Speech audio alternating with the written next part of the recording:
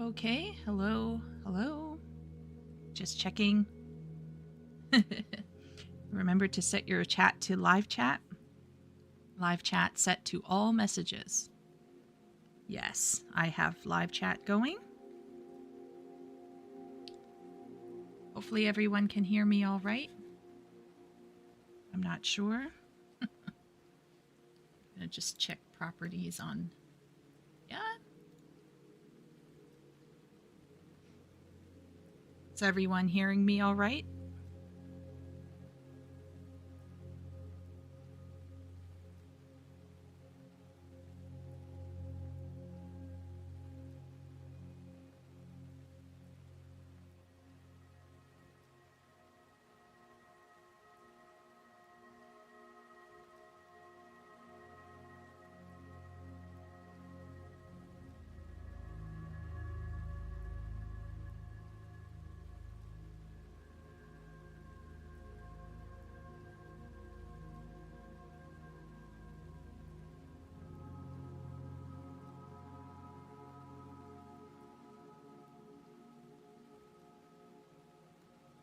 Awesome, awesome.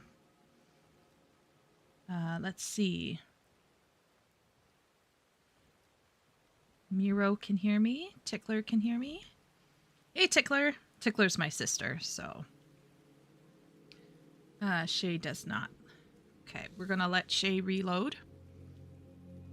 Reload fixed it? Awesome, awesome, awesome. Maybe I should make an announcement in Discord. Just to let everyone know what's gonna go on.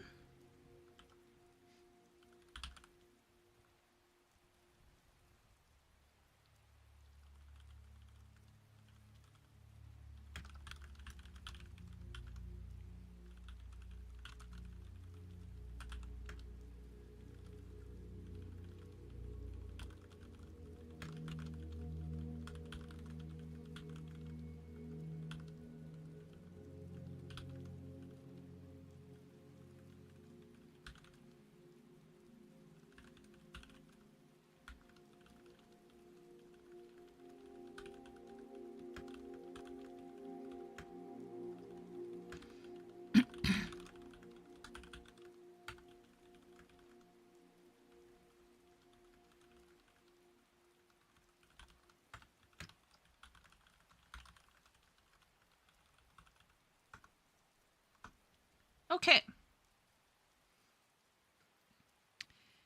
So, let's do about 5 minutes to 10 minutes of intros. The reason why I'm a bit on a schedule is I know that my sis probably has an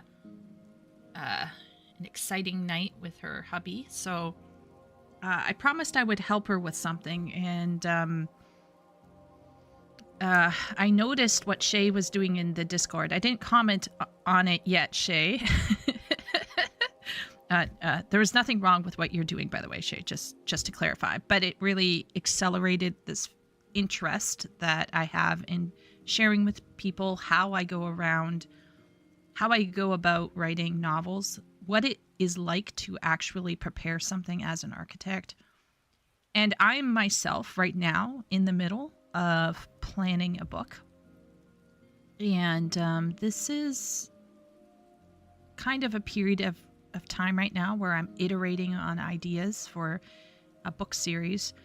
And I thought this would be a perfect opportunity for me, since I'm in that kind of mindset, to share with you some of the techniques that I use to prepare clients and myself for writing.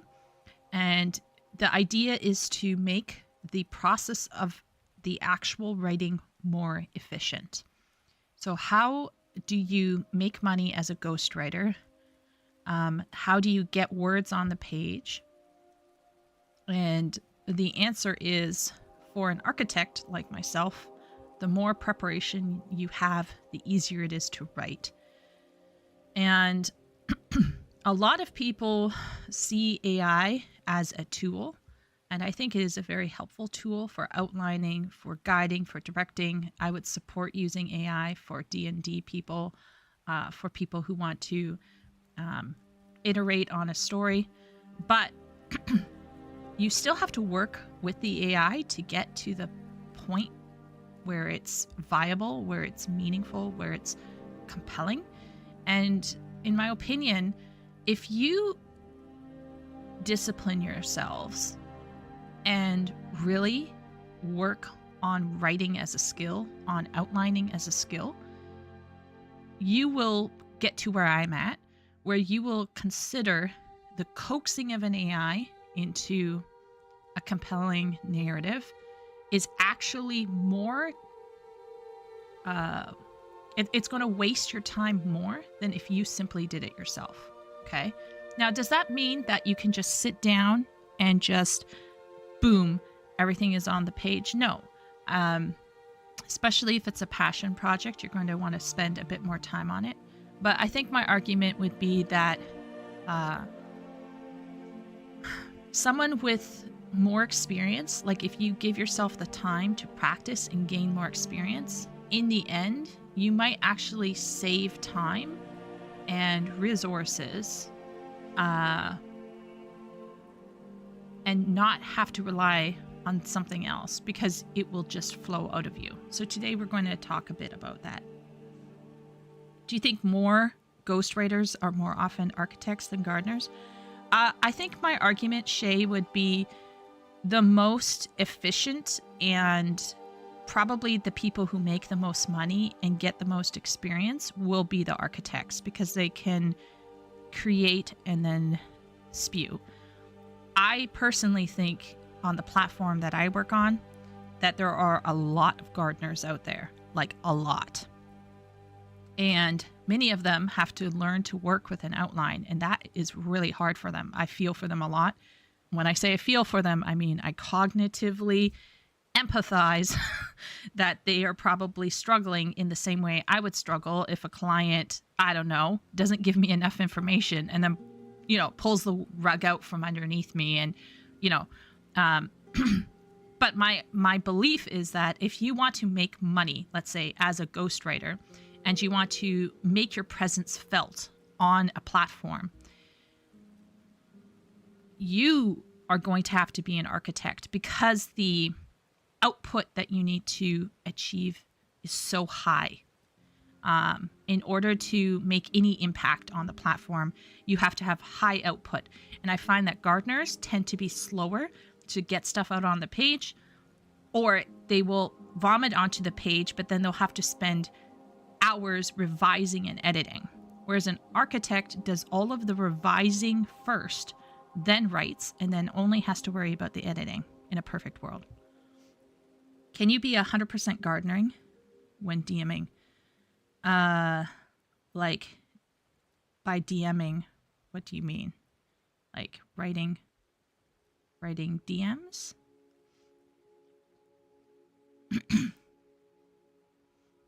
I do the homework early.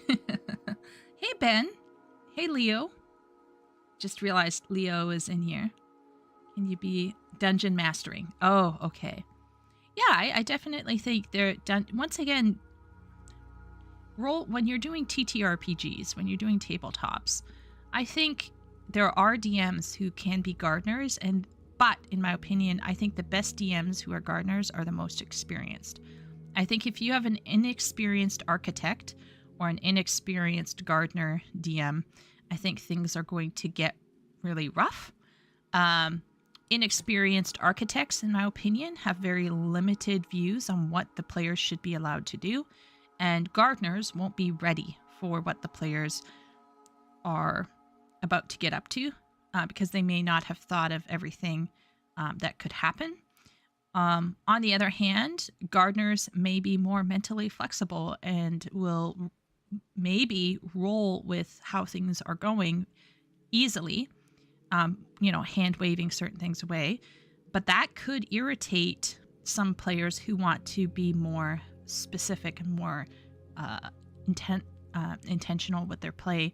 And I think an architect has and ability to take the time to sit down and look at all eventualities, gardeners can still do that. It's going to suck the life out of them, I think. They'll just struggle to find the interest in it. I'm not saying that an architect can never fly by the seat of their pants and a gardener can never plan. I'm saying it's about preference and energy as a creative. And when you tell a gardener who's immature and has no architect bone in their body, and you're telling them to sit down and plan something, it will feel artificial, it will feel contrived, and it will suck the energy out of them. They'll have no creativity left. And if you tell an architect to just fly by the seat of their pants, don't plan it, the architect is going to lose creative energy because they will just become stymied and stuck. So it's nothing to do with, like, in a perfect world, an architect and a gardener will learn to appreciate the opposite, and they will incorporate some of those techniques into their own writing. And so we're going to see that today. As an architect, I'm going to be eliciting ideas from the audience, and we're going to prepare a novel together today. Okay, so we're going to prepare a novel together. And as we do that, you can take notes for your own ideas. As we do that, we're going to talk about pre-writing techniques. And as we do that, we are going to we're going to be taking like a look at all of the things that you need to think about before writing professionally as well. So like I said, if you have any... Wait a minute. Who's putting a mining emoji on my... Oh my lord, Miro is such a troll. Oh, Miro. Miro gets a chuckle from me today. Anyway. So if you have any friends right now who are bored and want to write, then, let them come in. Today is going to be an socio-political chat about writing. We're going to keep it focused, okay? Now, I'm going to temporarily, you're going to see my screen disappear for a second because I'm going to talk about pre-writing. So I'm just going to temporarily do this because I realized I need a program up and running to do my first part. And I just don't want to, dox one of my emails and some of my students, poor things. We don't want that to happen. So I'm just gonna prep my screen here without you guys seeing anything. That would be kind of sucky, wouldn't it? Okay. And voila, we are back. It doesn't look much different, does it? But this is a blackboard. This is a blackboard that I use when I'm teaching ESL. We're going to rely on it today as we talk about pre-writing. So this early section, I'm doing it to help my beloved sister, but I'm also prepared. I prepared this little lesson plan because I think this will give you the foundational idea of why we do pre-writing and what is pre-writing, okay? Why do we do it? Why am I a proponent of pre-writing? And what does it look like for even just a paragraph? This could apply to a letter. This could apply to a newsletter. This could apply to a report. This could apply to an essay. And guess what? It could apply to a novel. So we're going to go through the basics of pre-writing, what pre-writing can look like, and how detailed pre-writing can get.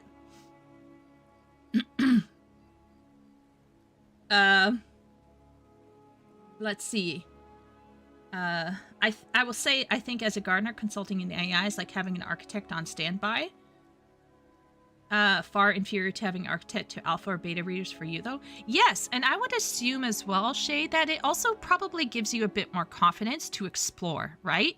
Like, once again, I am never going to be one of those anti-AI zealots. Because honestly, how can I say this? you got to go there for help sometimes. I go to an AI to get tips on where to look for video game coding.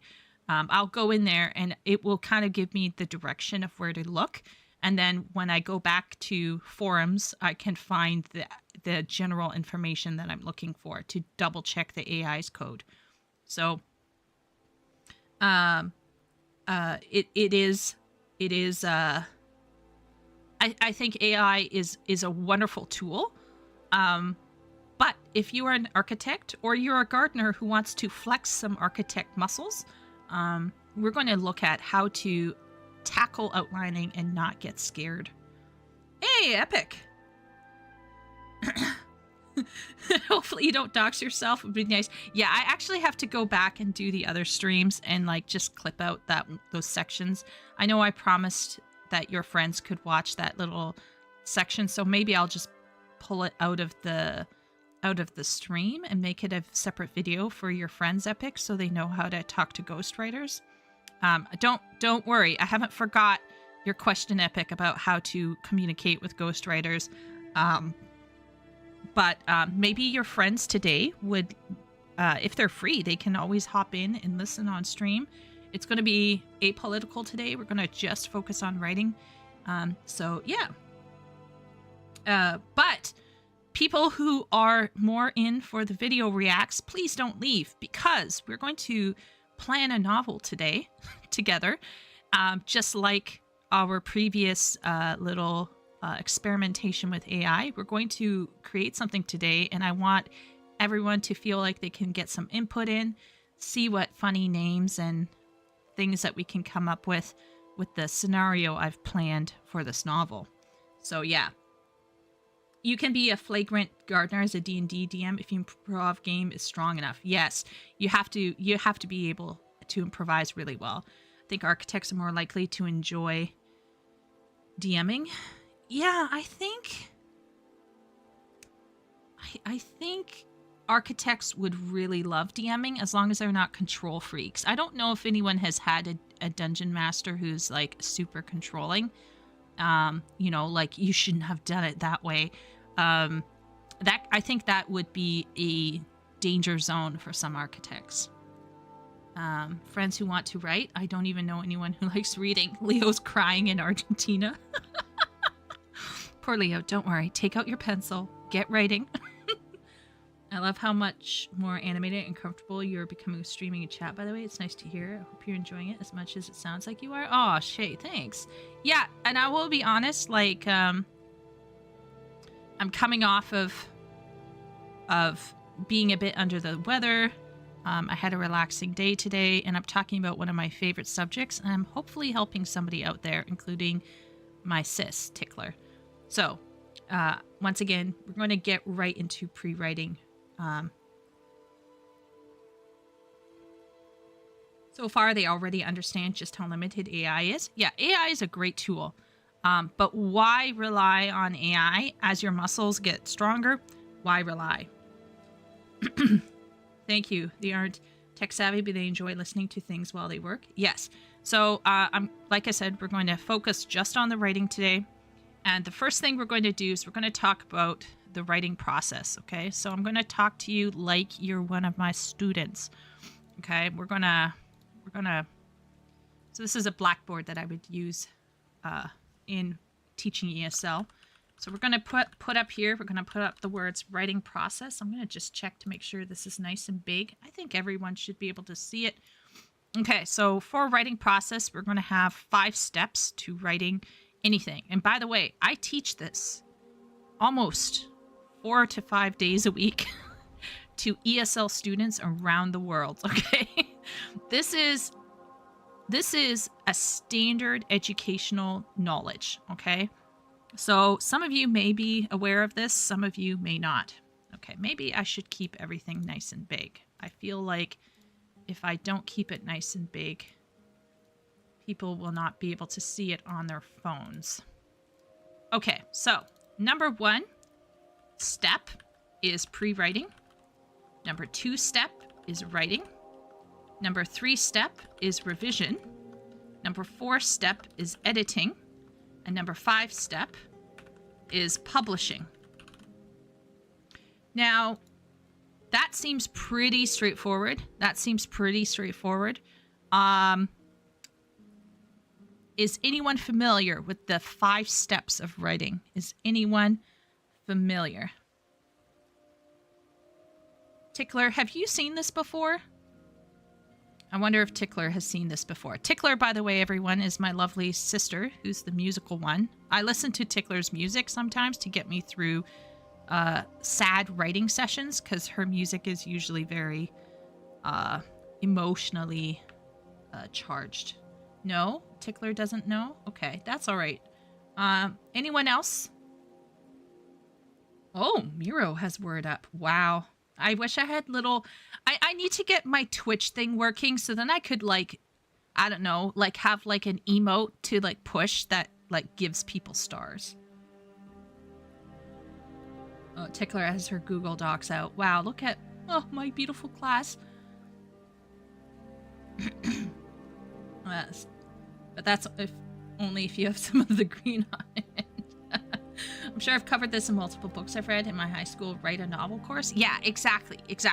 So if you have a great education, you will know about this. If you have a bad memory or your education is crappy, you may not know. But let's go through it very quickly.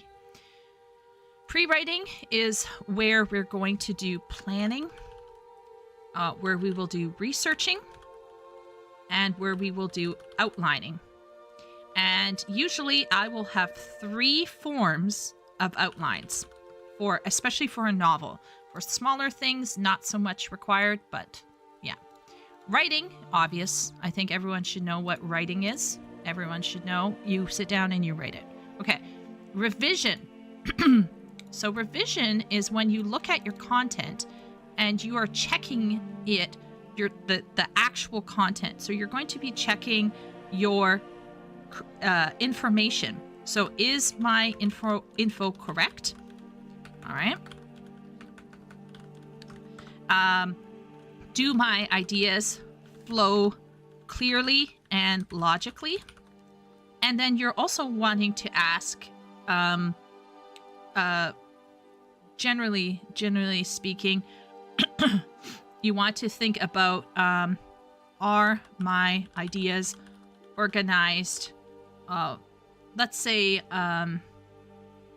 in order of importance. Now, this, you might be wondering, what is that about? That's more about essays. That's more of an essay thing.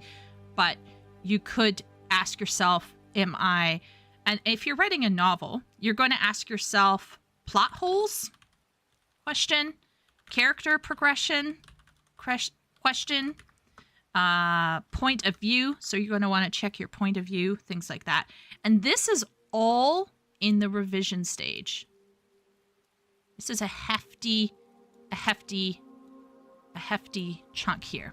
Now, editing is usually something you want to get someone else to do, because by then you're sick and tired of your draft and you never want to look at it again. But editing is your spelling, capitalization, punctuation, and grammar.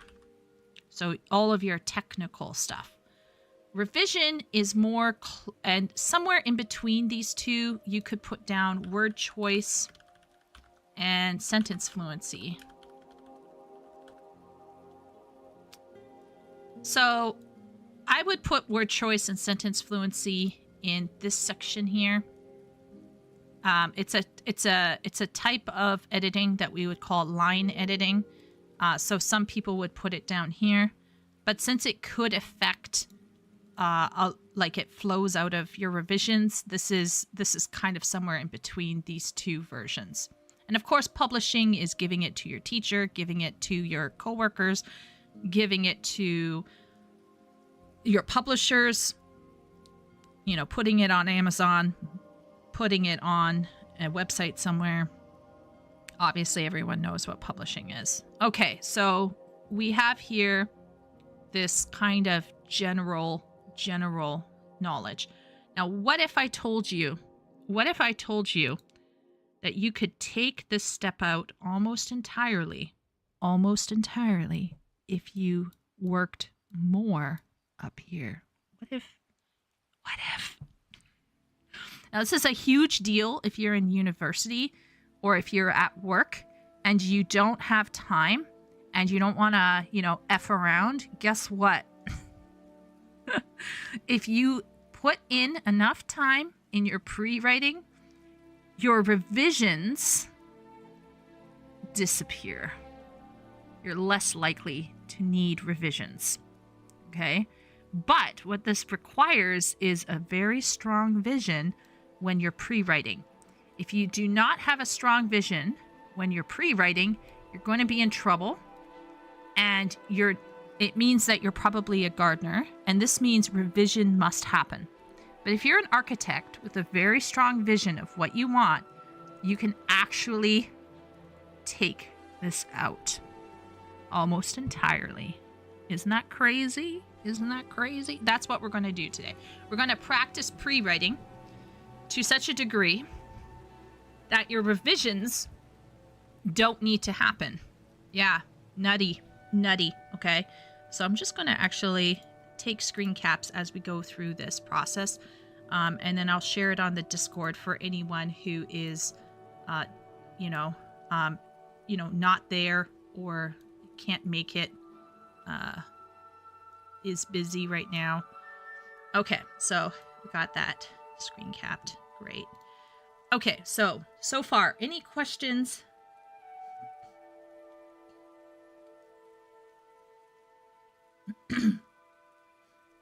OMG, I haven't heard the word line editing in 15 years. Yay for record keeping. So far, so good. Okay. So the key here is if we pre-write like a mother, we won't have to revise. All right. So this is how I go about ghostwriting. Now, as chat knows, I've been living with revisions for the better part of 3/4 of a year. Crying. And that's because I thought my client and I were on the same page. But turned out that my client is a gardener whose vision wasn't solidified, and I thought we were going to avoid the revisions, and here we are. Okay, so let's move down. Let's get to it. So let's take a look at a theoretical scenario. Okay, let's say your teacher comes to you and says, hey, I want you to write a short journal. Okay, so this is an actual journal I gave some of my students. Okay, so the journal question is, if you received a considerable sum of money for your birthday, what would you do with it? Write down 3 things you would do, and the sum of money is around $5,000 US. So this is very simple. Okay, so this is a journal, so it's probably like a paragraph long, maybe 2 at most, but we're going to go with a single paragraph. So we want to write a single paragraph for this journal. How would you go about it?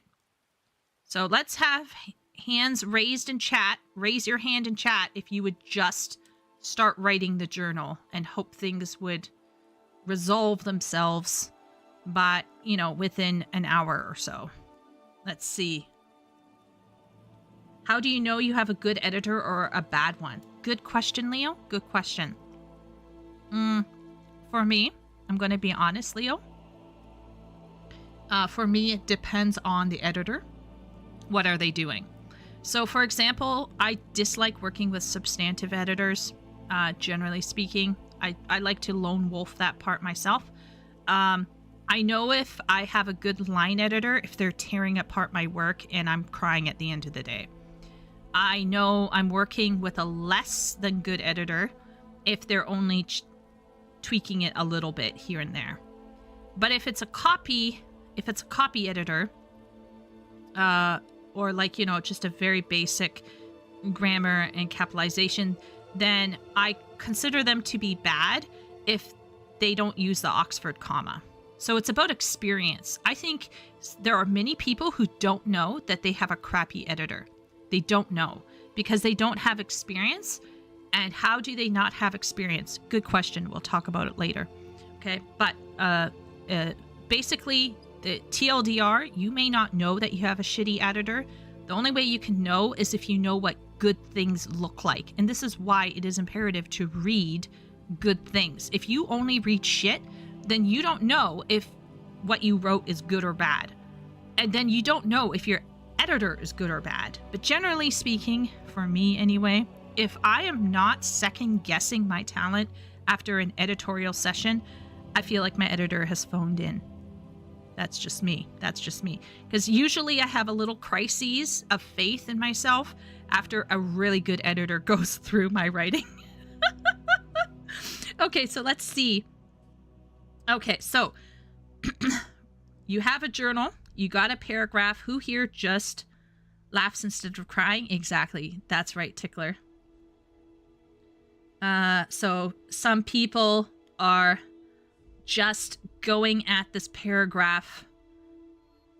I would write down 3 ideas and that's it, and then I would start writing. Yeah, that's I think most people would just jot down 3 ideas, right? Jot down those 3 ideas. Hello there, Wooly. Hey, Wooly. Wooly, we're talking about writing, and right now we're in the middle of pre-writing. Your teacher has given you a paragraph journal. You have to write 3 things you would do with a sum of money, a $5,000 US gift. What would you start doing it? Wooly is probably going to spend a little bit of that money on PGR and Arknights. We all know this, okay? Don't lie, Wooly. But anyhow, let's pretend though. Let's pretend we are going to take this with all of the seriousness of a novel or an essay, okay? All right, so for the first step, this is what I tell my students. So once again, this is something I have literally taught my students to do. So I'm not giving you something that hasn't worked. I am not bluffing here, okay? These are the steps. And some of you might be thinking, OMG, she's doing this for just a journal. And the answer is yes, because a lot of my students are quite young. We're talking like grade 2 to grade 10. And they will feel overwhelmed, especially as ESL learners. They will feel overwhelmed about writing in English, much less writing a paragraph. How do you do it? And since a lot of them are Chinese, Chinese have this kind of, how can I say it, circular rhetoric. Drives me insane. So I teach them a more formulaic but helpful approach to writing clearly and succinctly. Okay, so what do we do? Step 1, we have to do brainstorming. That's right. We have to make a list of different ideas. Now, you might say, why do we even have to make a list of ideas? And the answer is because during the next stages, you might realize that one of your ideas isn't good enough. So it's always good to have a backup idea. So the teacher said, list 3 things you would do. I would brainstorm 5. Yeah, that's right. Brainstorming. So let's just pretend that this is my list here. Yeah, that's right, guys. I actually lesson planned for this part of the stream. I'm so proud of myself. Anyway, so basically, step 1, you brainstorm. And I'm going to just put down here the rationale for why you brainstorm. Let's put it in yellow here. Rationale. Create backup ideas if the first ideas you choose fail. Okay, I know that sounds crazy, but what if the idea that you choose doesn't work out? What's going to happen next, right? What are you going to do? It's always good to have backup, especially if you're writing like an essay. Have backup ideas that you're invested in and you're ready to research that shit. Okay, next step. Okay, so step 1, brainstorming. Write that down in your documents. Brainstorming. Okay, and the reason, once again, is why set yourself up to fail. Have a backup idea. Trust. Okay. Now, after we have brainstormed enough, okay, we have brainstorming here. Don't ask about this list. This may or may not be real. We're going to choose the topics or answers or whatever required. So in this case, we're going to choose 3 things, right? So let's have me choose 3 things here. And I'm going to go like this. So once again,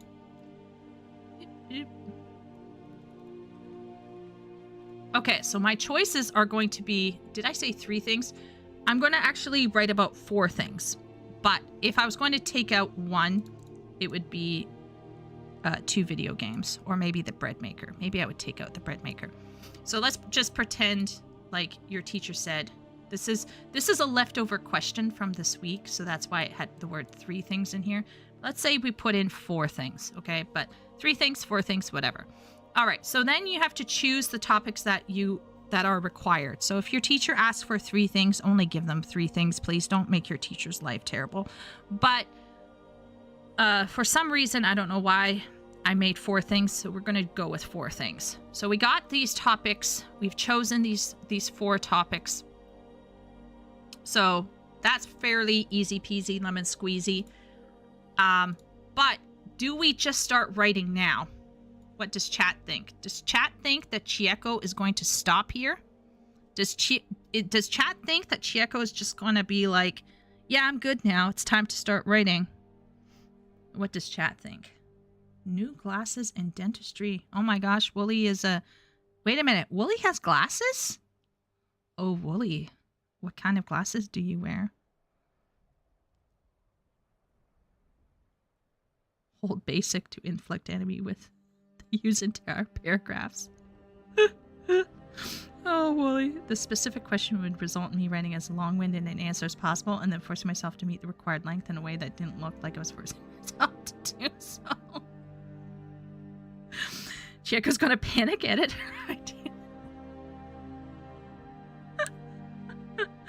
At this stage, no. There's no need to panic. Not yet, anyway.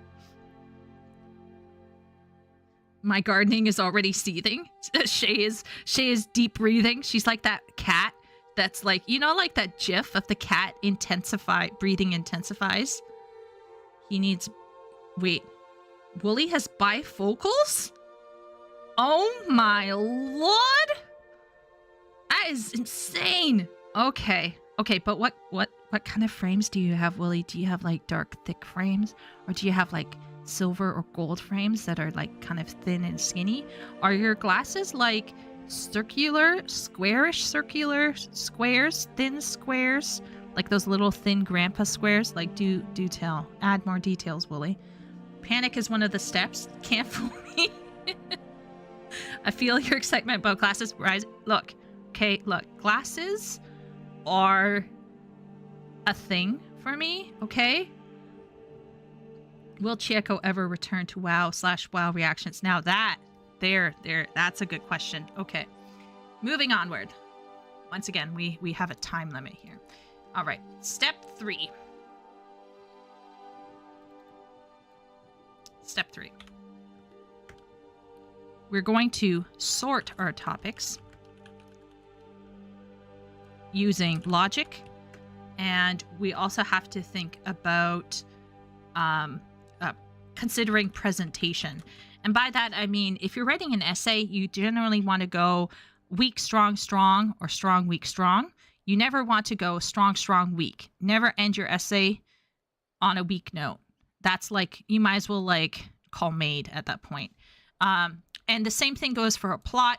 You want to make sure that your ideas make sense in terms of logic flow of the plot. So now we got to sort our topics, because that's right. We can't just write down these ideas and start doing it. No. Now we have to sort them in order of importance. So now we're sorting them. This is it sorted. So I think the most important thing that I would use the money would be on an emergency fund, right? So this is sorting it so that it's going from less important to most important. So if you're writing a report or you're giving information to people, depending on the point of what you're writing is about, you want to present it a specific way. For example, if you're talking to coworkers in an email, do you want to waste their time? Then if you want to waste their time, you're going to front all of the details at the front, and you're going to put the most important information at the end. Or, I don't know, you can make everyone's life easier and put the most important information in the first paragraph. And then if they want to hang around in your email and read some of the other finicky details, they will do so. So think about how you want to get people reading. Same thing, for example, with like stories, for example. You want to start in media res, or do you want to do a more traditional build-up? Do you want to start at the end of the book and work your way kind of like toward that one section so that the reader wants to know when that thing will happen that they read about in the prologue, for example? That kind of thing this is where you have to do your sorting. You have to plan what is the flow of my ideas. So this is where, let's put this down here. Why are we taking the time to do this? We are checking the flow of our ideas. Okay. We are ensuring that placement is correct as per the purpose of the writing. So depending on why you are writing, you will present the information differently. Okay, so is chat with me so far up to step 3? Is there any questions from chat? Prefer thin oval frames as large as possible since I like having some field of view. Do those glasses have cat ears on its side?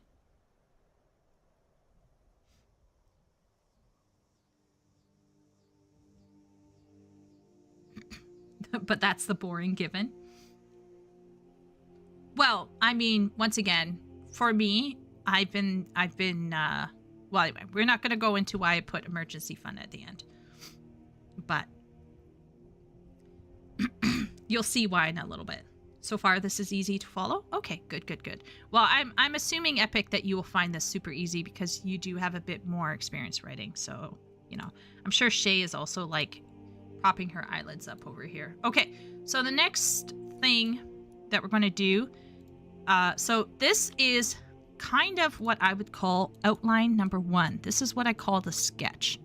Now, sometimes clients will send me what I would call outline 2. So they'll take this stuff here and they'll slot it into an outline, and it'll kind of look, you know, like blah, blah, and they'll put a little bit in here and then they'll give it to me and they're like, see, this is my outline. And I'll be like,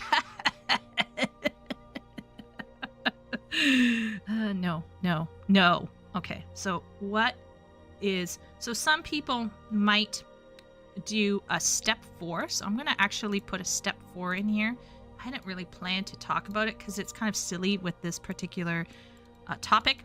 But if you're doing, let's say, a nonfiction book or even a fiction book, there's going to be a part where you have to do research, okay? So this is where the research comes in, where you want to basically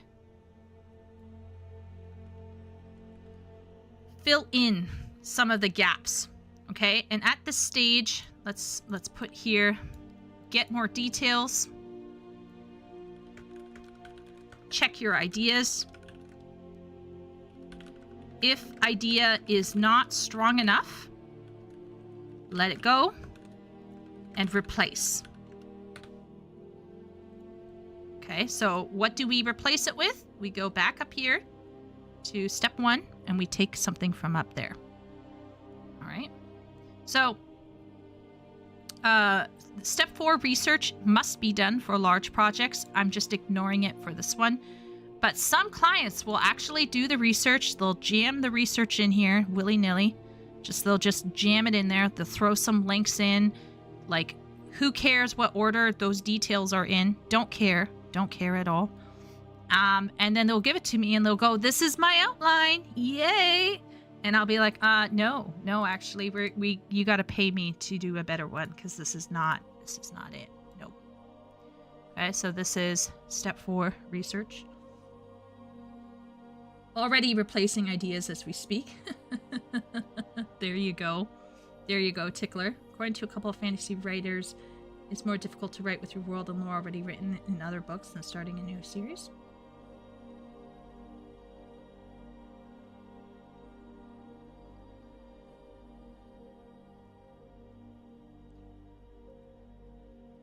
Wait a minute, Leo. They're saying it's more difficult to write if your lore and stuff is already written in other books? Really? I find that actually really freeing, because then you don't have to, like, fuss around. You can just get to the meat of the narrative. I don't know. I don't know. Maybe it's my fan fiction writing talking. I find like I can let go on a technical level and just enjoy my writing if I'm not overthinking like the lore and the magic systems and everything, because like I can focus on the meat and potato of the story. I'm not saying I don't like world building. I'm not saying I don't like lore building. I'm just saying, like,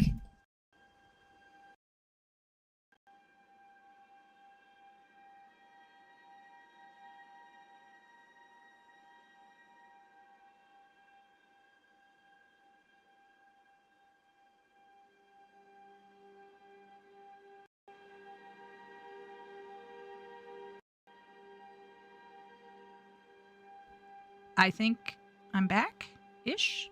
Okay, yeah. Okay, never mind. Something weird happened. My microphone tilted. We're not going to talk about my microphone. Its stand is... Let's just say my brother's going to help me out once I go up north. Okay.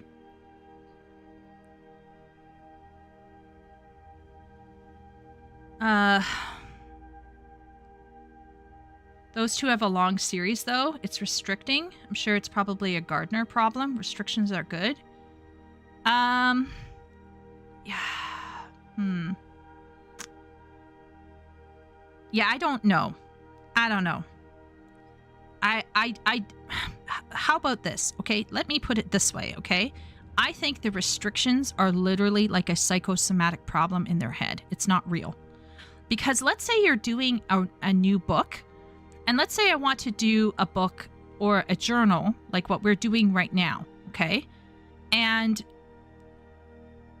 how can I say this? Okay, let's pretend I made everybody in chat write a paragraph based off of the ideas that I came up with and not the ideas that they've come up with, okay? You are still restricting yourself and what you can write about when you do this here, this step 4 research. Because it is at this stage you're going to find out what is going to work or what is not going to work. You're still restricting yourself. Like, it's a literal lie to yourself that you're in control, because you are not in control. If you are a good writer, you are restricting your own original creativity in order to service a working plot and story. So it doesn't matter if someone else came up with the lore and the world building. Like, let's pretend I gave everyone in chat the job of writing a paragraph about these topics that they don't give a shit about, right? It's, in my opinion, just as restricting to have this stuff that you might not care about as much as this stuff, because at the end of the day, effectively, you are not able to write about everything that you want to write about, because if you wrote everything that you would want to write about, that would be a mess. Like, you have to cut even your own original ideas. What are they talking about? I'm so confused. We're going to keep going on. That's just confused. I think someone's coping hardcore over there. Whoever it is, coping. Gardeners, I understand gardeners feel like, no, I can't write. It has to feel real. I get that. I get that part. But like, if you're a good gardener who wants to make it, who wants to write something meaningful for people, you're going to have to cut at some point. And if it's not here during the research phase, during the step 3, step 4, step 5 phase, then it's going to be during the revision stage. You know what? That's why I bet you have these little meltdowns from writers, because they're like, oh, my idea has been compromised. Anyway, let's keep going. I shouldn't make fun of gardeners. You know what? It's not fair to them. Let's keep going. Step 5. Let's do step 5, okay? You've done your research. It's now time to make the actual outline. Make the actual outline. So this outline is going to involve taking all of your research, so all of this research, blah, blah, blah, up here. You're going to take all of this research and you're going to organize it so that it makes sense and has logical flow.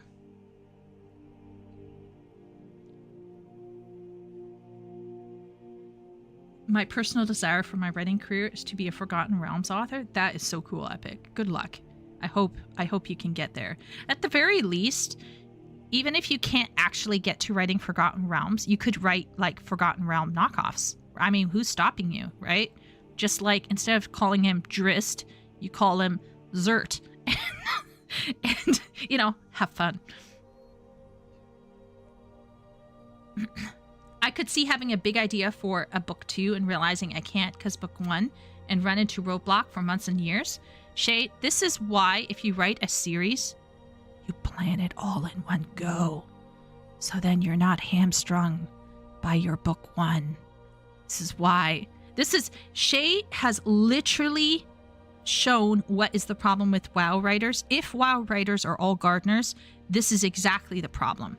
Because they have not positioned themselves to plan ahead so that they can have all the fun and be planned properly for it. Instead, they're just making cool shit up as they go along and it makes no sense and it doesn't matter. You can't make me write. Ben, don't worry. We're going to see if we can get you reading at least, okay? I'd write for WoW.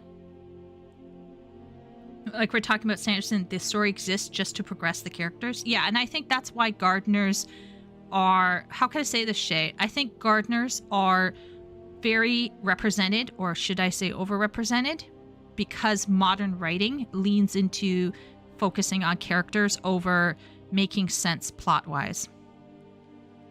Most WoW players could run circles around the Blizz players. Akko's chat has plotted entire next expansions with them at 5 to 10 minutes windows. Yeah, I mean, the thing about plotting is like you just need to be disciplined. If we continue the metaphor, gardens need pruning, and if you're not diligent, it will be overgrown with weeds and fruits will fail due to overgrowth. Exactly, Wooly. Exactly. So that's what I'm saying, is they're hardcore coping if they think that they're being hamstrung by someone else's ideas, because they should be hamstrung by their own ideas. Like, this is hard. Like, you're either going to be hamstrung by someone else because someone else did something else, 10 years ago in Warcraft 3, or you're going to be hamstrung by something you just wrote a month ago. If you can't cope with what someone wrote 10 years ago, I highly doubt your ability to cope with what you wrote a month ago. I'm sorry. Big X to doubt on that one. Okay, let's keep going. Make the actual outline. And by the way, that's why I consider a lot of alternate universe writing for fan fiction to be very sloppy. The high school alternative universe fan fiction, in my opinion, is usually the sloppiest because it gives writers an out, because they don't have to be as exacting about how they're portraying the characters. The characters end up being very OOC, and they can get away with it because they're doing alternative universe, and that drives me insane. By the way, I wrote an AU. Distortions in Time is an AU. But if you read it, you recognize everyone. Everyone is everyone. Like, my attention to detail was very good, actually. Very proud of Distortions in Time. Okay, so now we make the actual outline. So here is a proposed outline for, once again, this is a paragraph or maybe 3 small paragraphs, okay? So let's take a look. First thing we want to have is we want to have the main topic sentence. That's right. Your paragraph should have a topic sentence. Everyone should know this. If chat doesn't know that a standard paragraph, especially if you're writing for school, you need to have a main topic sentence. But guess what? Even in novels, usually paragraphs have an idea shifter somewhere. It's either at the end or at the beginning. You should have your topic sentence. It's right here. And then you should have your concluding sentence. Let's see if I can get the concluding sentence. I'm going to put the concluding sentence down here.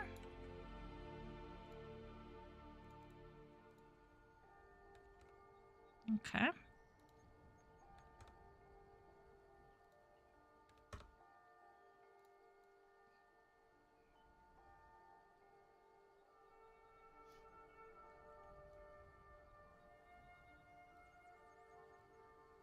All right.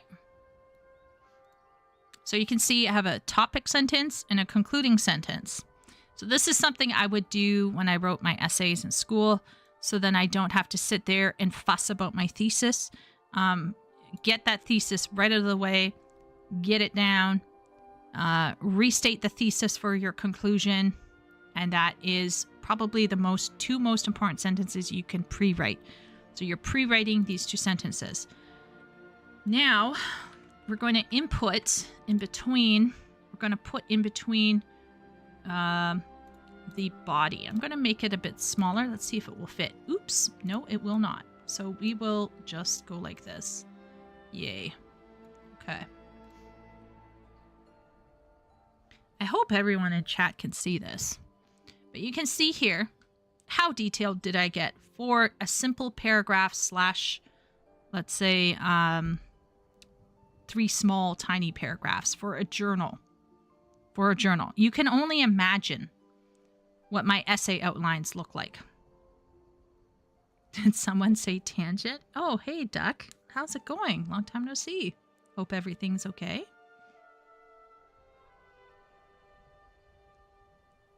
Shay has a 3 to 9 book plan sitting in front of her, so she's trying. Okay. Okay, Shay, we're going to be here for you. We're going to be here, and I'm going to show you how you can do it. So I got you, Shay. I got you. WoW was originally written like one-shot D&D campaigns, and there's nothing wrong with that, Miro. I 100% support keeping your focus, minimal. Don't ever force yourself to do a series. But if you decide to do a series, ask yourself, why? Why? What am I trying to tell with my series? And then plan accordingly. The fast-paced writing of a quick gardener would be the result of the machine. Yes, that is true. Yeah. Simon & Schuster's coming for Shay with a Faustian contract. A Faustian contract. Dragonflight is WoW's high school AU fix. Changed my mind. Okay, so Tickler, do you kind of see? So this section of the stream, I'm more or less doing this to help my sis, and then I'm probably going to cut it down so that people can view it on a YouTube video, because I'm going to just do it this way. But hopefully, I'm hoping that sis will be able to kind of see how detailed your simple journal can get. Oh, you're gluten intolerant? I press F for you. Who's gluten intolerant? I mean, I don't think I'm gluten intolerant. I'm slightly lactose intolerant. That can mess me up a bit. Tickler is here. Okay, so to focus, what I did is I broke it down. I followed the outline of my thesis. So I said 2 video games. So 2 video games. Bread maker. So bread maker. New writing software. Writing software. And emergency fund. Emergency fund. So the thesis, or the main topic sentence of my paragraph, is telling readers ahead of time what order to expect the ideas to flow. So if you're writing a work email and you have an introductory statement, make sure that introductory statement is letting people know what that letter is about, so that there's no surprises as to what's going to come next. It will also help people understand, hey, it's important for me to read this email. Hey, it's important for me to read this report. And look at so I talk about the detail about what it actually is, the pricing, and my reasons for why I'm getting it. Detail, pricing, reasons. Detail, pricing, reasons. Detail, pricing, reasons. Okay? Now, you might start to kind of get an idea as to why I ordered it the way I did. And largely, it's not actually in order of monetary significance, but the emergency fund is like quite large.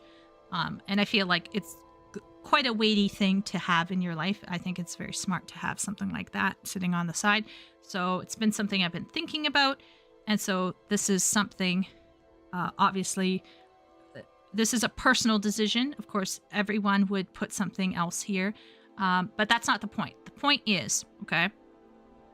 The point is not what I actually wrote. The point is, how did I write it?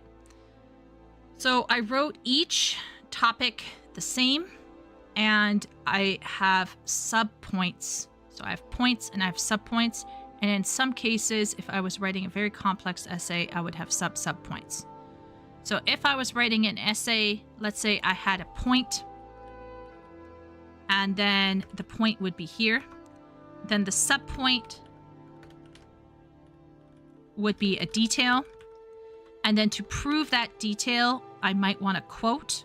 So then I would put a quote here, and then I would put the citation here. So that is literally how I would write my essays. And it would be quite detailed. So I guess what I'm trying to tell my little sis, okay?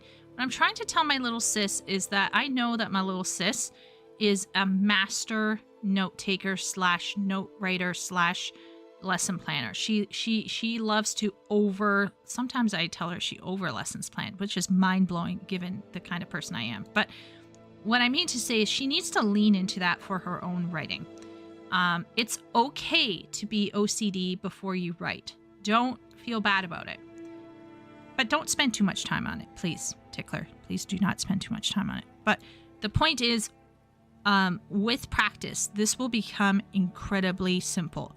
It will become incredibly simple, and it will become like second nature to you. I'm reading list. It's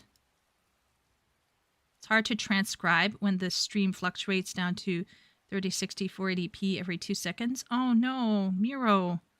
I'm sorry. Yikes. Sag. Damn it. Okay. Well, I'm going to take screenshots, Miro, and I'll just let it sit here and hope that it will kind of show. But basically, I guess what I'm trying to suggest here is that... Oh no, that's my sister. My sister is gluten-free. Sorry, Duck. I see. Yes. Shay, thank you, Shay. Yes. I should have realized. So I am actually fine with gluten. It would be my sister. My sister. Party has a gluten thing.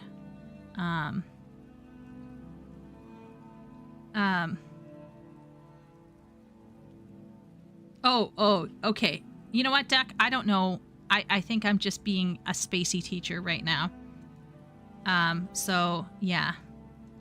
So anyway, basically I was looking at bread makers the other day because I was like, man, I would like to make homemade bread and have like gluten-free bread for party. That's why it's on this list. But anyway, TLDR.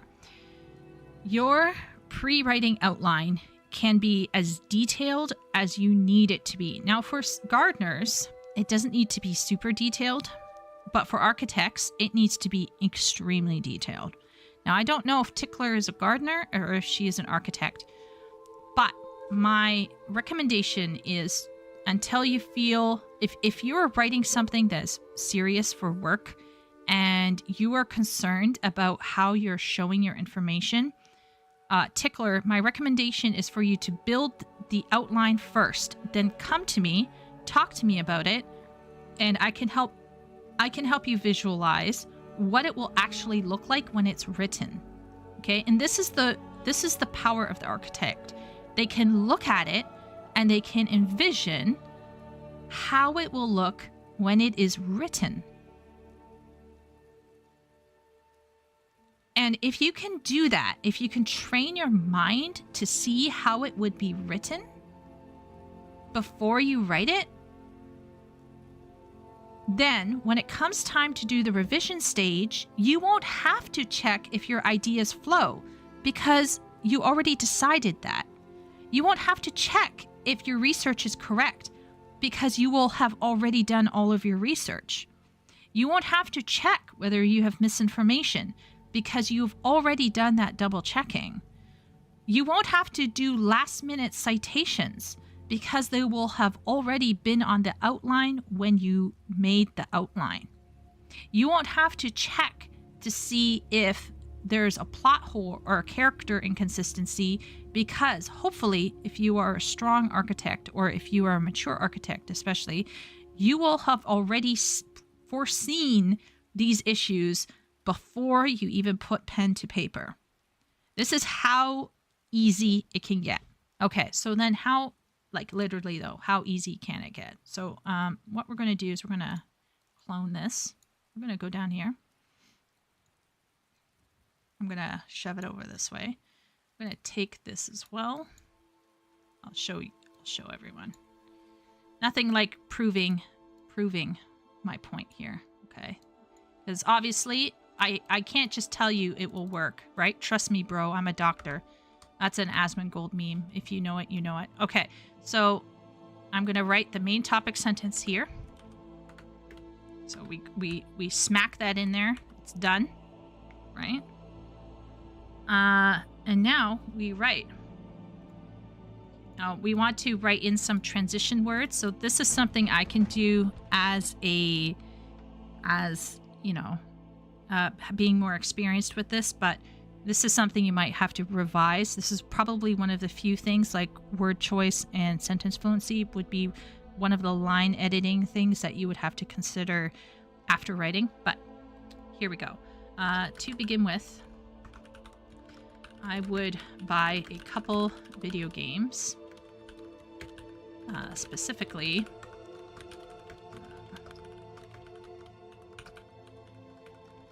I think I'm making up the second title just for lols, but anyway.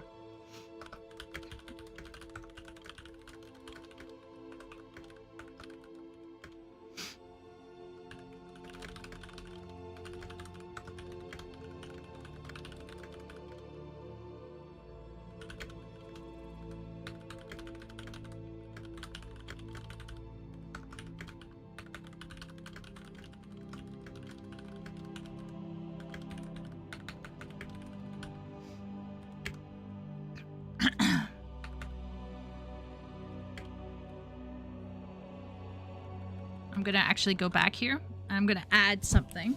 So did you remember how I said it's okay to have a little bit of... Do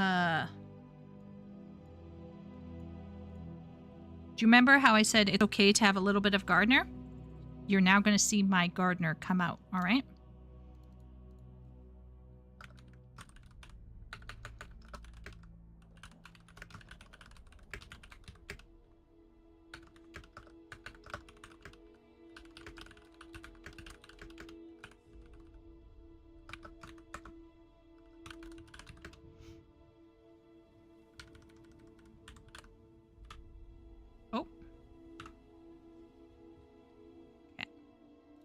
That's paragraph 1. Done.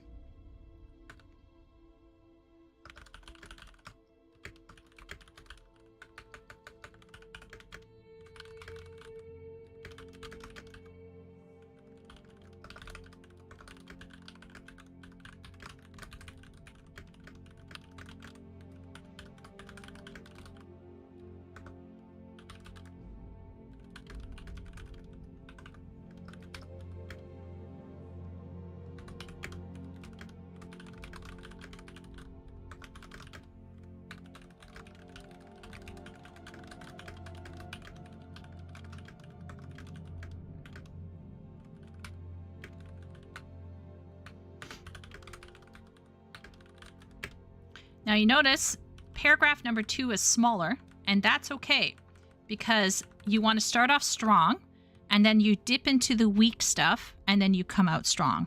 So this is why I put bread maker second.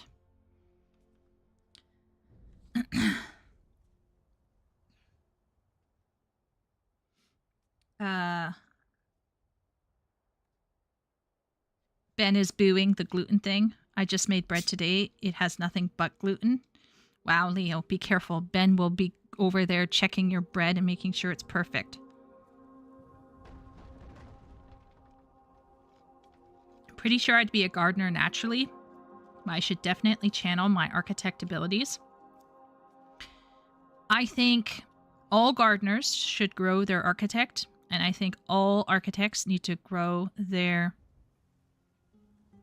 all architects need to grow their gardener. Okay. If an architect never grows their gardener, they become inflexible, egotistic, and they can be controlling and unable to take criticism. So once again, I'm not putting architects on a pedestal here. I'm simply creating a space for anyone who might actually benefit from looking at writing as an architect. Because I think right now there is a lot of discussion about writing, and it's coming from a very gardener, like very feel your core type of place. I'm not saying gardeners are like that all the time. Like Shay is obviously not like that. But I think sometimes the way a lot of famous authors talk about writing makes it feel like writing is some kind of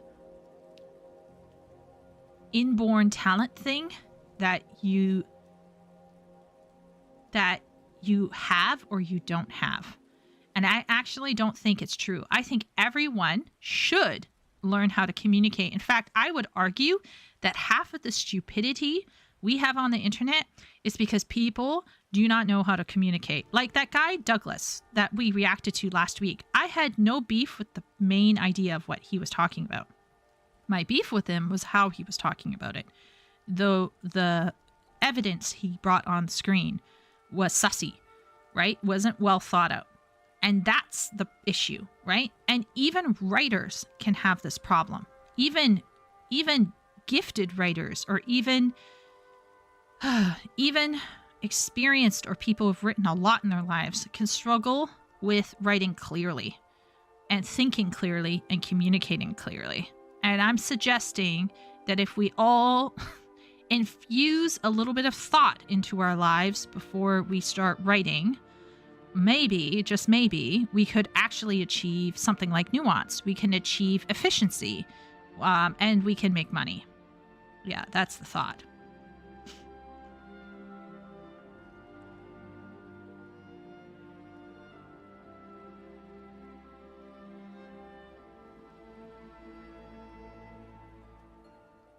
The reason I find it hard to place the type of writer I am because I love being driven by passion, but I truly appreciate just how smooth it is when you pre-plan and research everything out first. And then Leo said, you're a halfie in race and a halfie as a writer. The black side is a gardener and the white the architect because he went to college. Oh my Lord, Epic. I'm not even going to read that, but you did that to yourself. Okay. The reality is Epic, passion is simply the motivator for why you're doing it. That's just the fire. The question is, what kind of engine do you have? And the engine is the architect or the gardener. Now, I believe professionalism is very key if you want to write for other people, or if you have been hired to work for someone else. So for example, let's say Epic got hired to work for Forgotten Realms.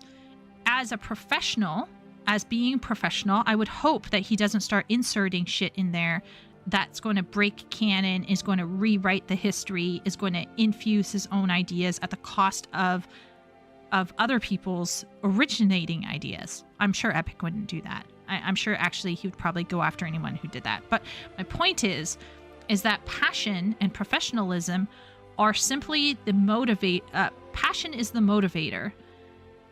Professionalism is the driver, and what kind of engine you have will determine how you're going to get there. And the thing about architects is architects and gardeners are kind of like, how can I say this? Gardeners are kind of like electric cars. They can go 0 to 100 very quickly, but their long-term pacing for a series is limited and they will burn out. They will lose power. Whereas it takes a little longer to rev up your gas-powered car, your oil-powered car. might take a little while to get that engine going for an architect, but once it gets going, it will not stop. That's how I would. There you go, a car metaphor from someone who doesn't drive, so I hope I didn't fuck it up. Chieko realizing her stream is going to get her banned someday. Oh my lord. Hopefully not for something like that, though. Yikes. My brain didn't translate gardener jargon, assuming actual gardening, not plants. I'm not awake at the moment. Oh, Duck.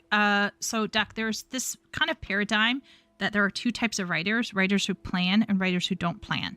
Now, does that mean that gardeners don't plan? Not entirely. Many gardeners will have a general idea of a plan, or they'll have a goal and they don't know how they're going to get there exactly, but they're going to get there if they feel like it one day.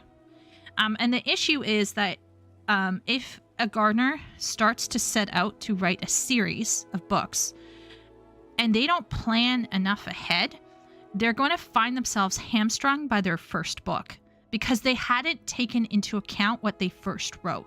Whereas an architect is going to look further down the line and be able to build in that foreshadowing, be able to build in those details so that they don't screw up down the line and be like, oh, damn it, I made that character this. So now, you know, they can't do this cool thing that I wish I had planned out. And some people actually don't even care. They'll just throw it in anyway, even if it's contrived, even if it breaks their own canon, even if it breaks someone else's canon who had written it, you know, months or years or decades earlier, like in the case of WoW. They don't care. They just want to have their cool moment. And this is where being a gardener can literally end up diminishing the investment and immersion of the people that are consuming their content. Now, architects have other problems, and maybe one day we can talk about that. Steve Denuser. Yeah. Problem with passion is that sometimes you're not talented at what you're passionate about. Yeah, well, I mean, there's that too, Leo. But that doesn't mean you shouldn't stop trying to, you know, like you should keep practicing, right? Keep practicing. It's just recognize that maybe you shouldn't sell anything quite yet. I grew up with the morals of Driss, so I can't betray my true place of birth, you know? One day we're gonna find out that Epic is like wandering around with Epic. Are you gonna like dye your hair white? Because that would kind of be epic. Could you like grow your hair out and then dye it white? Send picture. Is that the Shadowlands guy? Yeah, I think it is, Ben. I think it is. So modern Star Wars writers, I feel like they keep breaking their canon. Absolutely. I believe so. Yeah, Duck. Yeah. Okay, so just checking in with Tickler. Tickler, did you have any other questions about outlining and what I meant about an outline? So once again, this section of the stream is for everyone, of course, but I just want to make sure that Tickler can be free to go. I just want to make sure that things are clear for her before she goes off to play Fortnite with her hubby. I'm on the third part of your paragraph? Whoa. Is that a good thing, Tickler?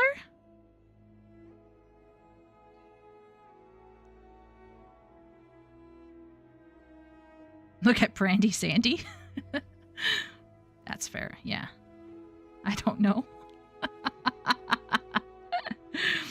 Okay. If an author doesn't care about internal consistency, why should I care about their story? Exactly, Wooly. That's what I'm saying is like, if you're charging people for products, I mean, you can be a scam. You can be a scummy scammer, sure. But if you're really passionate, like don't come and talk to me about passion. Don't shit on ghostwriters. Or ghostwriting in general. If you're that kind of person. You know what I mean? Like if you're phoning it in for your air quote original stuff, then don't shit on other authors and what choices they've made. I've actually had someone one time ask me, like, is ghostwriting even really writing? And I remember just feeling like ghostwriting was less than. And I mean, there are aspects where, there are ghostwriters who phone it in for sure, but it's still writing. So yeah, anyway. Yeah. So this is basically what I would call pre-writing. Okay. So pre-writing. Now, what we just did was not just for Tickler, but to show you the general concept of what pre-writing can do. These steps, which is brainstorm, choose topic, sort topic, research, make outline, final outline, the third outline, and then write. All of this is applicable to literally anything that you write in your life. Literally anything. Right? If you're stressing about writing something, whether it's a report at work or whether it's a email, a tough email to a friend, whether it's a response to a boss, whether it's a novel, whether it's a newsletter, whether it's a blog, you can use this simple pre-writing stuff to basically simulate your ideas before you put them out there, before you spend time writing. And the idea being that when it comes time to revision, you don't have to revise as much because you have literally visualized your future. You've visualized your book into being before it's even on the page. And if you can't visualize it either mentally as a film or as a paragraph of writing, then you probably haven't sat with your idea enough and you haven't done the mental work required to make it a good book. I get so many people trying to tell me my writing is horrible based on it being fan fiction. Yeah. Epic. I agree. Now, is there a lot of fan fiction that's shitty? Absolutely. But is all fan fiction shitty? No, absolutely not. In fact, I would argue that for me, I personally believe that writing fanfic actually helped me let go of worrying about lore, let go of worrying about characterization, and just focus on technical detail. Because if you are a passionate writer, you have ideas coming out of the wazoo, okay? Ideation and world building usually will not be an issue. The issue is, can I get something regularly out onto the page? That is what will make or break you as a professional writer. That, in my opinion. And I know that as a fanficker, because try putting out, if fanfiction is so easy and it's so terrible and so easy and any moron can do it and only morons do it, try putting out a fanfiction about something that you love regularly every week. It's harder than you think. But if you can do that and you can do it very well, to the best of your writing abilities, not phoning it in, then I think you have the making of a writer. Yes, for sure. Tickler is just following my methods. Yes, good. Hard magic versus soft magic's other aspect for fantasy and science fantasy can trap themselves in. Full Metal Alchemist being hard magic, Star Wars being soft magic to me. Yeah. Is ghostwriting even writing? OMG, it's Chieko with the steel chair. Yeah, I'm calling maid on that person. Because Full Metal has clear rules and Star Wars is more ethereal, spiritual. Kind of, Leo, kind of, yeah. Get so many people trying to tell me my writing is horrible. Yes, there is no equivalent exchange. In FMA, the hard magic system presented is a lie. Uh-oh, Willie's going to get philosophical, I think.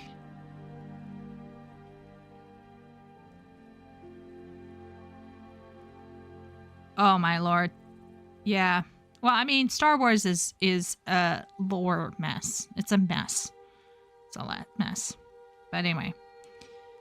Yeah, I mean, Tickler, you don't have to, stick around, because from now on, we're going to be doing an outline for a novel together.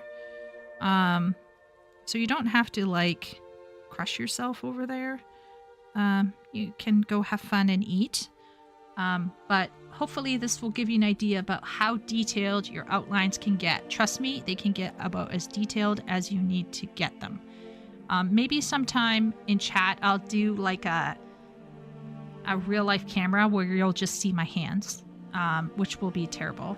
And then what we'll do is we'll I'll show you my book for Distortions in Time and the pre-writing that went into it. Fan fiction is like copying artists. You like to develop your own art style. I recommend it for anyone who wants to write. Wow, Shay, getting ahead of me, but I support this. Okay, I'm going to just temporarily, once again, mute or like shut off my display capture because I'm going to shift. Okay, so you're going to see a black screen temporarily. Don't worry, we are going to be back. Okay. All right, so I'm going to show you somebody. This is called, his name is Sam. He's from Toronto. He's an artist. And he's responding to artwork on RedNote. Now, you might think, why is Chieko talking about art and writing? I hope that within a few minutes, okay, give this a few minutes, let him cook, okay? I hope you'll understand how this relates to what Shay said. Handpicks subscribers are going to increase. I don't know. The Aeneid or Orestia or fanfiction, aren't they? Or Virgil or... Well, I mean, even Shakespeare may have lifted a ton of ideas straight out of... Because there was a King Lear that was written before Shakespeare wrote his King Lear. Which is kind of different. It has a happy ending. And he wrote it with a tragic ending. So anyway, is his King Lear better? Probably. I think so. Time told us, like everyone agreed. Yeah, this guy's got it.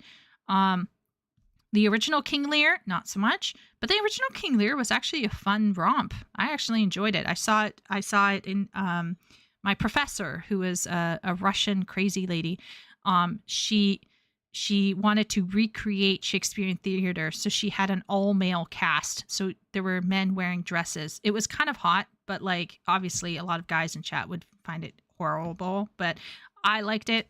Anyway, TLDR, she did King Lear, and we all had to like sit and watch it because she ran the company, and we watched the original King Lear, which is King Leir, not Lear.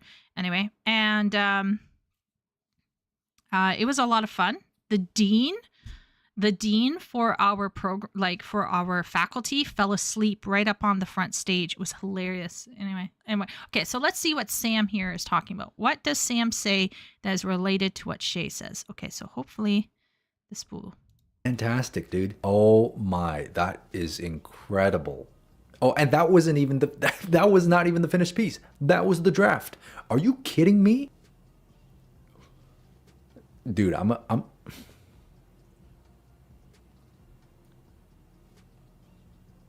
What?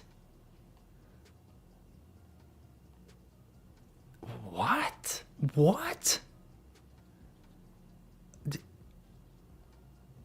Oh my God, that is beautiful. That is so beautiful. Dude, I cannot believe what I'm seeing right now. When I first got this app, I was not expecting so much incredible art content on here, but well, color me surprised. You know, my people, they know what they're doing. And I think, this just goes to show how important the fundamentals are. Like, I get it's boring. Not everybody wants to do fundamentals all the time, but look at the results that it produces for you. Oh, this is cool. This is like a breakdown of the three-dimensional form of these objects. That's really useful. Now, this especially is useful for, you know, understanding parts like the limbs on the human body. This is great. I mean, the resources here for artists to use. Oh my God, I hate this. Oh, I remember after school art classes in China, we had to practice this. You know, I hated this shape. This was my least favorite one. This is really a great illustration on textures and how to create textures. So you see on the left side here, you have a shiny pair of leather pants, and the surface has a lot of luster to it. So the rendering here has a lot more hard edges, whereas the matted piece on the left, you can see there's no hard highlights and there's no really hard edges on the transitioning between the shadow and the light. I love these lines. They're so loose. That is beautiful, man. Seeing all of these, seeing just how technical and how methodical the rendering and the drawing processes are for a lot of these artists, it makes me happy. It makes me proud. This is exactly what I'm trying to teach to the babies here in the West. You know, because I feel like art education here is just not as rigorous. There's just not as much emphasis on fundamentals. And a lot of people get started, you know, with just drawing stylized things like manga. And so many people just end up skipping out on the step of like understanding your fundamentals, you know, your values, your colors, shapes. I mean, look at this wonderful practice here. This just fantastic. Here's how to render a nose. Line art. Next up is flat colors. And then you add in a bit of shadows, a little bit more shadow, a little bit of blending, a little bit of highlights. This is so good. This is so technically good. The texture on these lips, are you kidding me? Line art, okay. Values, okay. We're getting a bit of colors here. More colors, a little bit more blending, okay. And then highlights. And, oh, that is so good. This is a drawing.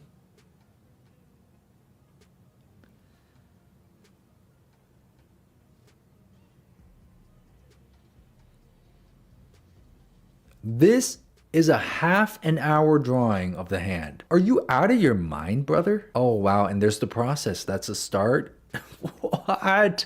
Oh, okay, I gotta stop. I gotta stop. Listen, man, if you guys haven't gone this app yet and you don't mind having another Chinese spy on your phone, please go ahead and check it out, okay? Just see this for yourself. This is incredible. Just from looking through this. I took this time to like shovel food in my mouth. So if I sound like my mouth is slightly, you know, full, hopefully not too much, but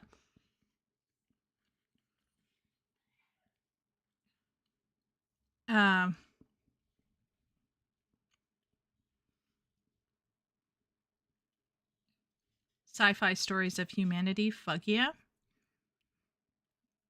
Can you explain that, Wooly, by any chance? That's why the Chinese are making better games now. Yes. Okay, so here's the thing. A lot of people are like, oh, it's about passion. And I'm like, yep, it is. A lot of people might also, like me, say it's about professionalism. And the answer is, yep, it is. But it's also about educated practice. And I feel like right now in the West, we are telling people that rules don't apply to them and they can just wing it and do whatever they want and it's going to be fine. And my answer is no, it's not. Especially if you're not naturally inborn with the talent, it's not going to be fine. You're going to need very specific rules, very specific guidelines, and guess what? Newsflash, you will be able to do it for yourself. Now, you might ask yourself, why should I try to do something that I'm not naturally talented in? Number one, it can make you a better person. Number two, it teaches you other things like accomplishment, real life accomplishment. In the case of writing, it can teach you to communicate. It can teach you to overcome difficulties and obstacles, perseverance, diligence, self-discipline, mental acuity, therapy. It's therapeutic as well. On top of that, like if you are dedicating yourself to a craft of some kind that you are studying the rules and the fundamental skills of, and I'm not talking about going to a gym, Willie, and lifting a weight. I'm talking about doing something that requires you to train and learn vocabulary specific to that skill, whether it's knitting or crocheting or embroidering or doing carpentry, putting something out there in the world that's physical or that is something that can be enjoyed by another human being in a tangible way, I think is empowering. And the talent that you have may lead you to one thing or another, but some people don't know what talent they have. So they have to try out a bunch of different things first. And I want to demystify writing to a large degree because I think the gatekeeping in the writing community is stupid. You don't have to be inborn with the writing talent. You can actually learn to be a good writer. And today we're going to take a look at how to prepare ourselves. And one thing I liked about what Sam talked about here is fundamentals. So the same thing goes with writing. if you want to be a good writer, you have to read well. And we're going to go into that in a little bit. But you're going to have to read well. And you're going to have to model your writing after authors that you like to help you form your voice. You're going to have to get to know the genre that you want to, explore as a writer. You can't just drift in and then, expect to somehow not only do it well, but do it commercially. And so I really like how Sam basically is calling out Western education, and he is absolutely right. Now, some people were like, oh, this just proves that Chinese people are creative. I don't think Chinese people are as creative. Like, they're obviously creative because they're humans. All humans are creative. But what I mean to say is Chinese people do tend to have this issue of copying. And part of that is because of monetary things. They know that a knockoff is just as good as an original if it's done well, right? So they figure, why fix what ain't broken? And that is a trap that I think a lot of Chinese companies fall into. But is it a trap if it's making them money? I don't know. That's something that can be argued. I think Chinese creativity exists, but even more powerful than Chinese creativity is their ability to be humble and learn from the greats and study. In this interesting video by Sam, he actually highlights how Chinese people are literally like, I don't know how to say it. Like they are basically training themselves in a very specific kind of way, and they are learning from the masters. And the art community usually, like even that one girl that reacted to on stream, most people will tell you to learn from the people that you like. But for some reason, writers aren't talking about that. And I think part of it is because right now, just like Francine Pro said, read like a writer, Francine Pro said that there's this anxiety right now where we have to hate all of the classical authors because they're all contaminated by whatever nonsense was going on in their day and time, to the point where we can't even learn from the good guys. So if you're an artist, oh my gosh, Ben, you are a saint. Okay. How do I'm going to put an alarm on. I'll put an alarm on, and after I'll go on.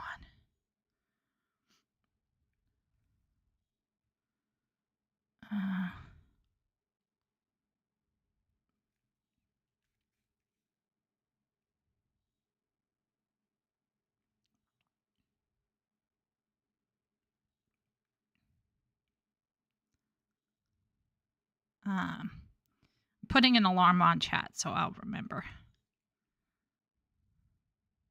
Because otherwise I won't remember. Let's all be real here.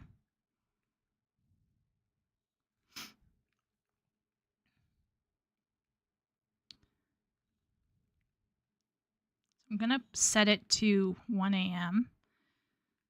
and we will try to end it at 12. Yeah, Tickler knows. I have like a gajillion alarms on my phone. Learning something new that isn't immediately needed is good for mind and soul, like language or calligraphy. Exactly, Willie. Exactly. Like that. Exactly. Willie, can you explain what you mean by sci-fi stories of humanity? That's I've made Tuxedo Brownie and had a piece since stream started. Oh, so are you like writing like a crazed woman over there? What's happening? Why is your brownie abandoned? Don't abandon the brownie. Even if you have God-given talent, you need to polish your technique, sometimes beyond what someone without talent can achieve, because you can go further, and you're made of meat bones. Exactly, Leo. There's nothing worse than someone talking like they're resting on their laurels. Like, get out of here. Get out. Yeah. Grass is greener mindset. Yeah, exactly. So if you are an artist as well, I recommend Sam Does Art. I love him a lot. I also kind of think he's cute. And he's a Chinese guy who lives in Toronto now, and he's really great. But him and Mohammed what's his name? Mohammed Agbadi or whatever.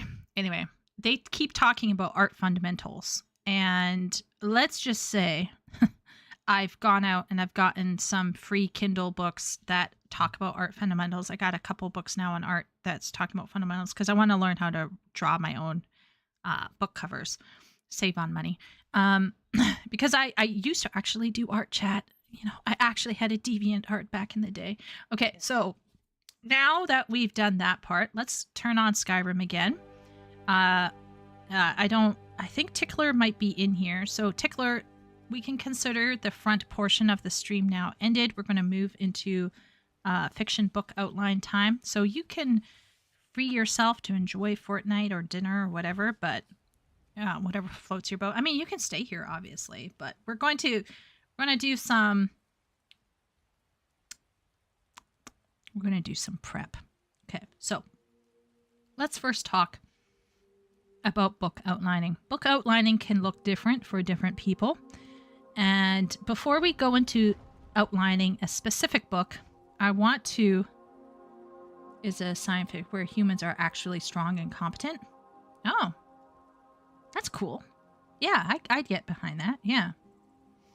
I've been doing Bob Ross pieces with different mediums lately. Seems like they could be an easy way to learn some ways to cheese covers.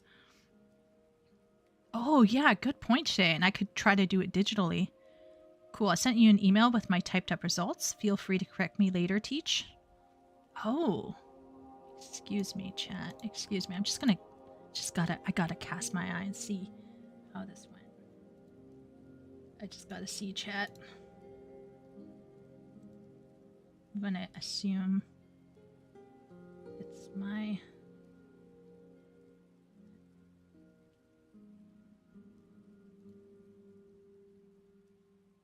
Oh.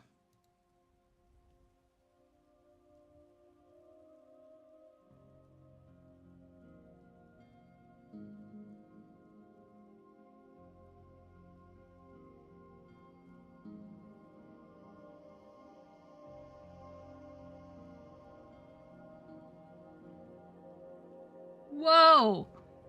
My sis actually wrote a little three paragraph with main topic and summary. Ah! And she modeled it. Yes. So this is what we're talking about. We're talking about modeling. Very good modeling. You even had some little quotes in there, and look at your sentences.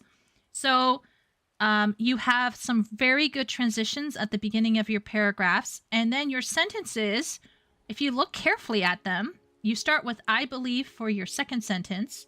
Next one says poor quality sleep. And so poor quality sleep is. So these are sentence, the second sentence is kind of like a simple sentence with a little bit of a phrasal thing going on. Basically, you have a complex sentence, a simple sentence, a complex sentence, simple sentence.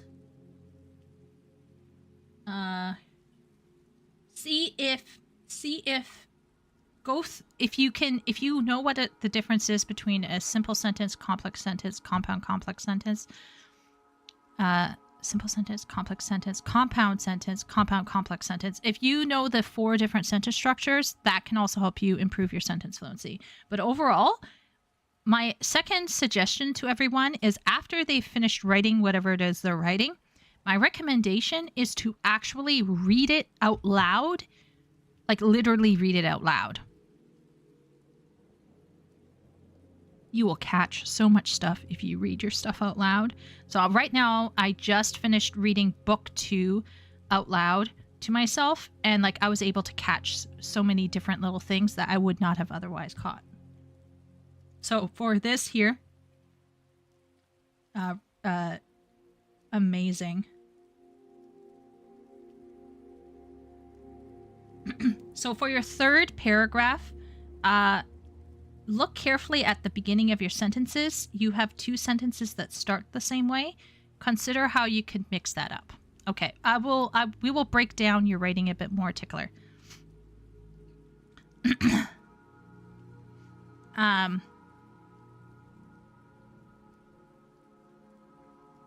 I've been doing digital has been fun. Oh, I can't wait. I want to try it.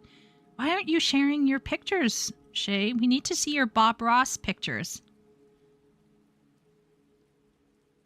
Yeah, it's a good thing that we can pause, Bob.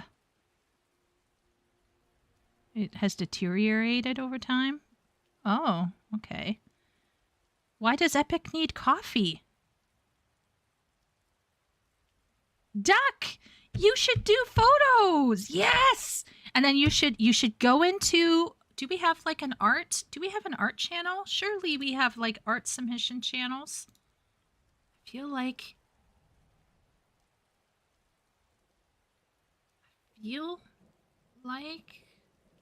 we did? Oh, maybe we should do an art submission channel. What do you think, chat? Should we put in an art submission channel? I think we should. Maybe. Anyway.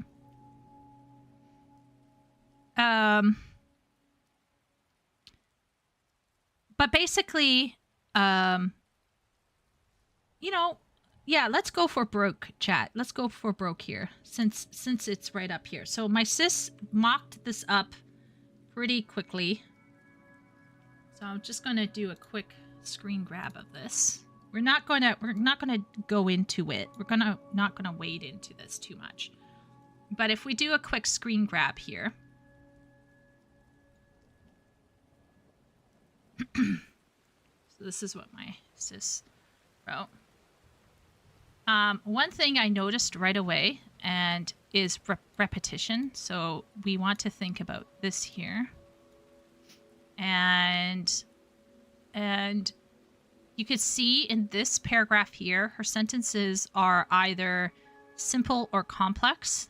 So think about, is there any complex sentences? Okay, there's a compound sentence over here.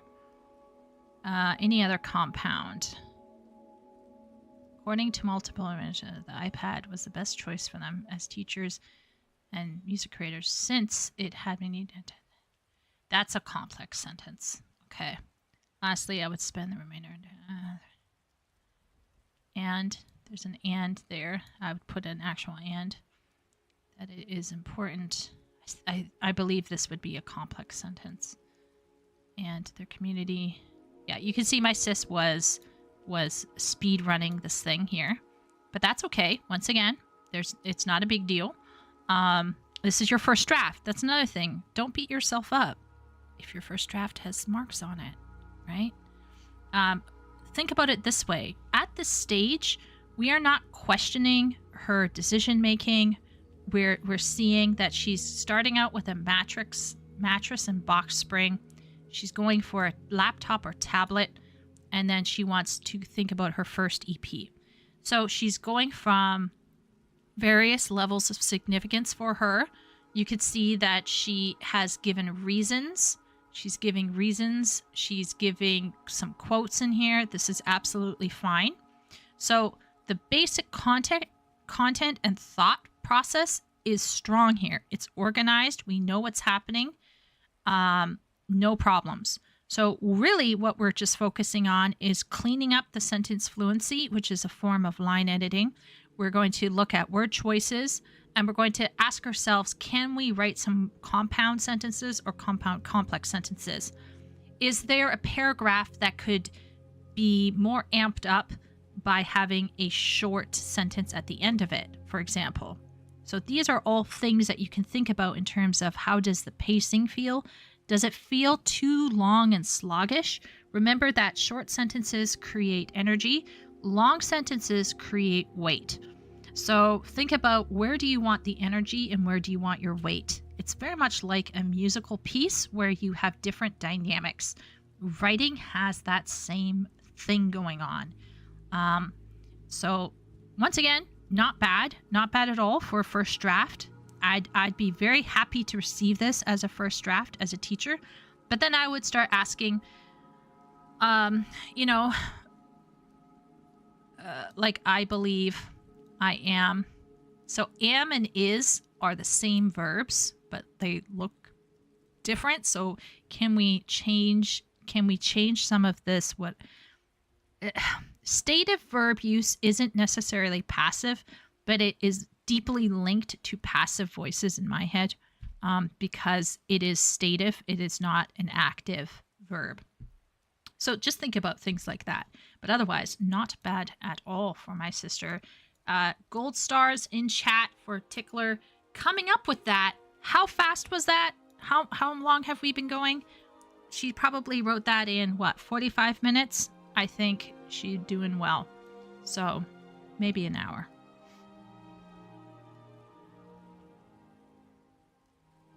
I do have a small Instagram of photos I took years ago. I just haven't done much in the last 5 years. You should get back to it, Duck. You should get back to it. And then tell me your Instagram so I can follow you. Stick Figures Gallery. Must be made with Paint XE. Oh, could you imagine Wooly doing stick figures? It needs a challenge. Perhaps we should try doing a write the story from a picture gig for practice at some point, a la Far Beyond the Stars from DS9. I do the write a picture from a picture. I actually do that with my students. Absolutely, 100%. Paint.exe with mouse drawing. No touchpads or pens. I never thought that regarding long and short sentences and their weight. That's a cool way to think. 30 to 45 minutes thanks to you. Yeah. Okay, so have fun out there, Tickler. Shoot people in Fortnite. Get to the top 5, hopefully. We're going to go into writing novel now. Novel writing time. Well, not novel writing time, but we're going to plan the novel, okay? And to do this, we're going to look at a single novel outline, okay? But I'm going to show you. I'm going to give you a little peep, a little look at how things can look for a larger framework, okay?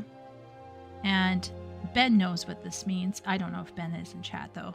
Ben knows what this means. It means time for spreadsheet, okay? Believe it or not, spreadsheets can be useful. Now, I'm actually writing something so complex that the spreadsheet's not going to be good enough. So I'm moving to pen and paper. I ordered in .grid notebooks, and I'll send pictures. I'll put them in chat to show how I'm doing it. But let's talk about it. So what if you're writing a series? My suggestion is to break down for the whole series. What you want to do is you have to have like one main idea. You should always have a single main idea. And then what you want to do is you want to put down your main conflict. You should have one main conflict. And then you should have different, let's say there's a political conflicts, there's conflicts between individuals or within individuals. And by the way, some of you in chat might be saying, I can't read. Don't worry, you don't need to read this. I'm just explaining. Like, hopefully you just see blurs on the screen. It's fine. Okay, so I break down all of the conflicts that are going to kind of flow out in this series. I have different points of view, so who am I writing from? Okay. Now, once again, this outline, this preparation, this lore building and research is by no means complete. This is not even done yet. Okay, we're not even done. This is the book breakdown. So this is a book breakdown. So here we got book 1, book 2, book 3, book 4, and book 5. Then we have the 5 main conflicts and how they break down per book.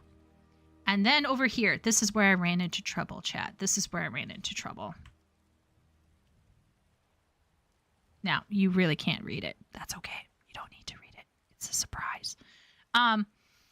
Here are individuals or pairings of relationships, or individuals who won't be in relationships but have other things going on. And you can see it's done by book. So this is where they're at in book 1, or where they will get in book 1. Book 2, where they will get in book 2, what will happen to them? Will they be killed? Will they live? Who knows? Book 3, And then you can see down here, I've yet to finish book 4 and 5. And this is because I was trying to juggle the screen between this and over on the other side, and I couldn't. Things got too like, it just got too small. I couldn't actually read because things got too detailed. So I'm transferring to pen and paper, and I'm using portfolio notebooks to help me keep track of all this bullshit. So this is very detailed, very detailed. And you might think this is too much. No. This is how I'm going to break it down. Then you have book breakdown right here. This is how you break the book down. You break it down by chapter depending on how many words you want in the book and how many words per chapter. So if you want, let's say, 40,000 word book, that's 2,000 words per chapter, 20 chapters. 2,000, by the way, is a very reasonable size for a chapter. Almost too small, especially if you're doing a larger book. You want to probably do 3,000. But anyway, here we go. So this is links that I'm using. This is for research. These are general ideas for things that I don't want to share with you. So far, can everyone 360p unable to read, period? Yes. Need a cork board, markers and red thread, Polaroids and pins? Yes, Willie. At the stage, yes. Also mapping. Okay, good luck, Ben. I hope. Enjoy Miku Hatsune. See you later. Okay, so far, does everyone kind of get what I'm trying to say about the book series? Like how... Oh my goodness, Epic is having a pina colada coffee. That sounds so good. You were hanging with the parents. I see how it is, party. Yeah, we're all like chopped liver now, aren't we? Mm-hmm.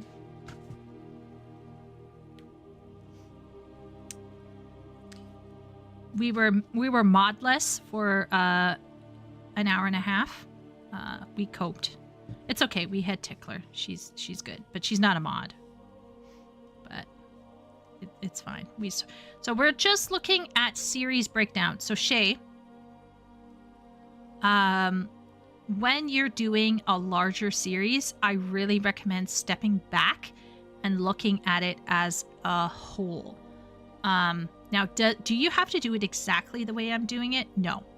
I'm not saying that you have to do exactly what I'm doing, but what I do recommend is that you sit down, figure out what are the main conflicts for each book. Why should the writer care about those conflicts?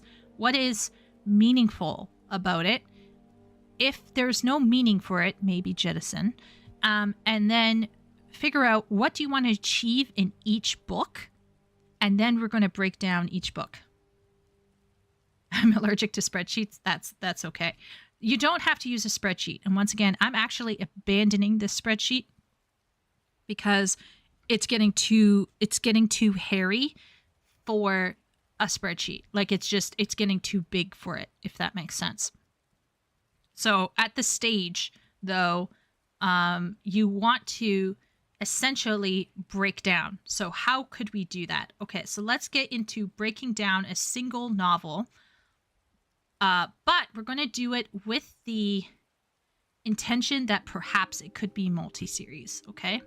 So, but I'm going to focus on a single book breakdown because it's simpler, but you could literally, I'll show you where you can, Shay, I'll show you where you can add the details for the series as we go through the single novel, if that helps.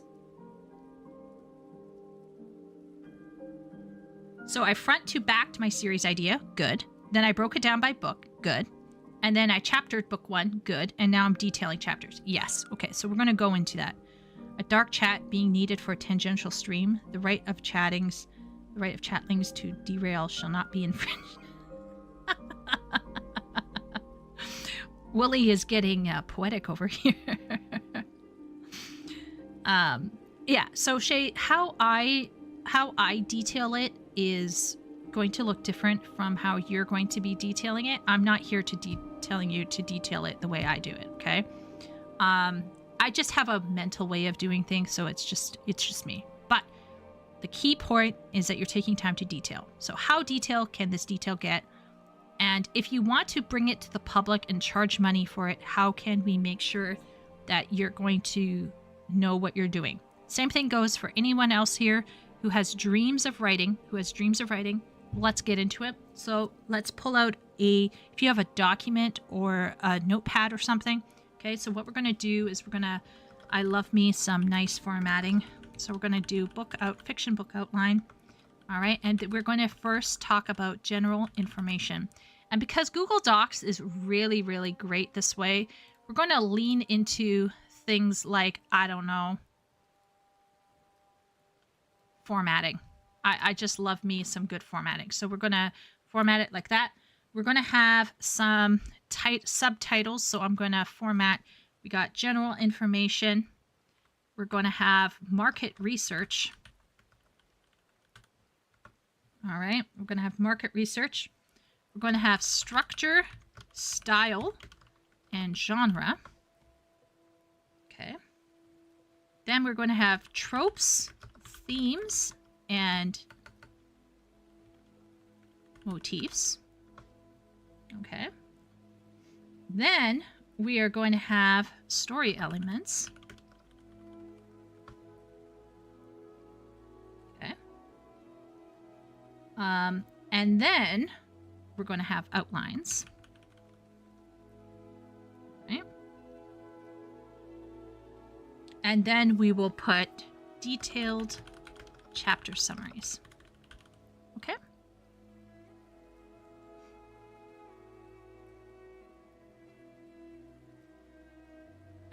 Duck retracted a message.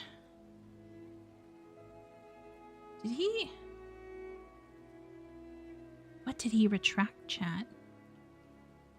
I have pages of notes of thoughts that came up in the process. Okay. Okay. Well, if you have any questions, Shay, like anything specific, let me know. Just shout it out in chat. How much detail would a detailer detail if a detailer detailed details? Ooh. Oh, that's a good one. Wooly is really waxing poetic. Time to get out your pen. Yeah, Wooly has his funny pants on tonight. Holy moly. Okay, so let's release the inner beast here. Okay, so I'm going to take all of this and I'm going to set it as heading 1. Now you might be like, oh my gosh, this is so finicky. Why is Chieko so finicky? You know what? We all have our hidden OCDs and this is just one of them. I actually dislike Ariel, so I'm changing it to Georgia. Anyway, okay, so the reason why I am a great believer in organization is it keeps your thoughts clear here. All right. Now, let's first talk about title and subtitle and author. Okay. So here's the thing, okay? The key thing here is that at this stage, we might not have a title. So we'll just put in working title. And when it comes to the subtitle, these days, subtitles are used. Subtitles are often used to highlight the keywords for SEO. So I'm going to add a comment here and you can add it in your document. You could say, use this for SEO and Amazon algorithm. Now, this does mean that sometimes the subtitles are really stupid, but honestly, it doesn't matter what I want. It doesn't matter what I want. This is just the way it is, okay? Now, I'm going to write in as Kit Greenwood. Okay. Now, it is time for market research. So, the first thing we're going to ask ourselves, and this is very important, is what is our competition? Now, that's an ugly word, but hear me out. Don't assume that people are just going to come and read your shit because you wrote it. So you got to think about who is reading my stuff and what else are they reading. What else they are reading is going to be your direct competition. And this is not a bad thing. You can see it as something that you can emulate or elaborate on or improve on. So you could say to yourself, oh, I want to write a fantasy story. And then you have to start thinking, what other fantasy authors would my readers also be reading? And then you write it in there. Okay. So I'm going to put in some, but before we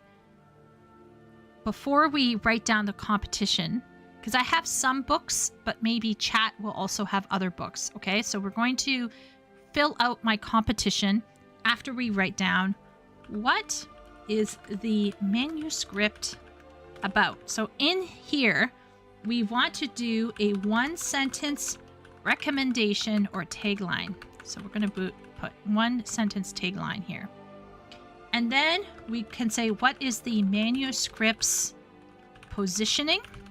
So who are the readers? And what is the experience?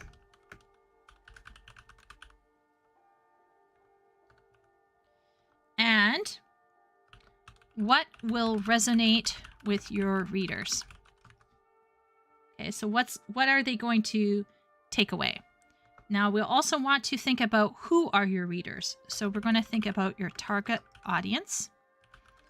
And the options will be toddler, child, teen, adult, student, parent, women, men, or other.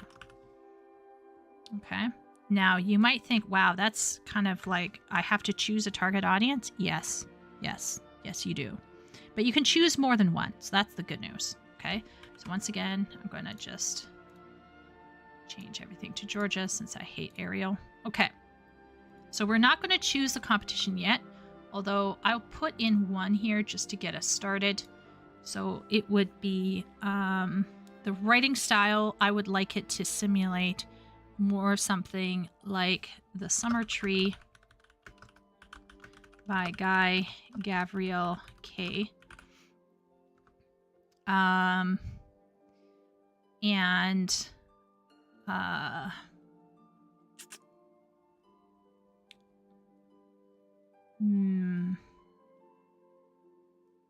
What other fantasy novel would I want? I'm trying to think of the tone that I want. I want to write with an even combination of exposition and dialogue. I'm trying to think of other fantasy books that have an even amount of exposition and conversation. It's been a hot minute. Like everything that's coming to my head right now is like what's it called? The stuff I've been reading lately. So I'm trying to think. Oh, what was that one by Tavia Lark that I really liked? I'm just going off screen here because I don't want people to see my Amazon. Yeah.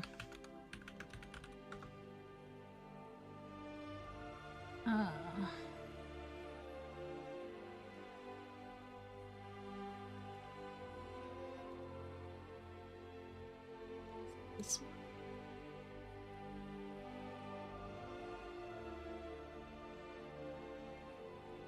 Oh, yes. Okay, I love this one. This is a guy-on-guy thing, so stay away if you don't like MM stuff. Necromancer's Light by Tavia Lark. By the way, the uke of this relationship, their name is Shay. Like your name, Shay. Just so you know, FYI. Anyway, let's keep going. We'll fill out the competition in a little bit. So what is this manuscript about?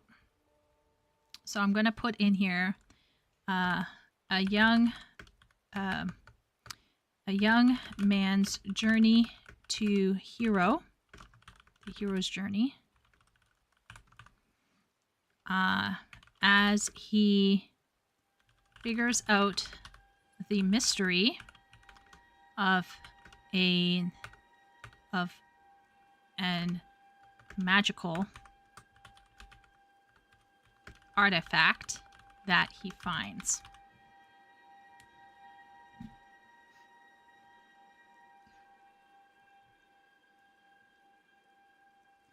Okay, good question, Wooly. We're going to get into that. All right, so who are the readers? We're going to be writing for young men.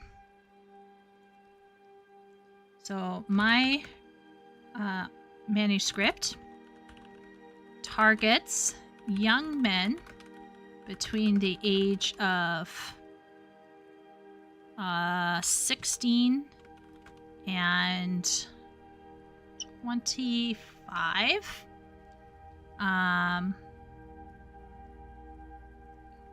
Who appreciate short stories filled with action, adventure, and magic and technology.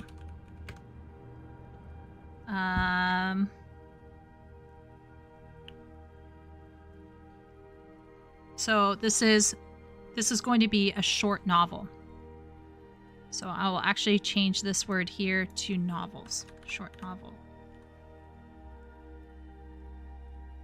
Can we drop this doc in the Writer's Resource channel after stream? Sure, yeah. I used to be the kind of person to get lost in a detail spiral until I saw a writing lecture that kind of exposed you as not being detailed by a procrastinator. Exactly. So this detail, this is intended to get you moving, okay? To not get bogged down, actually. So a lot of people might go, oh, this is encouraging my detail spiral. It could, but this is aimed to get you thinking practically. All right. It might be at any point in the story, get barfed on the page and I have to make sense of it. Yeah, so you can still do that, Shay, but this will hopefully guide that mental visioning. So before you barf, before you even start visioning, you're kind of putting guardrails on that, hopefully. Okay, so we're going to do a young man's journey to hero as he figures out the mystery of a magical artifact that he finds. I have some ideas about what this magical artifact will be. Given that I want to target young people, I think we need to go with a lower fantasy, like not super high. And we should do heroic. Okay, so Wooly, so now chat, it's time. I want you to think about fantasy books that you've read, all right, that I should consider. And we're going to go for, we'll do low, well, we'll go into here in a little bit. We'll go into talking about it, but start thinking about so down here, let's go ahead a little bit. We're going to do basic structure, prologues, epilogues, and afterwards, point of view, and other general narrative devices, styles, comparable writing styles, genres and subgenres. Okay. And so what we're going to do here, to start out, just to keep it simple for now, we'll put this in here. We'll say science fantasy, low fantasy, low and heroic. Do we want to do science fantasy? Maybe we should just keep it simple. Let's keep it simple for us. Let's take out this. Okay.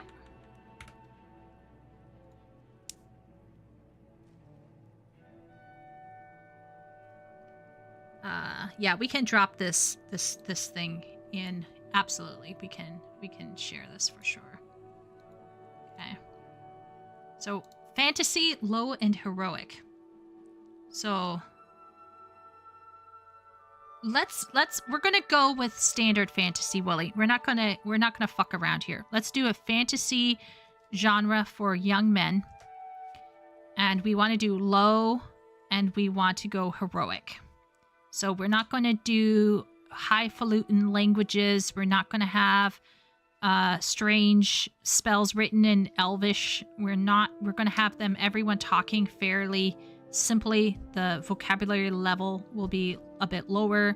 This is written. Okay, our target, where's my target audience? Okay, so our target audience is 16 to 25-year-old male readers. We'll put down here Ben the Baker. Okay, if we can get Ben to read this, I consider the book a success.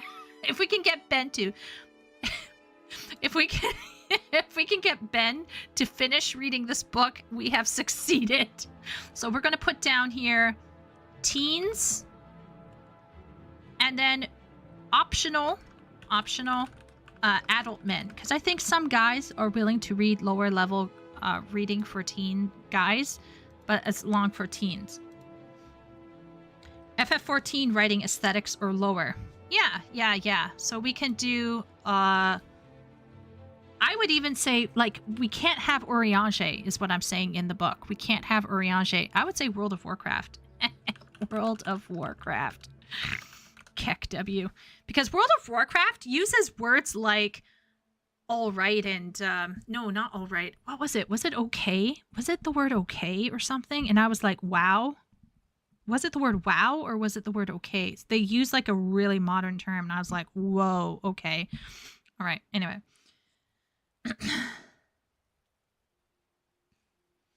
Give the sword a mind of its own, and it's always depressed, forcing the hero to counter it with optimism. So competition. Are we necessarily talking about more contemporary books? Who is currently big and newly successful with our audience? Good question. You can draw from a bunch, because remember, you're still competing against the oldies as well, Shay. You're still competing with the oldies. They used okay, and I was like, okay. Anyway, okay. So what will resonate with our reader? Okay, we want them, what do young men want to, what's going to resonate with a young man? Okay, let's pretend we're all teen boys here. Excitement, I assume, like they want to be reading something that's exciting and interesting. We should maybe put in kind of like a hot female heroine, like a sidekick female who's like kind of attractive, right? We want to do that. There should be like, not sex, but, you know, some kind of eye candy. What do we think? Getting the girl. Yeah. So let's do empowering message for young men, complete with action. Let's say exciting combat, getting the girl, and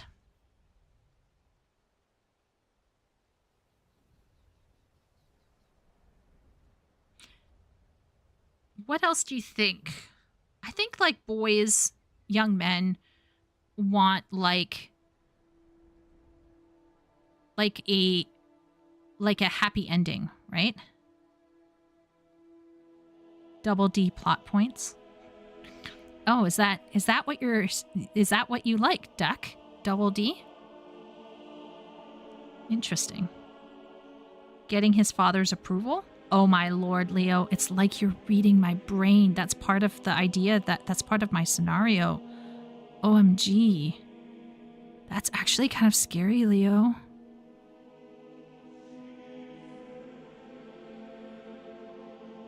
Surprisingly, no. Duck actually likes A cups. Hot chicks, shared ego flexes. becoming, getting recognized. Okay, overcoming. Okay, so exciting combat, getting the girl, overcoming challenge. As well as getting his father's, getting his mentors, we'll say mentors approval, but that's actually his dad, and being recognized as a man. Okay.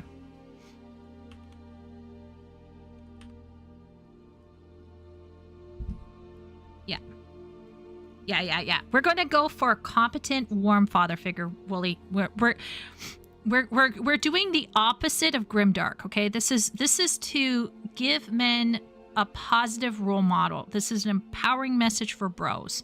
And they're going to have a hot girl. We're going to have a hot girl in there somewhere. Okay, basic structure.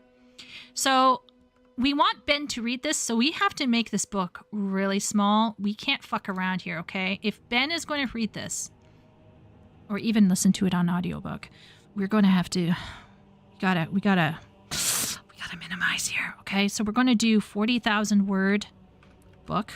That might even be too much, okay? And it's 2,000 words per chapter. That's not a lot. That's not a lot. Like, if I'm on a roll, I can easily put 8,000 words into a chapter. So writing only 2,000 for me is like putting on a corset, but we're going to do this. We're going to make it work, okay? We're going to make it work. Prologues and epilogues. You know what? No prologue. Only do a prologue.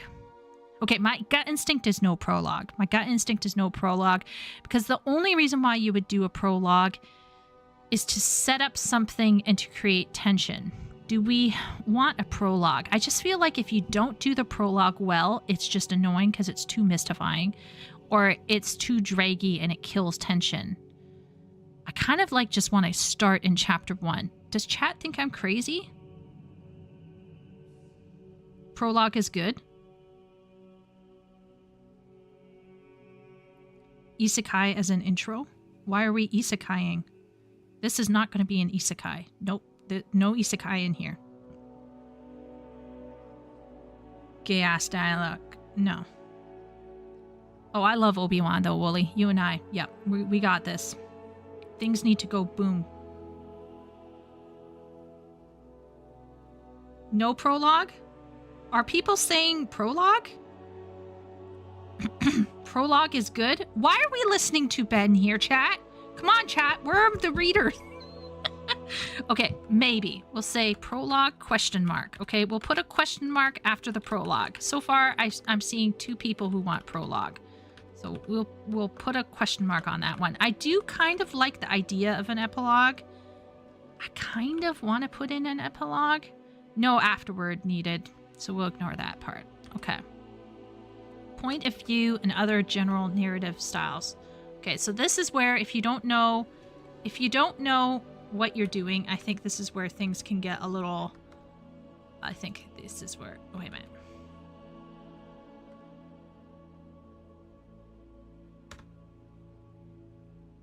Why is this happening to me? Anyway, we'll fix it. No violence then? Do you want men to read it or Leo? Don't worry, we're getting there, okay? Don't you worry. Isn't the point to get me to read? Question mark? Is it no prologue or do people want a hot opening instead of a cold one? I kind of like hot openings, but then I'm thinking now about the setup that I'm going to propose to chat, and I'm thinking now maybe we do need a prologue, but like make it like the opening of Lord of the Rings prologue. You know what I mean? Like there's like fighting in the beginning, and then we go to like a quiet point and start off low. But we start off high, but then we go and start off low. So I'm starting to come around. I'm starting to warm up to the concept of a prologue. Prologue. Boy runs away from stupid chores, finds artifact, forgotten ruins. Yeah. I think the prologue, if we do one, will be about the artifact. Yeah. Yeah, so it would be okay. So let's do point of view. I'm going to go with okay, past or present tense. I'm going to actually go with past tense. I think present tense is gay. No, anyway. Multiple narrators, and the answer is no. I mean, no. Yeah, small no. No need to get, fussed about this. Type of narrator. We're going to go with third person. We're not going to do first person. Wow. Okay. Crazy. We're going to keep it classy, chat. We're going to keep it classy. Okay, style. Now, if you could see this, you would understand. Oh my gosh, I'm kind of regretting this part. I might take a risk here. Wait 1 second, everyone. Okay, now while I'm doing this thing on the side that no one can see, I want people to, now that we have considered all of this stuff, right? We're considering a shorter book that's easy to read, maybe has a prologue, past tense, third person, no multiple narrators. What competition are we up against? Does anyone have any books that they read as a kid or that they've recently read that they thought, oh man, that was good?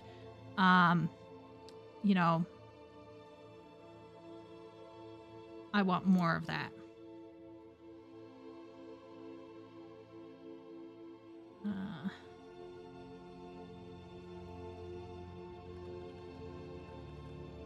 Okay.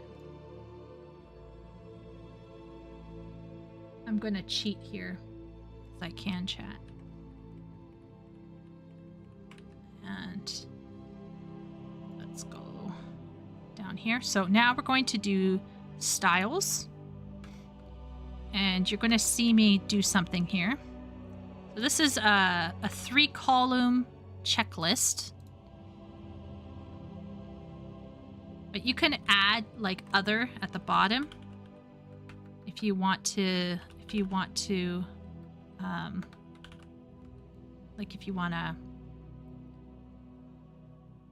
do something there.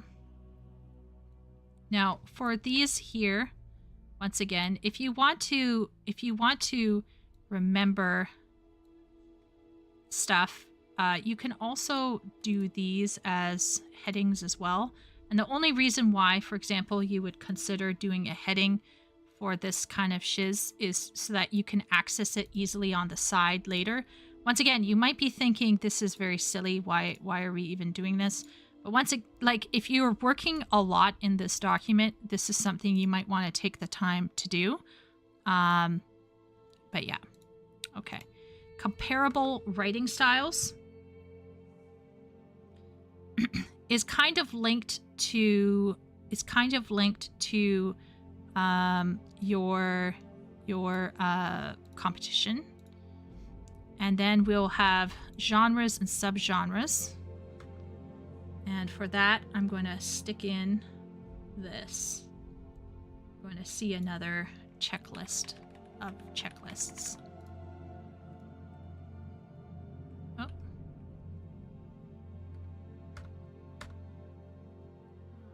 We'll go like this, actually. I'm going to delete this here. Yeah. Okay.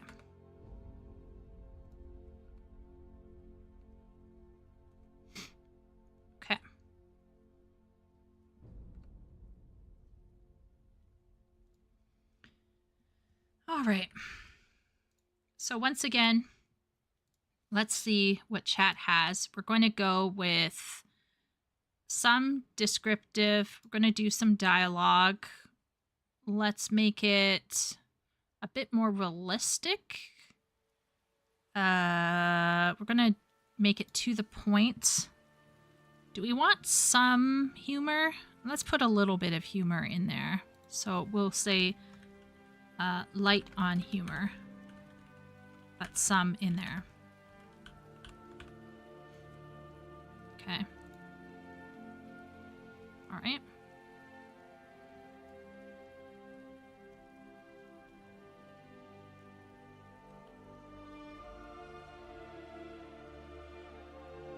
Okay.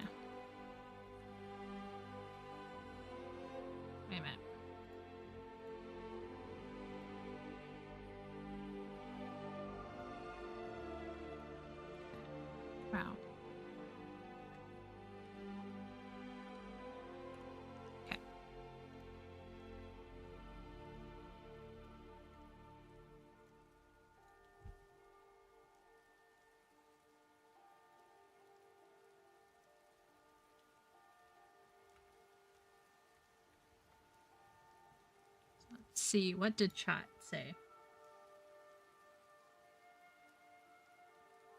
Mentor is a knight of some sort. Uses authority to recruit growers. Start adventure here. Young men like peasants. First person though. Like present first person though. Third person. So we don't need to suffer the boy's internal ADC. More likely to keep reading if I'm curious. How depressing does it need to be? Yeah, no one wants to perspect some little rugrat. Yeah, it's not going to... No. I'll explain a bit more, and this will hopefully, like, sort itself out. The reason why I want to kind of go with past tense third person is that it's a bit more classic, and you could still... I think people don't understand what third person can do, okay? Third person doesn't mean we won't get their thoughts. We're still going to get their thoughts. This is a form of how it's a form of how the writing is flowing. I find that first person present tense is too modern. And even though this is low fantasy, I still want it to have that fantasy feeling. And I think third person past tense is better. And the thoughts that he thinks will still be shared. So yes, we're still going to get the perspective of the rugrat. Okay, Wooly can't avoid it. But it's just not going to be so narrow as to lose... Like, I find that the first person perspective tends to be extremely limiting as to what you can achieve in what you, the reader, know versus what the character knows. I kind of want to give myself room to allow the reader to know more than the hero. And you cannot let the hero know more than the reader if it's first person. Does this make sense to chat? Does this make sense to chat?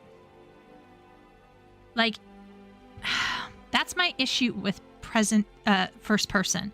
First person, the camera is literally their eyes.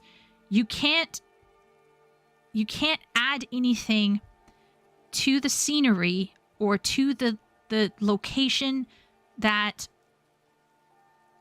the hero does not see.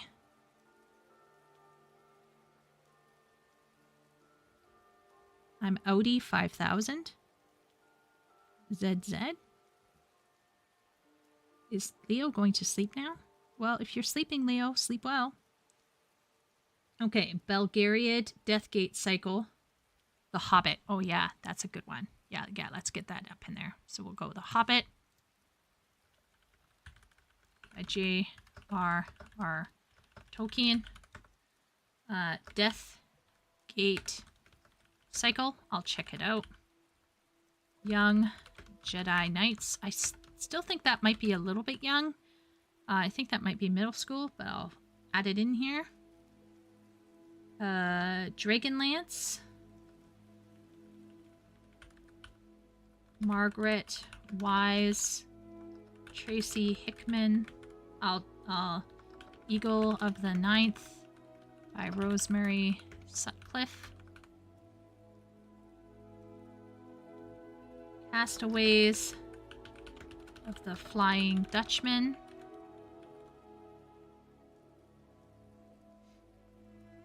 Guy Gabriel K is too OP though. Dragonlance may be old. 2025. Can chat be considered the fourth person? Lol, Jonathan. Hey, Karn. Hey, Jonathan. We're not doing a regular React stream. We're working with a book fiction outline. So we're prepping ourselves to write a book. And we're using something that I have used as a ghostwriter. So this is an outline that I would actually get paid to work with a client on, okay? We would actually have this discussion. So you're kind of getting a look at my work process for free. Of course, it takes much longer because, the client isn't actually with me like you guys are with me right now in chat. So it usually takes like at least a month to 2 months to do if it's a big one. But anyway, so we got some ideas here. Ender's Game. Yeah, I like Ender's Game. Ender's Game is technically sci-fi, but we're talking here about what they might be reading. So, I mean, we could hope that they would maybe. Jim Butcher and Dab Abner. So Dresden Files. But would you give a Dresden Files to a 16-year-old?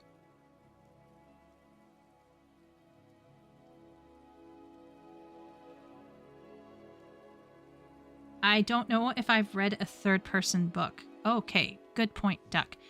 We'll get to that in a little bit, but just for people like Duck who might be confused.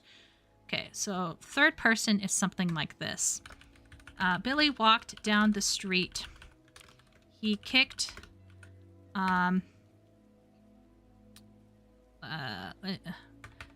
let's say as he passed by an overflowing garbage bin, he kicked a can. He found a can rolling across the sidewalk and kicked it desultorily. How do I spell that? See, look at me, chat. I can't even spell. I'm a terrible speller. It's crazy. Desultory. No. Okay. I was doubting myself, but I shouldn't have doubted myself. Nope, chat. I got it. Okay. Kicked it desultory. Let's say kicked it in a desultory fashion down the street. Okay. Since I said down the street down there, walked home slowly. Okay. Because I already said down the street. I don't want to repeat. Okay. Now, how do I show thoughts? So if I was going to show thoughts in a third person, so this is third person because I'm referring to him by his name. First person would be like this. I walked home slowly. As I passed by, I found a can. So that would be first person. And of course, the modern, I walk home slow as I pass by. I'm poisoning my brain. I find first person present tense to be, well, it's not my favorite. I've done it before. But anyway, it's not my favorite. Okay, so how would we show thoughts in a third person perspective? Guess what? You can show thoughts. So I'm just going to throw it down here. So if I put it down here, then I could show thoughts like this. I don't know why Teach always yells at me, he thought. I'm trying my best in class, but it's never good enough. What's up with that?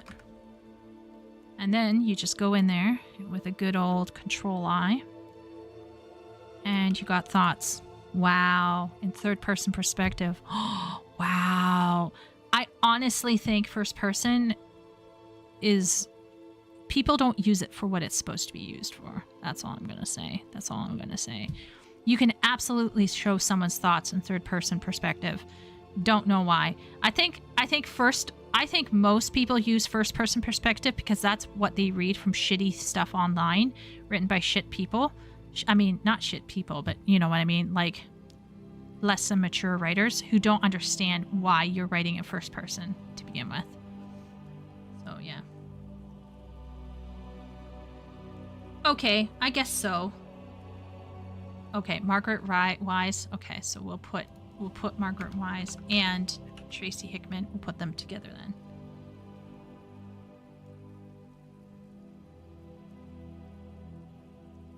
Aren't most novels in third person? Yes, Karn. But modern stuff recently has gotten really wacky whack. I was born in culture, molded by it. You were merely adopted. So that's first versus third.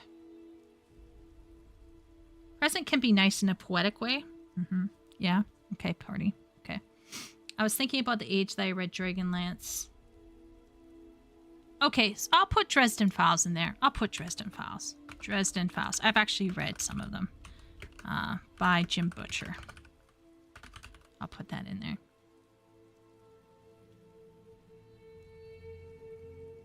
It's third person limited, then it's easy to show thought because you assume whatever the narrative says, it's what the person is thinking. Yeah, absolutely. Yeah. Third person limited is probably one of my favorite things to do. Because you can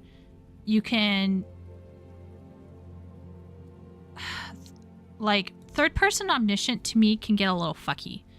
But for example, C.S. Lewis, Chronicles of Narnia is third person omniscient with a nested narrative because you have a narrator who's telling the story. So there's a conversational element that makes it really good for reading at bedtime.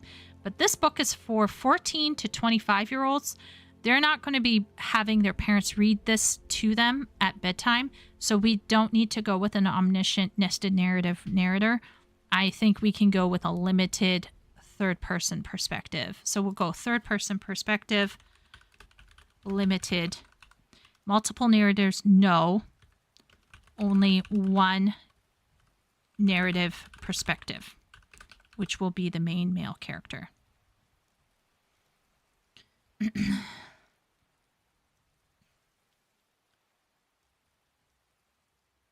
At 16, I was deep diving into this present darkness. Oh, yeah. Yeah, Frank Peretti, but our boy's really reading. Okay, let's keep going. So comparable writing style. Now that we're talking about Jim Butcher, I feel like The Hobbit is a bit too old-fashioned for writing.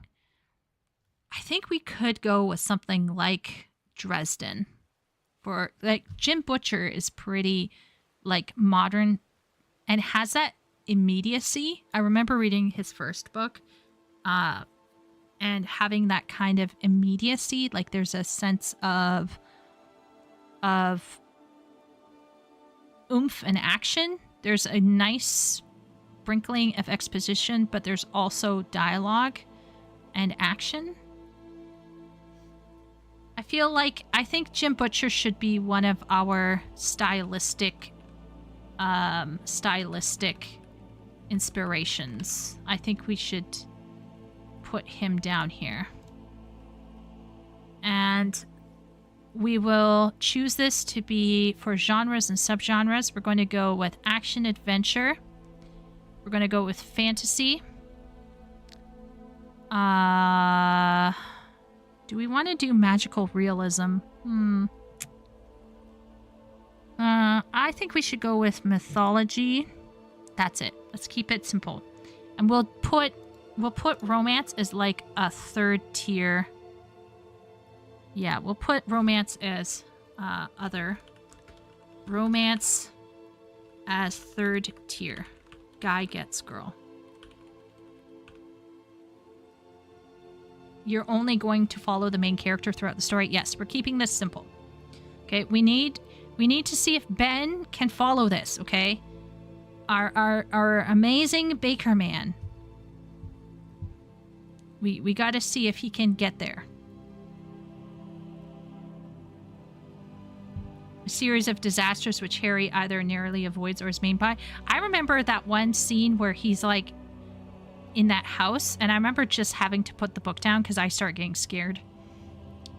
So I feel like Jim Butcher's really good for like ramping up the tension. Trying to think what other, like I don't want to, as much as I love Eagle of the Ninth, I also think she's still kind of old-fashioned. Maybe Ender's Game. Maybe Ender's Game would also be applicable. Even though it is science fiction, the writing style is has that kind of, I want a more immediate writing style, if that makes sense, like a visceral. So maybe Gardens of the Moon by Steven Erikson. So Steven Erikson is too difficult, I think, for 16-year-olds. So I wouldn't recommend it to a 16-year-old, but, or even a 20-year-old. Their brains aren't developed. They can't cope. But how he has that specific jargon, the way he forms his sentences, I think would be more impactful.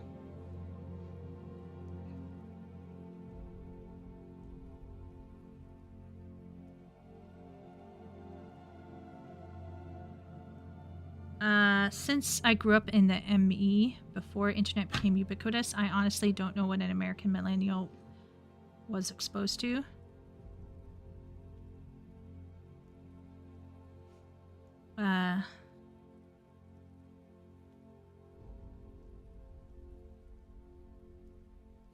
Okay, I think, so what we're going to put down here for our notes is we want visceral, impactful writing. We want to have a balance of exposition and dialogue. We want to have intense combat and violence. And we want to have meaningful interactions. We want to have actions and consequences.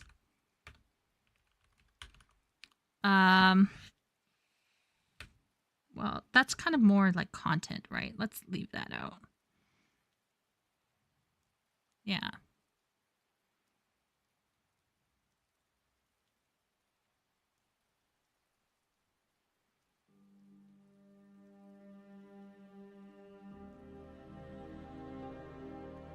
Yeah, okay. So let's kind of summarize again where we're at. We don't know the working title or the subtitle yet. We'll get back to that. We have some competition listed here. We have what the manuscript is about, its positioning, who it's targeting. We have a basic structure. So it's 40,000 word book, 2,000 words per chapter, so it's going to be 20 chapters long. Okay, we're going to potentially go for a prologue. We're going to have the epilogue. It's going to be a third-person, limited, past tense. We're going to go for a fairly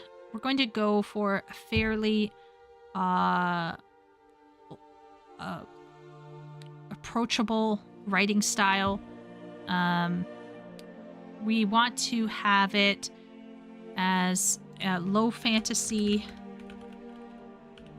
low heroic fantasy. And it's going to have some romance as a third tier genre because the guy will get the girl at the end. Okay. All right. If you want to maintain an immediate / high pace, won't that require pre-planning action, disaster, and dialogue scenes and stringing them together? Yeah. Yeah, absolutely, Wooly. That's why I'm saying, like, we can't just write this shit. Like, we gotta plan this out, okay? Okay, so now we're going to talk about tropes, themes, and motifs. So we're gonna put in here 3 things. We're gonna go tropes, themes, motifs. Now, some of this we're not going to know right away because we haven't yet sussed out all of the story yet. So once again, if you can't fill all of this in right away, don't panic. You can come back to it, all right? You can come back to it later and say, oh yeah, this is what this is about. So for motifs, the question is, what images could help to emphasize your theme? So like, we literally can't answer this right now because we don't know what the themes are. So there's no point in thinking about a motif until we got our themes. Yeah. Have we decided what the artifact is? No, we don't know yet. but you know, that's part of the journey. That once again, like, there are aspects of planning that is still very Gardner-like. We're still figuring this out. But we'll get there, Willie. Don't worry. We're almost there. We're almost there. Okay, so let's get into tropes. There are a lot of tropes, but of course chat knows this already. So I'm just gonna, excuse me, I'm gonna see flickering, because I'm gonna find, I'm not gonna type when you literally see this, you're gonna start gagging. We're not gonna go through all of it. I refuse. But this was from a website, FYI. Okay. All right.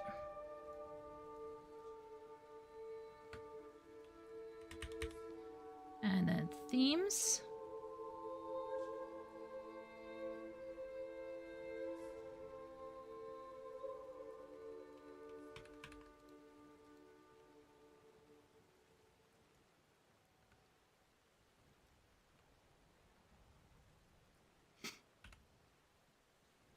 Okay, so once again, when I share this document, I have this document as a PDF, and this PDF will have the links so you can do your little research that you want on the side, and it has all the tropes. And yes, I will give away this PDF for free, no problems. I'll put it in the where will I actually put it? Where do I put it? Writer's resources. I'm gonna plop it in there.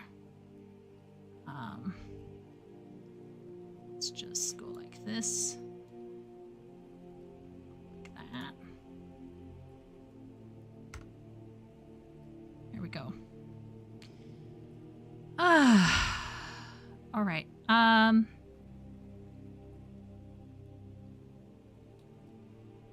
So as you can see, there's a lot of tropes. I think we should go with a loyal friend, ancient secrets, coming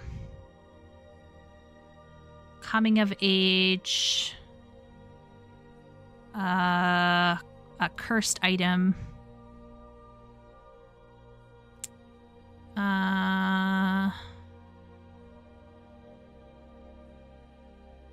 easily definable characters. I don't want this guy to have superpowers. He's going to be a normal bro. Happy ending.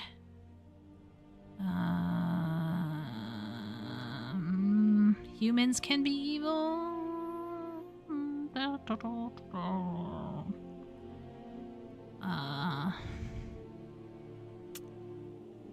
Maybe. Monsters. I think there should be monsters. Mysterious things are happening. Yes, let's do that one. I like mysterious things are happening. I'm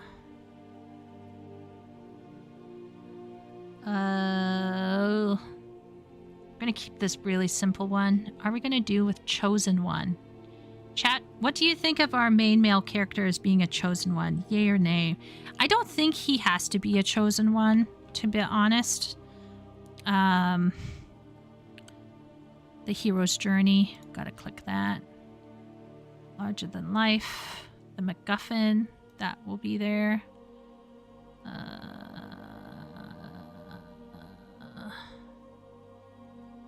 Reluctant hero.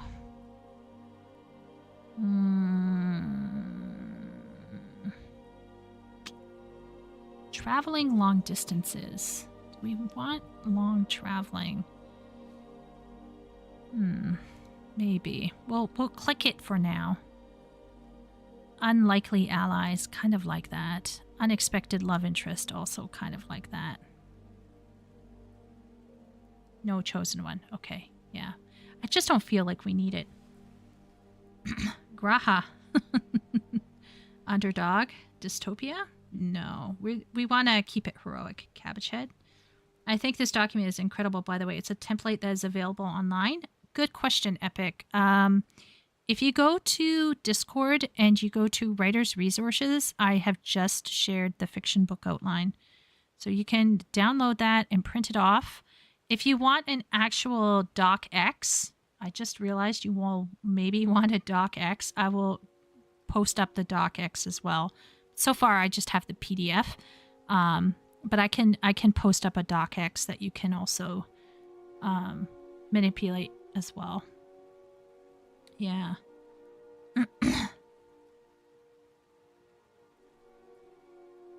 I think mentorship is there in there? No, but we'll put that under other. So we'll put down here other. Helpful, wise mentor. Wise mentor. Okay. So the theme will be... Okay, so what I kind of want to do, not just coming of age, I want to do about a guy who is lazy and is always taking the easy way out. And he learns to be disciplined and to, persevere. And to, be willing to sacrifice himself. So let's do heroism. I think maybe the climax will be that he will maybe have the appearance of dying.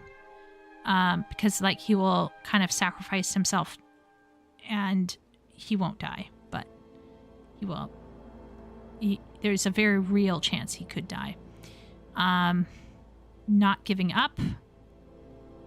Overcoming. Perseverance. Is there one for discipline? Self-discipline. Let's see.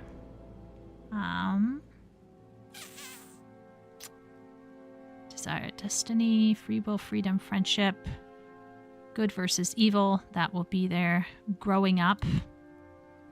Honor, hope, human nature, identity, individuality, injustice, innocence, jealousy, justice, kindness, loss, love. Love will kind of play memory, money, morality, necessity, parenthood, passion. I think we should do one where it's self-discipline or something. Yeah, let's put in here.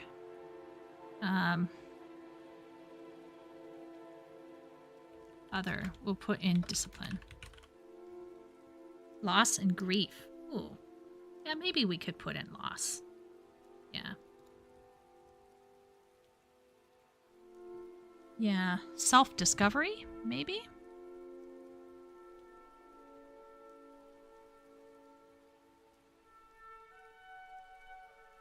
Oh, wait a minute. Wait a minute. Wait a minute. Wait 1 second. Themes are not complete for some reason. Wait 1 second. Okay, now we're cooking. Okay, so we're gonna do coming of age,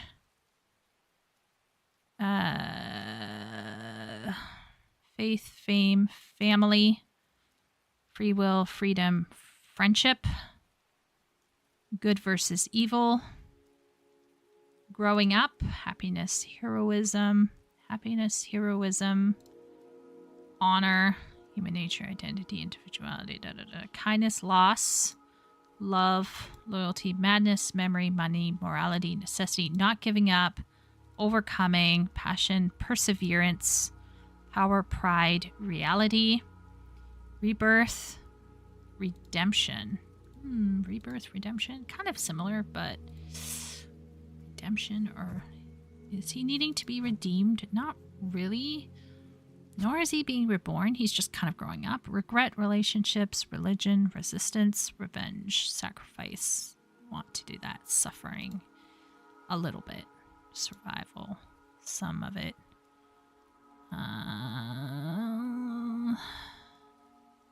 Unconditional love?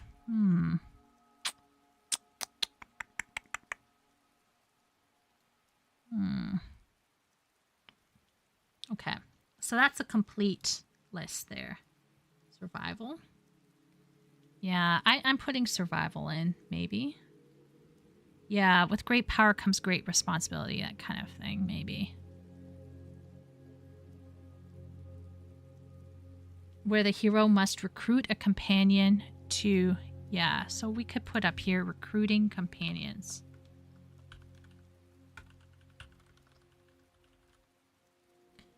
But will our lazy boy do that, or will that be something more that his other companion will do, like the mentor? We'll see. We'll see. The mentor is a talking dog. Okay, so given this, I think as we hammer out story, we might find out like a physical motif that we could bring up. I think motifs for a teenage boy might be... like, we don't want to over-egg the pudding on this one, right? So, yeah, let's keep that straightforward.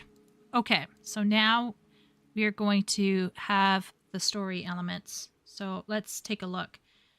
For story elements, you're going to need 3 to 4 things, okay? So the first story element we got to consider is characters. The second story element that we need to come up with is setting.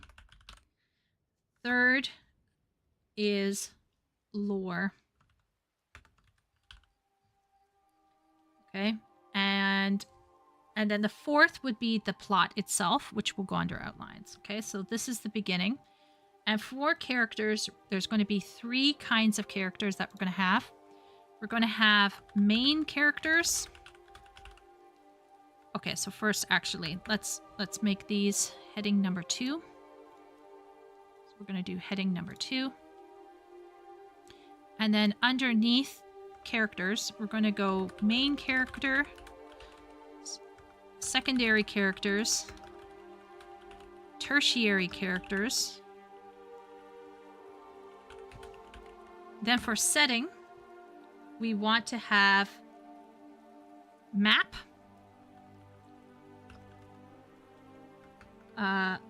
primary locations,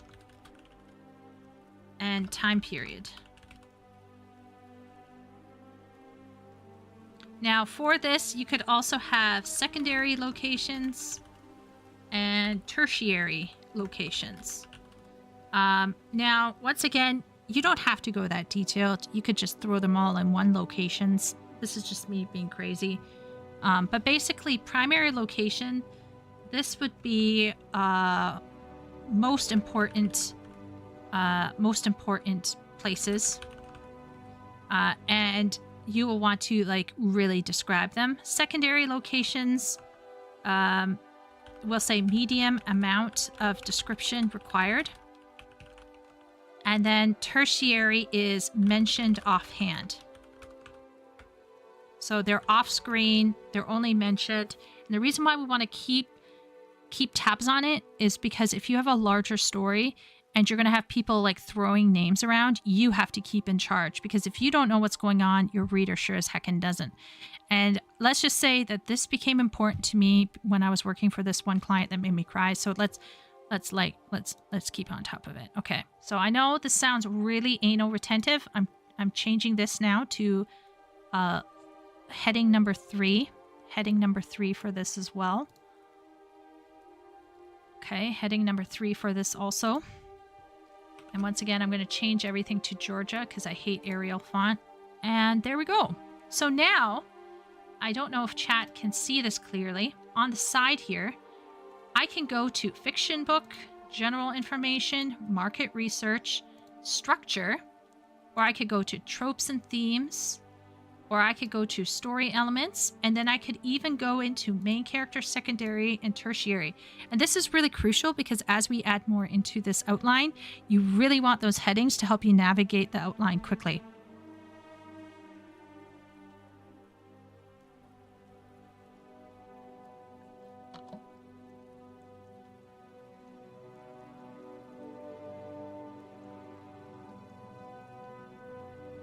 Exactly, Karn. Exactly.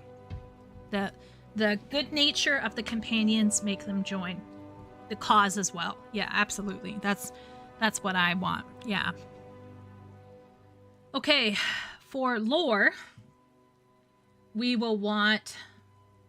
So this is where some people get stuck. So remember how we were talking about how Epic was saying, you know, you go into the spiral? We only need the basics to write the story. That's what you got to keep in mind. Just tell yourself, what do I absolutely need to know in order to tell the story effectively? Anything beyond that is mental masturbation. So let's keep going. The world, races, national divisions, and then underneath that, we will do politics. And then underneath that, any other additional information. Any other additional information. That's just extra if you want to have that. So once again, we want to make this a heading number 3. Okay, and then as per usual, I'm going to change it to Georgia.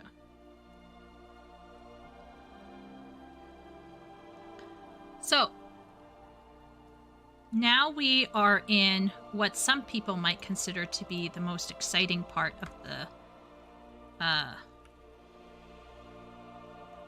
I'm going to try to find out what is going on here. Why are we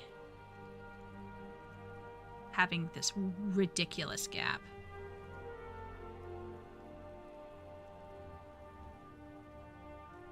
Seriously.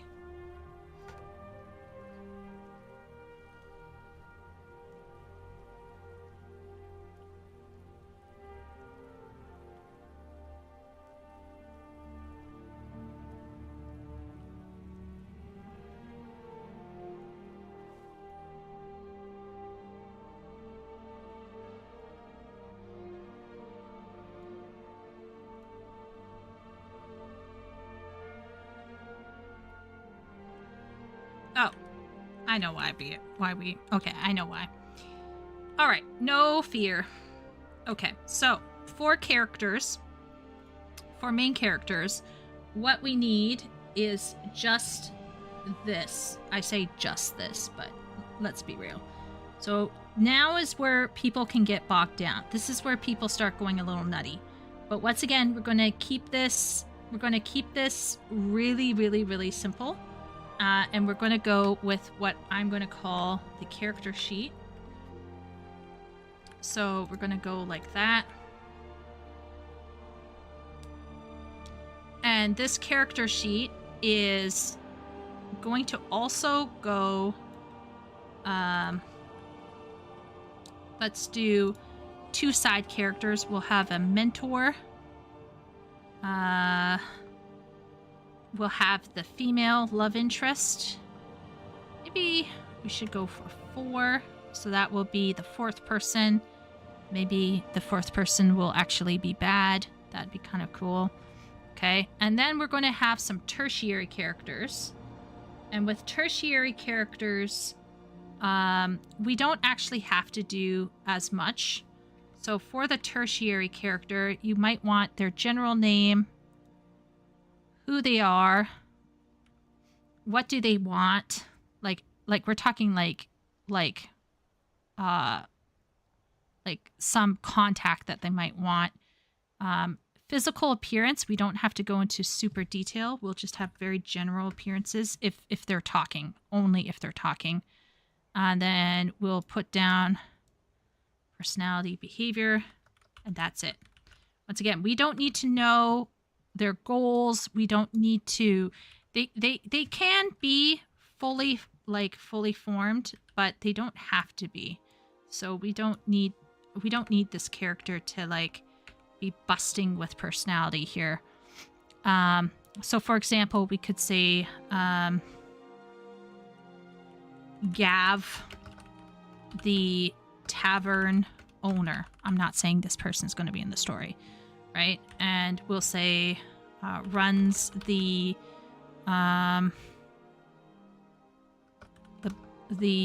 drunken beetle. What do they want? Make lots of money by selling information. Physical appearance. Scruffy beard. Balding. Craggy brows. Big nose. Big red nose. He's a drinker. He's drinking his own stuff. We're going to give him a beer belly. Dressed in simple garb, which would be, let's give him like a gray tunic, brown vest and apron, that kind of thing. Okay. Personality and behavior, garrulous and sneaky. Like that. So these tertiary characters don't have to be massive. Yeah.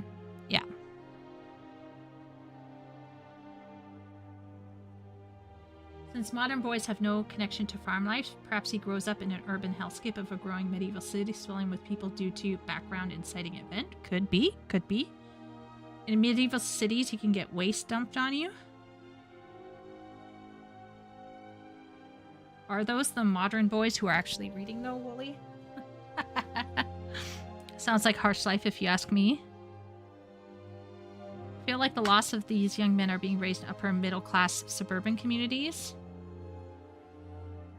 The anime girl childhood friend of the main character. She wants him to stay. Ooh, Karn. That's actually not bad. That's not bad. I feel like that also sets her up to not be a floozy. She's kind of like the loyal friend, and he's always chasing other skirts. And then he realizes that she's actually been there for him all the time, and he like appreciates her. So we go up here. So this character sheet is going to be the main male character. So let me explain how I go through this. So here I have a name. There's like a general history with background. Who are they? What do they want? Their physical appearances, their personality traits, and their strengths, weaknesses, and flaws. We're going to put in some goals here. We're going to have an internal conflict, stakes, and a final growth target. So what are they going to be like at the end of the story? And the same thing goes for the secondary characters that are really important. I think it's still good to make sure that your secondary characters are also on their own little journey. They won't be displayed as much because of the focus on the main male character, but we can still see them growing from the side. Like you might notice some stuff. Okay, and then in here we could fill this in with details. So what was chat suggesting? We want to go for a medieval city boy. We could make him the son of some form of a tradesman. And he's lazy AF. Maybe he has big and oversized dreams about like being like the local rich boys, noble boy. So he's you know, kind of behaving beyond his means, and he's just playing around. So I think down here he likes to hang out with the local boy gangs. He enjoys hunting. I think we could make him like a bit of a hunter. Like that's kind of like, it could be fun, but like not useful hunting. We're talking like less than useful hunting, like silly hunting. What does he dislike? He dislikes chores, studying. He's not hot on that. What are they like under pressure? He folds like a chair. Folds like a chair. No, I'm kidding. We won't say that. We'll say gives into pressure. Passive. Strengths and weaknesses and flaws. So we'll say son of a tradesman. So he'll live in a city, grew up in X city, son of a tradesman. What would his father be, chat? What would his father be?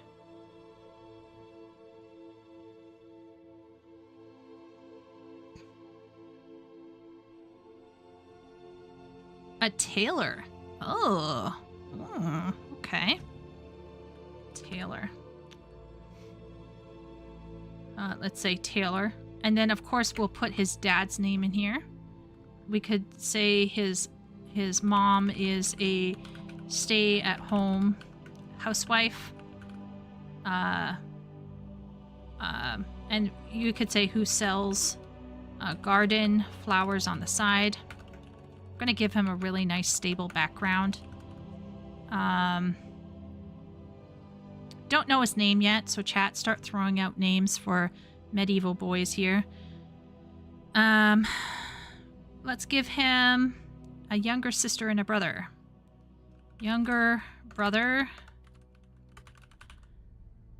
Let's give him... No, actually, let's make this a larger family. 2 younger brothers and 1 younger sister.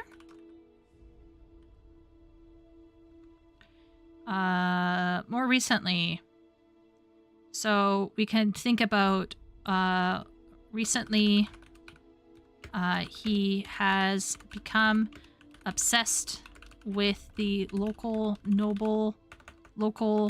lord's son name, and wants to hang out with the rich crowd.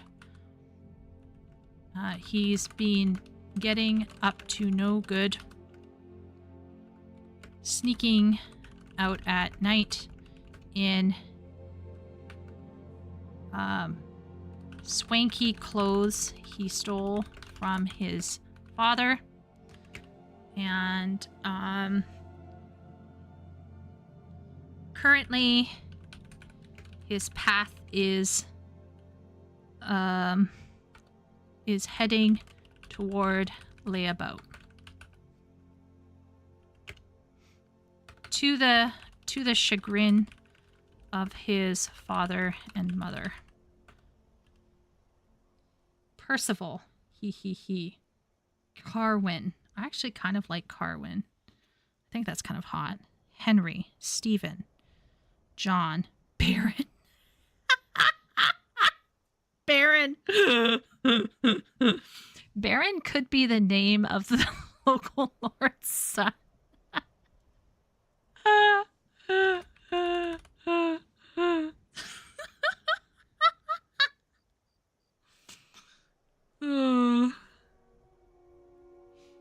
She sells perfume from her flowers because the tailoring client might buy it. Oh, okay. How about that? All right. Who sells perfume? Sells perfume made from her flowers on the side. How about that? His father is perhaps a bookbinder for the church or wizard's tower.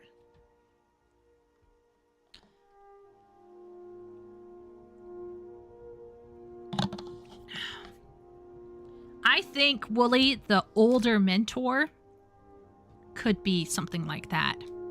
I think we should do a bookbinder. Like the mentor. No, Wooly said the mentor should be a knight. But why would a knight be following a younger kid around? That doesn't make sense. I think the older mentor could be like an ex-knight who came out of a war and who is now living a civvy life. And he wants to train the next generation. How about that? How about that, Wooly? So I'm taking your knight idea, but I'm just tightening it up a bit. What do you think?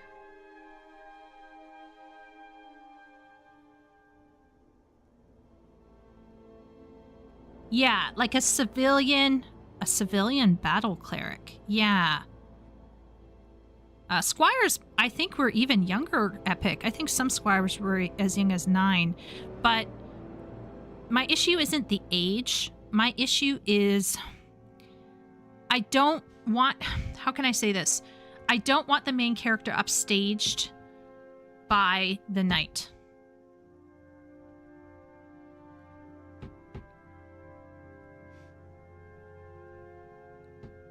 I don't want the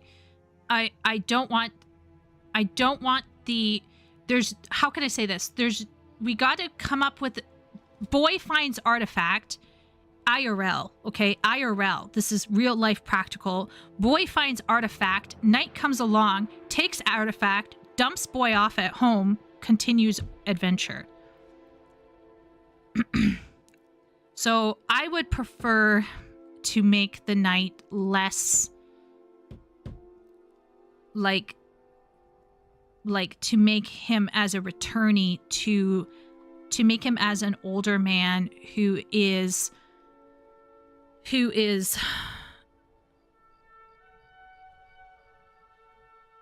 also in need of the boy's help.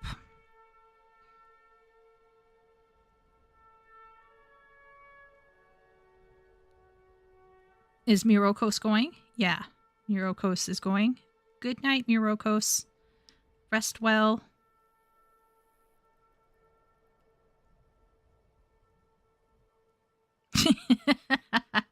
DEI mentor. I want to do like an Obi-Wan Kenobi character, a retired knight of some kind. It could be like a battle cleric. It could be something else.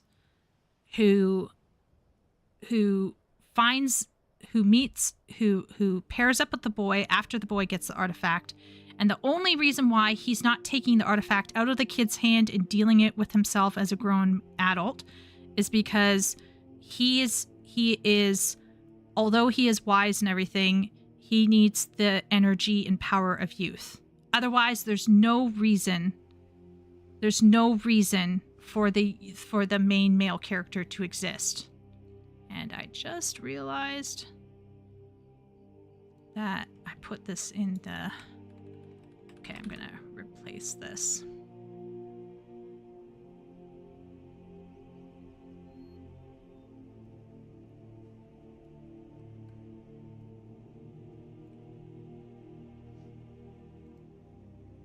Maybe the artifact binds to the person who touches it or something? Yeah, we could do that. A little hinky, a little contrived, but we could do that for sure. Boy gets artifact stuck to self.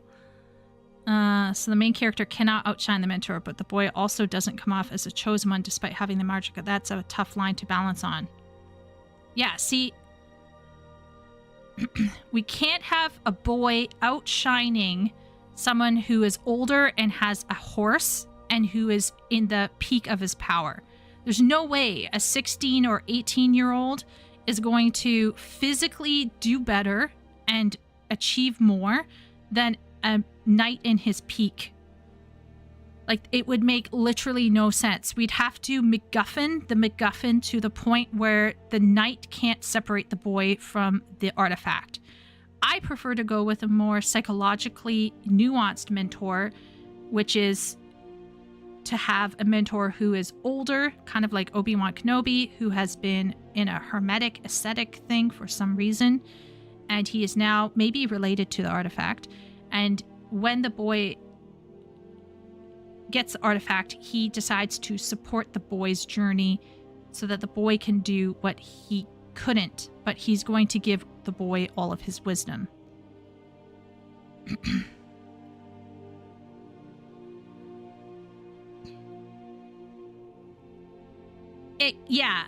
Yeah.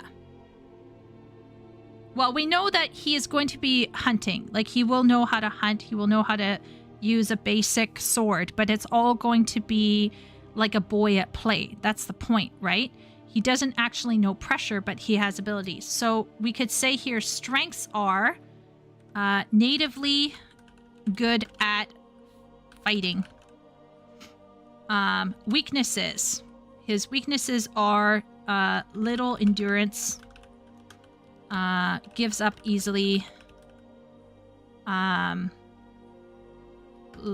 His flaw would be laziness.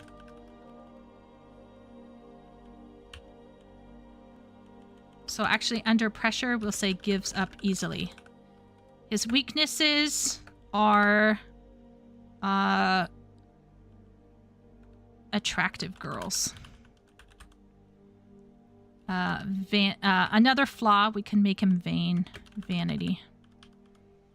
So he dislikes chores, studying, practice. He likes hunting and show fighting. So it's not even real fighting. He has the basics. He has the fundamentals, but he's not seeing them applied IRL to the real thing.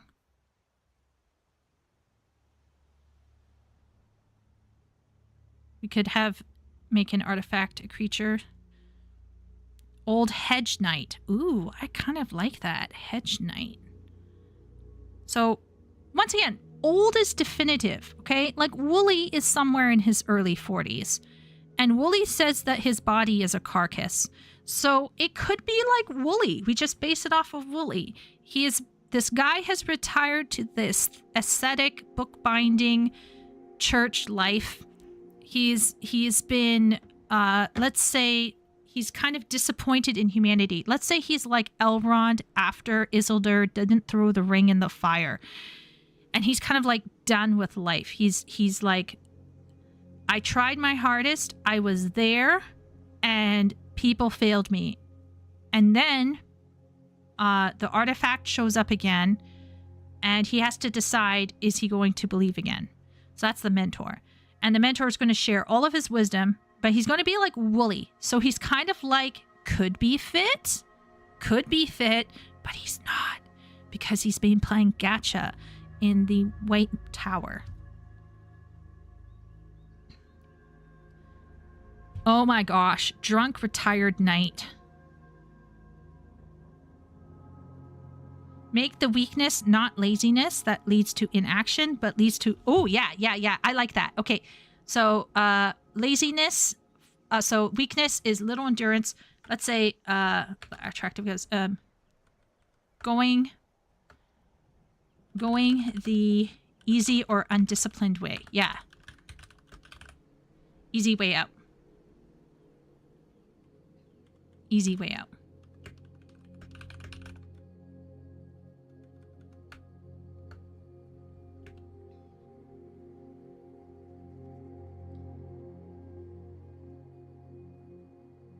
Mentor is girlfriend's granddad and has custody of her because her daddy, his son, died under his guidance. Not bad, Shay. It would make sense. Let's say, okay, so boy finds artifact. Boy thinks it's hilarious. But we have already suggested that he's not going to really treat it seriously. He's going to, easy way out. We got to think about it, like, logically speaking. Why would a boy on his own get on a horse with an artifact and go somewhere to do something? So either the mentor tells him that it's time for him to go, and the daughter comes after them because she doesn't want her granddad to, whatever.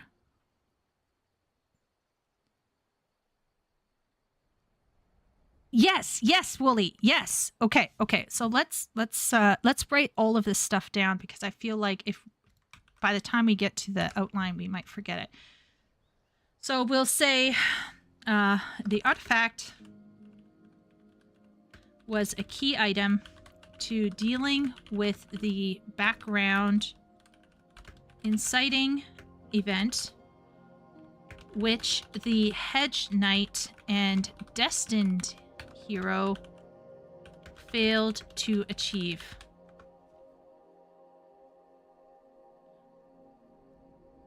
Yeah, or it could be like a cleansing thing, right, party? Let's say there's like a spreading corruption, and if they just put this artifact in somewhere, or if they destroyed this artifact, then the corruption, let's say, would go away, and it wasn't like throw the ring in the fire, and it didn't.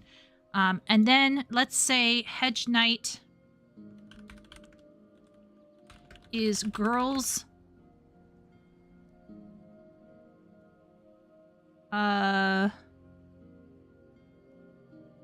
We could say either, I kind of want to make it like him a little bit younger. So like her uncle or godfather. I want to make him Woolie's age, basically. If this hedge knight just so happens to have like long blonde hair in like a plaited braid, and is like 6'6" tall, and has like a gravelly voice like Liam Neeson, like don't ask questions, just consume product. Hedge knight is girl's uncle or godfather, whose son,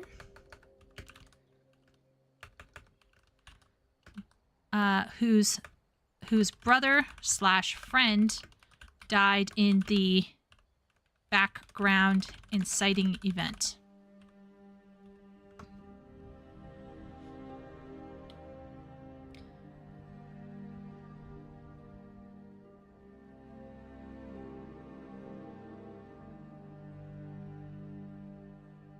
Having a mentor that just neutralizes the strength of the youth work.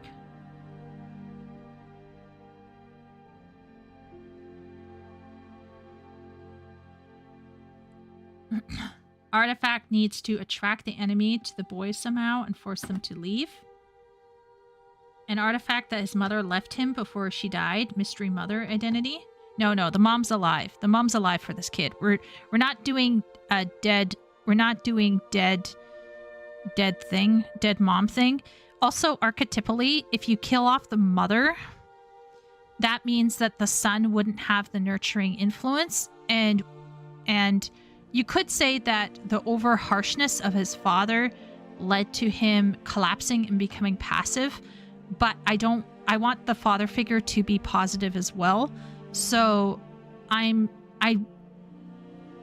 don't, and if the mother figure dies, then the son doesn't have that more passive influence in his life. So I actually want the mom to be alive. I don't want to kill off either parents. I want the kid to start off with both parents intact. Artifact was stored in a church basement. Boy broke in to impress noble kids. I like the idea of the knight being forced to serve whoever owns the artifact, and the boy got it by illicit means. Ooh. Well, we're already putting this hedge knight. Okay, so let's put hedge knight serves at local church, a cathedral. Let's say cathedral. I like the sound of that. Local cathedral, where artifact was hidden. Boy steals artifact. And what is stopping this hedge knight from just taking back the artifact and not sticking it in the basement again? Maybe we need to go with what Party and Shay said, guys. I think we're going to have the artifact, like, latch on to the boy. Maybe the artifact does a glowing thing, and the hedge knight's like, oh, this is another... Okay, let's do... And artifact to impress local nobles. Artifact interacts with boy, revealing... But we don't want to make it like he's special. Oh, that's tough. I don't want to... I don't...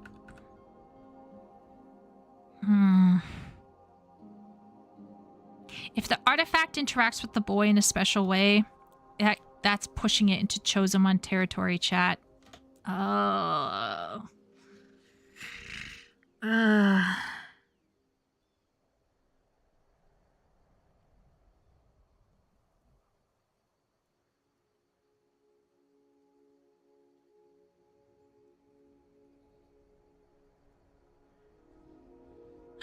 Artifact. What is stopping the hedge knight from not just taking back the artifact and putting it back where it was hidden and slapping the boy around and telling the parents to keep a lid on their kid?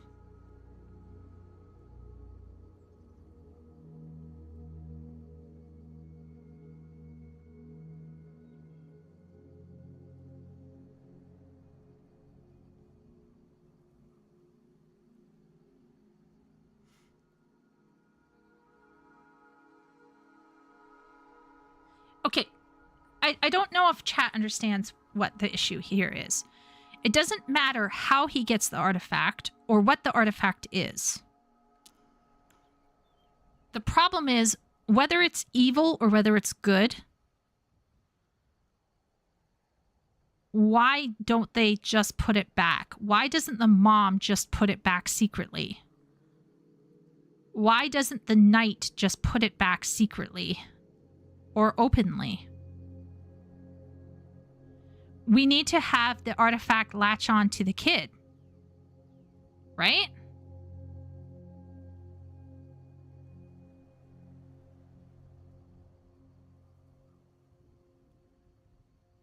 But then that goes into Chosen One territory. It goes into Chosen One parasitic. Oh, party. A parasitic artifact. Okay, we'll say artifact is evil. And has, let's say, trapped part of the essence of the boy. And has set off a magical alarm. Alerting evil to its activation.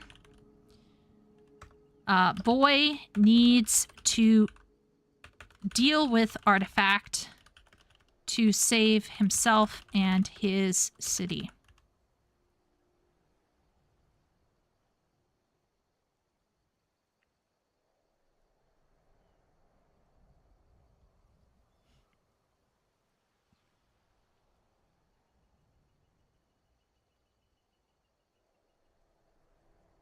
Yeah, we could put, okay, hedge knight,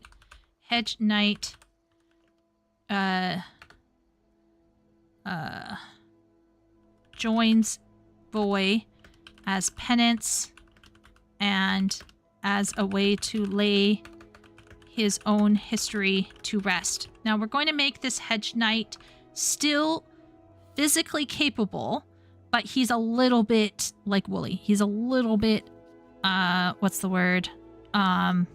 Unfit. Like if we have this story take shape over a period of a couple months, then we could have like a training montage, and like basically the knight and is also getting fit with the boy, if that makes sense.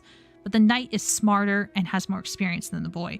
So the knight is still teaching the kid, is still driving the kid to the nth degree, but the hedge knight himself is also growing. And the hedge knight can have like a story where he talks about that past where people failed and how you have to pick yourself up again and keep going and never give up. So city is going to come under siege. What if he doesn't leave, evil will lay siege to the city?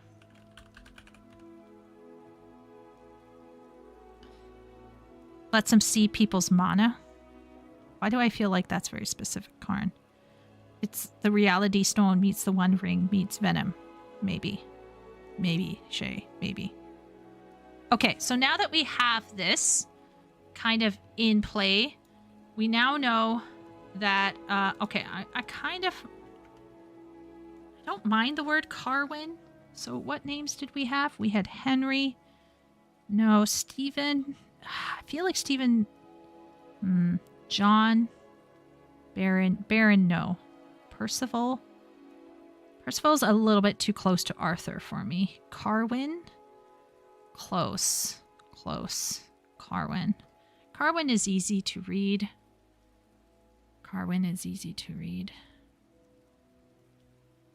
Corin? Kind of like the name Corin. What about last name? Steeman.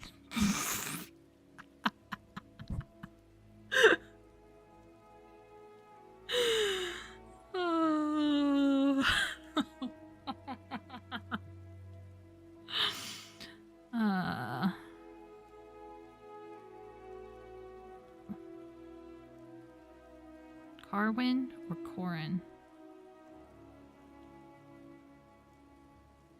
Cadwin.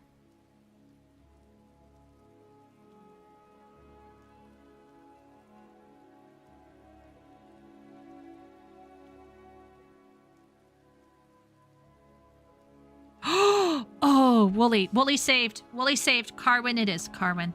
Carwin. And then Win to his friends. Yes. I love it. Love it.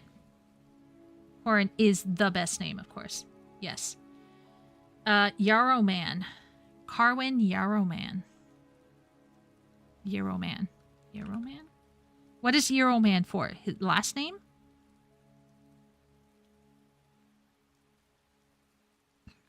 That's good. Wooly saved Carwin. Carwin is now good. Carwin. I was just thinking about short form. Like, car sounds weird. Win, though, sounds wonderful. Win is a win for me. So I'm going to change this here to Carwin. What should be his last name? Euroman? Is that your suggestion, Shay, for his last name? Chat, think about last names. So who are they? They are the main character who goes on a hero's journey to save his city and himself from evil. What do they want? Okay. At first, they want an easy life full of fun and let's say full of pleasure and praise. He seeks validation from local nobles.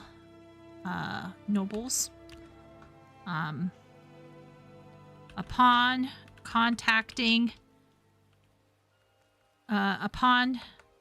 interacting with the artifact and the fallout after, Carwin's goals begin to shift to more immediate concerns, survival. He transforms into someone who wants the best for himself and the world. Okay, chat. Physical traits. We're going to go with gonna make him blonde haired. I'm just gonna do it. Blonde haired, blue eyed, tan. Do we want to make him above average height or average height? Average height? 6 foot? Wait a minute. How old is he? We need to figure that out. He is now, let's make him 18 years old.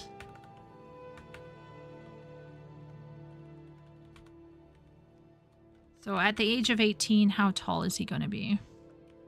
Fashion. He's a bit of a very fashionable Corin Ravenword. Heath's son. Wooly. Corin Binder. It sounds cool.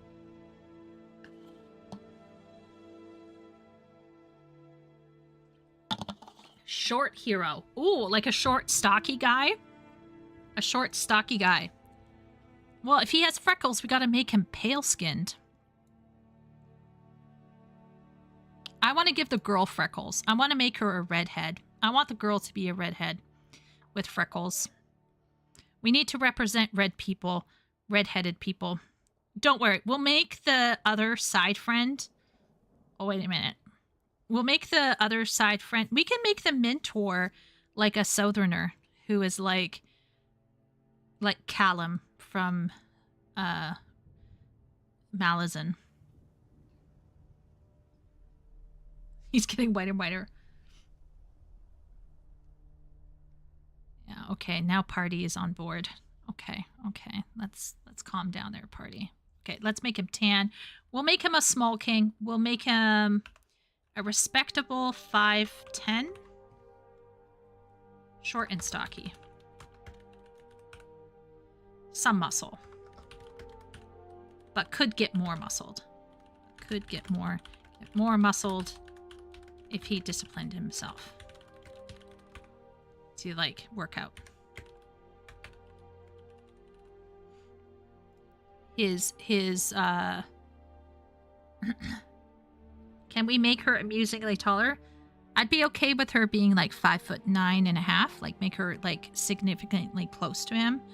I kind of don't want to make her taller than him. We're going to go with a very classical poise and posture, cocky,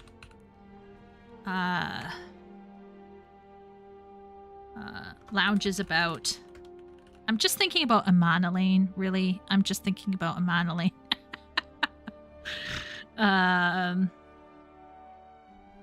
Lounges about. We'd call him a dilettante sportsman. Other details. Well, we'll think of other details, I'm sure. What do they like or dislike? They like fancy clothes. Clothing, soirees, busty females, drinking, smoking, hunting, show fighting, racing horses. Yeah. Dislikes: chores, studying, practice, family time, religious festivals. They're boring. Anything related to the church. What else would he dislike, chat? Getting wet. He probably doesn't like getting wet. Can start him shorter, like FMAB, but he'd have to be younger.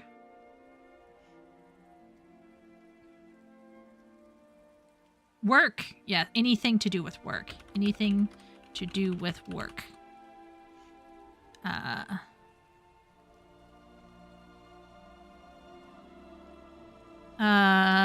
Okay.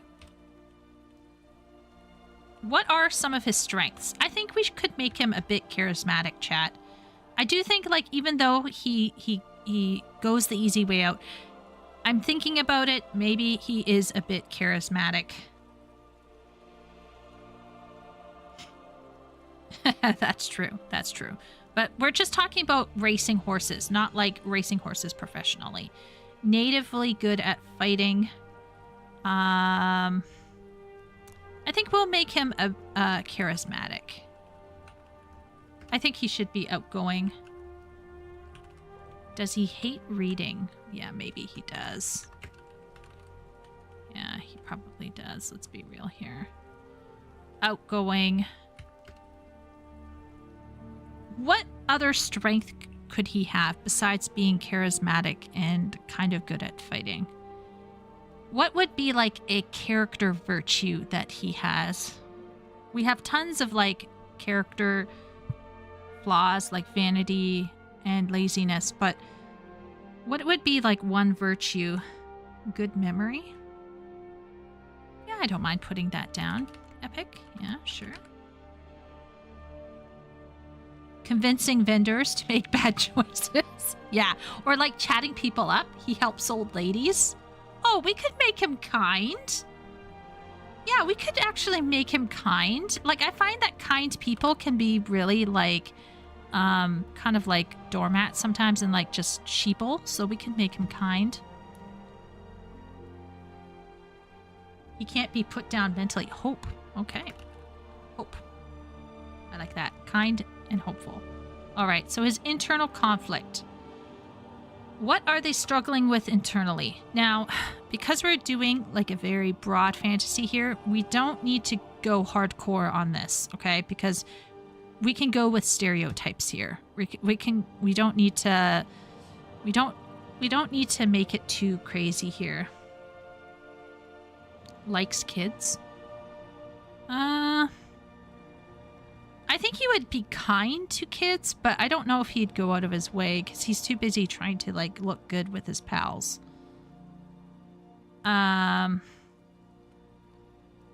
So, okay, so what is at stake? Oh, that's easy. Okay, so if he doesn't leave home and grow and deal with the artifact, everyone dies.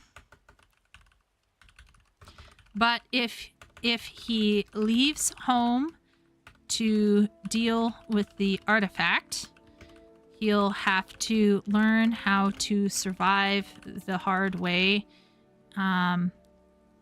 and may face serious challenges and still may not succeed. So that's what he's thinking in his head as he leaves. Like, it's not a win-win for him to go out and do this. We gotta get this feeling like he's giving up a ton to continue on with this thing.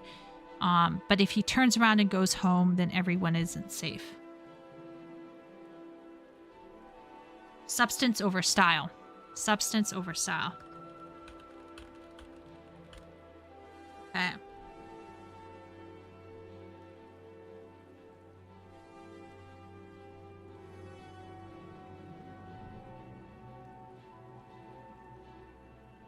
Oh my lord, epic. Okay, well, we'll keep that in mind. I put good memory down as one of his strengths. Okay, so substance over style. So, which is pro. Is he cunning? I mean, maybe? Cunning? I don't know. That might... I think I want to make the girl cunning. Okay. Substance over style. Substance over style. How would we elaborate on that?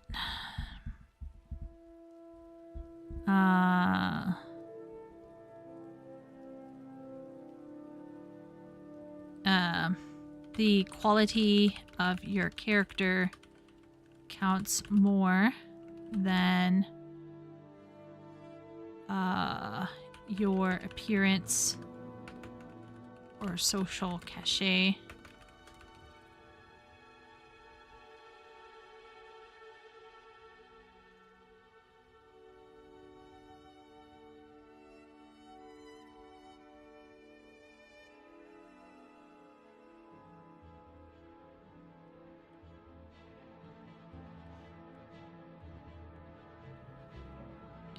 Final growth target. He learns to persevere and recognizes the importance of character over worldly possessions or status or appearances.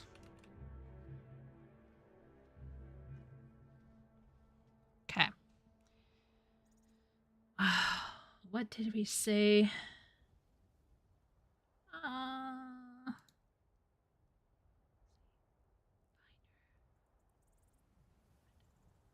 Kind of like the word Ravenwood Karn for the knight. So I will go with... I just feel like if we call him Carwyn Binder, Binder is confusing because his dad is a tailor. Heath's son. Wolsey. Carwyn Wolsey. Carwyn Heathson. Carwyn Yeroman. Kind of want to use the word Ravenwood for... kind of... Yeah, absolutely, Wooly. That is exactly why I thought your idea about hope is a good idea. Because I want the Ravenwood to have despair. So we'll put here the mentor will be something Ravenwood. Don't know first name yet. Ravenwood. And his flaw will be despair. And maybe cynicism. Let's make it despair, sadness, like grief. So a grief.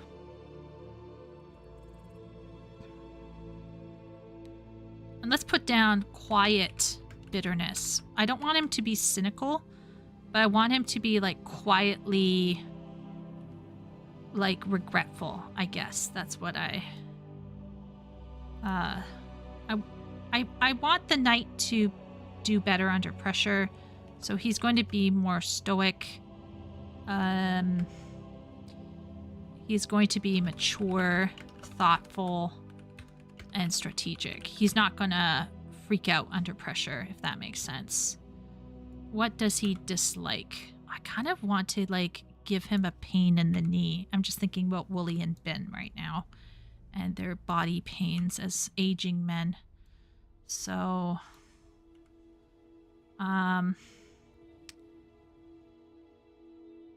so that will be the knight, the hedge knight.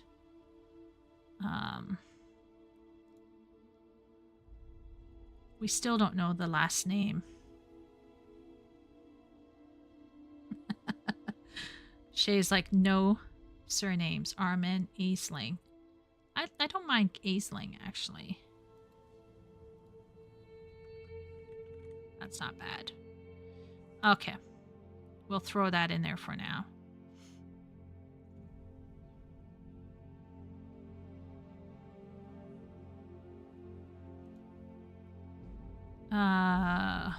Something wood.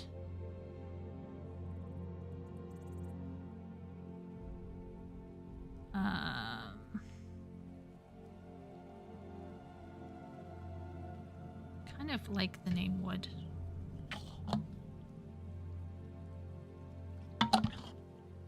Well, for now, we're just going to do working titles because I want to actually get to a chapter. So we're just going to call this the knight. We'll call this one the girl.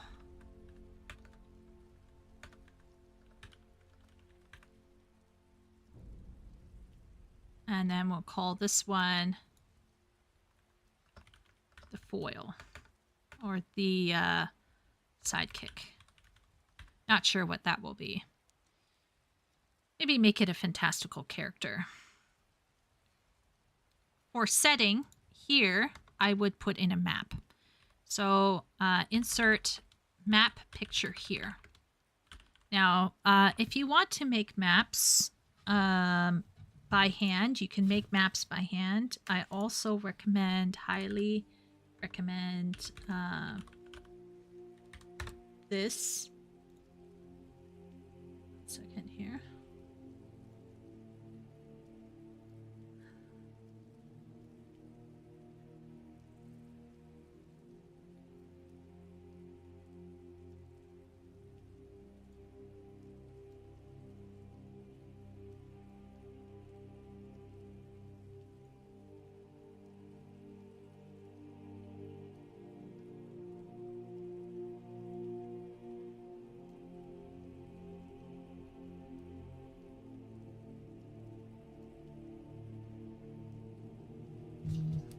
What's up here?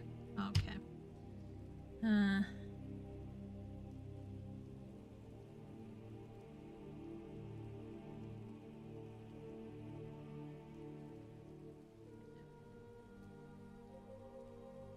All right, so the thing that I use for making maps is here. It's called Incarnate. So here, for example, I'm going to just load up this map. So once again, there are different ways you can make up a map. This would be an example of a map that you can make. This is Incarnate. I really like Incarnate. Highly recommend. 10 out of 10. And Incarnate is really good with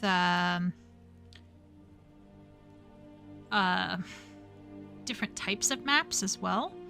So, for example, let's see if I can return to my maps here. Let's create a new map. So there's like fantasy battle maps, like D&D people use this. There's fantasy worlds, watercolor cities, fantasy regional,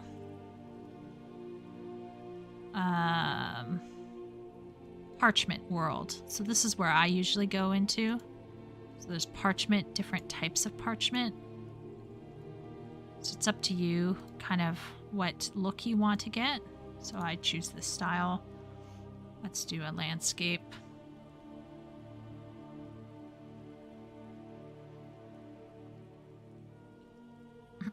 And so then like you can add, I don't know, let's add like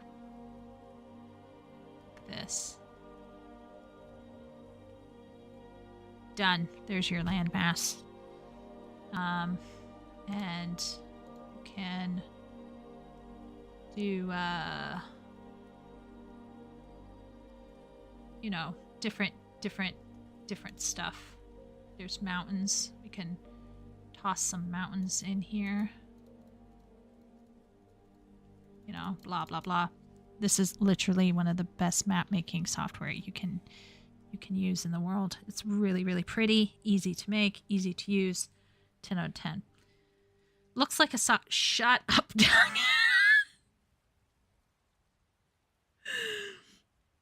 Herbivore dinosaur. It looks like anyway, this is a map. So what we could do is you could take this map and plop it right in here. That's all you need to do. Okay. Primary locations, you know, once again, you might want to put in pictures for each of these. So like I would put the name, then I'd put a picture, general description, and then, you know, choose another one, name, picture, general description, and so on and so forth. So once again, you can choose here like how much information you're putting in here. I would usually at least do primary locations. If you don't need secondary and tertiary locations, you can take them off once again. But I one time had to do that for a client because things were getting out of control. And it's up to you, like how much detail you want in there. So time period, we're going to go for a medieval aesthetic. So we're going to go medieval time period. We'll do it in heartwood. Kind of like that. I'm gonna put the heartwood down here.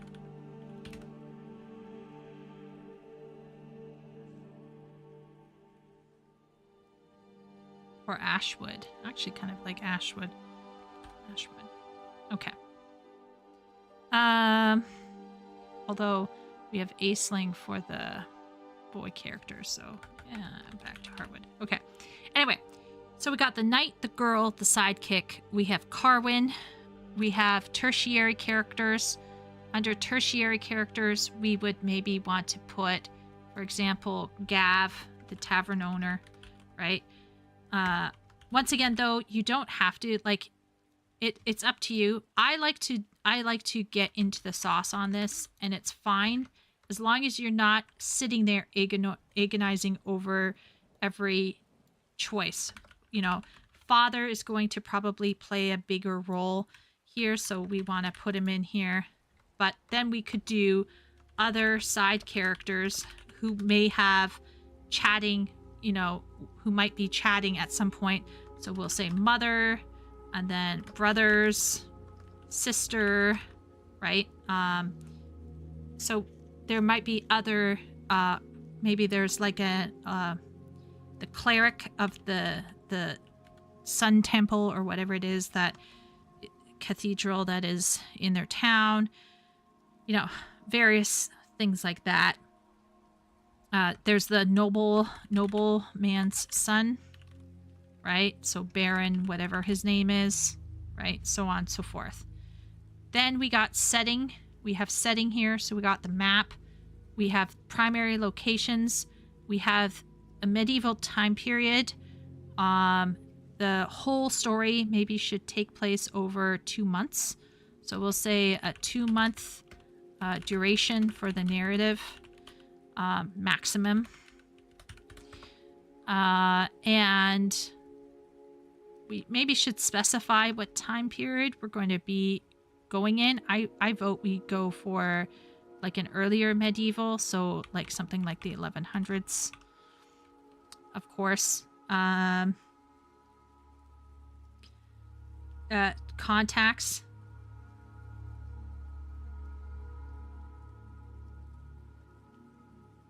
So I'm very familiar with topography and shit instead of having to figure that out as plot advanced. Yeah.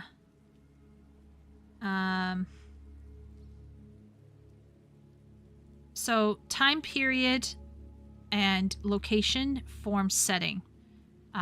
If you want to get into more specific time periods, you could even make up so the fantasy dates, and we'll get into that a little bit later with lore. So that is basically how you would go about talking about setting. Now for lore, we could, as writers, it would be very easy for us to sit here and go, oh yeah, okay, so this planet is going to have 3 continents and the kid's journey is going to take part on this continent. If the kid's journey is only going to remain on one continent, which is what I'm leaning toward doing, there's no need for us to talk about the other continents. So when we spend time on the lore for the world, for example, we don't have to sit here and fiddle. Okay, we could say 3 continents, and then we could make up 3 names to go for them, right? And then on top of that, we could say most of the action takes place on and then blah, blah, blah, blah, blah, right? We don't have to like go in and start, overcooking all of these other continents unless they have a distinct thing that we got to concern. So maybe, for example, the evil originates from here. So we definitely do have to mention continent 2, and the main location for action is here. So maybe some evil entity on continent 2 is invading continent 1. Leave it at that. We don't need to know what continent 2 looks like. I mean, we could have the character go to continent 2. Let me know in chat. But what I'm saying is, if continent 2 and continent 3 are never visited, we don't need to suss out too much what it's like beyond how that's going to affect the enemy that the character is facing. Now, I just realized that I haven't taken into consideration timeline. That's another kind of really important thing. So we could put timeline even above the world, because it's kind of like, and so we'll say lore timeline. So once again, some people will get stuck in the lore timeline. Just be cautious about this. So how do we do this? Only think about, what is this really about? So here we're going to say, let's just make up a number. We're going to make up a number here, 1215 year. And we'll say Carwin makes contact with the artifact and sets out on his journey. Let's set it in summer. We're gonna set it in late summer. Late summer. Now I'm calling it August, but obviously we'll come up with and then 1215 year, early autumn or mid-autumn. late autumn, maybe. So let's say October. That's not really late autumn. Let's just say autumn. Carwyn returns. Wynn returns triumphant with group. After saving the world. Okay. So that's 12:15. Now we have an inciting incident. We have an inciting incident that happened years before. So time to take out my calculator because I'm really shitty at this. Let's set it. How many years? 20. So we got 12:15. How many years? So, if we make the night 41, let's say 41 minus, and let's say that he was 22 when shit went down. So that's 19 years ago. So then 12:15 minus 19. Okay, so 1196 year is the inciting incident, where the artifact was not destroyed and the knight retires in despair. Okay, that's 1196. And then 19 years later, so then we say 19 years pass. And then in 12:15,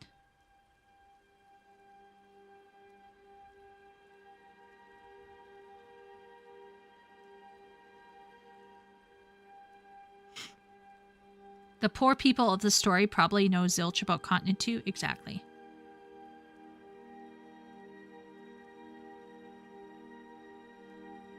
Can still be mentioned. So also need to keep in mind we put ourselves in a situation kids need to be feared and also is connected to the inciting incident. Yeah. So do you see how I'm not stressing over here about continent details? Since the main location for the action is located on the continent, you might want to have a continental map. So you might want to insert a continental map here. You might want to set locations for monsters or evil. And as well, on top of that, you probably are going to want to kind of have figure out distances for travel time. And I know that sounds kind of like, oh, isn't that getting a little bit in the sauce? No, that still is important. But once again, you don't have to spend like 10 days on this, okay? Like, hammer it out, get it out there. Don't overthink it. The moment you start overthinking it is the moment where you get in trouble. I'm going to go with what I know. So we're going to go with a European. We're going to do with a South European biome.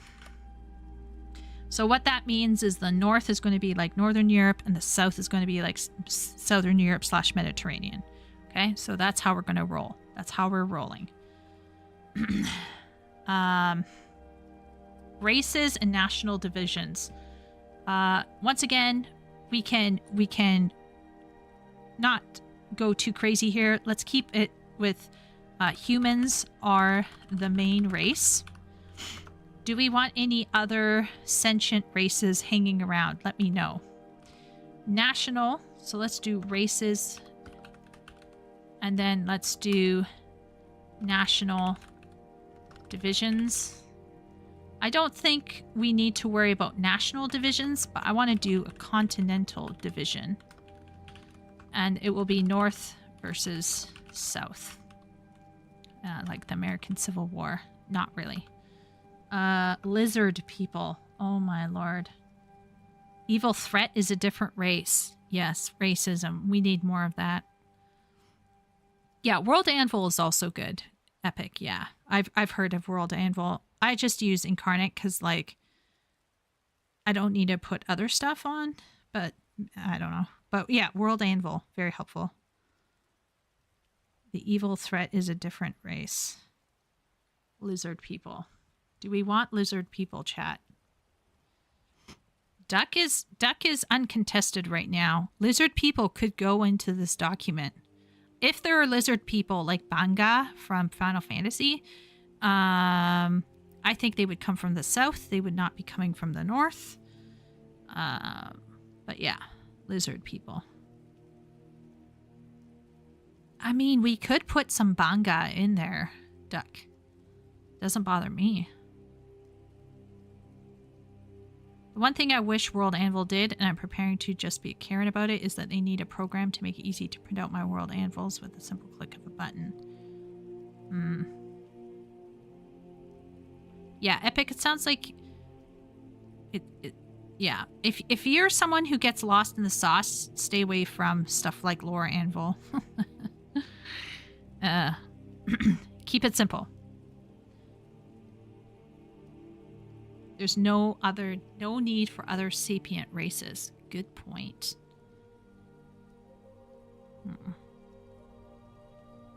So we are keeping this low. We're keeping this word count really low.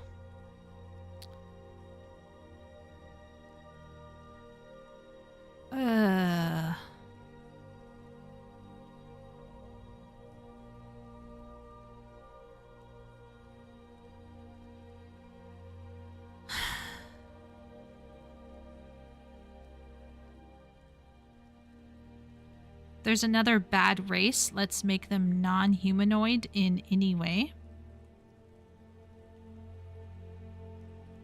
What do you mean by that, Shay? Rather than insert humanoid racism? Yeah, but then you'll have like, oh, you chose orcs. Orcs are representative of black people, so therefore you're racist. I don't know. Not saying I care about that, but I'm just saying it's like, you would think that having human versus non-human avoids the racist tropes, but people will read racism into everything. So I don't think we can get away from someone saying, oh my gosh, you have racism. You know what I mean?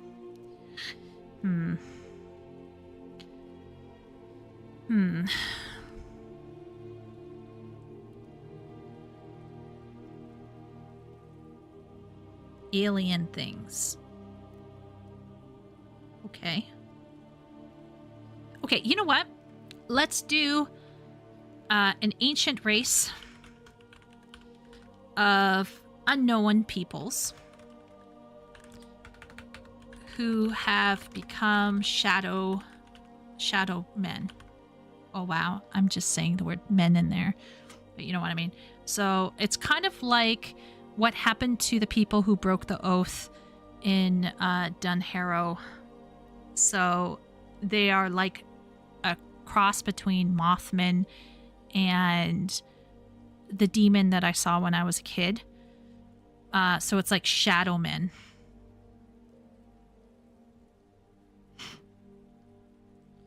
And these witch can possess humans if they were powerful in their previous life. And the artifact has the power for them to fully transform their hosts into their old selves. And so as the kid is carrying the artifact, he is in danger of becoming possessed. But as Wynn carries the artifact, oh, this is all coming together, he is in danger of also transforming into the ancient race. What is the ancient race actually? This is for us to know, not for the reader, because it's not important for the reader, really.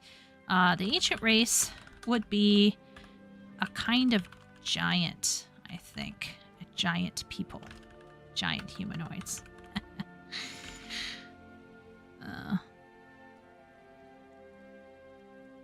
That are half dragon. So like kind of like aura, like, you know what I mean? Like dragon scalies. They're like scalies. Is there one locked in the artifact? Ooh, Shay. Maybe like the king, like the homunculus of FMA. The holder of the most powerful ancient race person.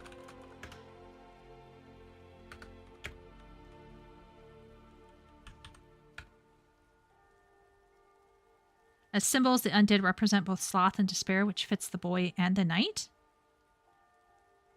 Okay, Wooly is really pushing for an intelligent undead.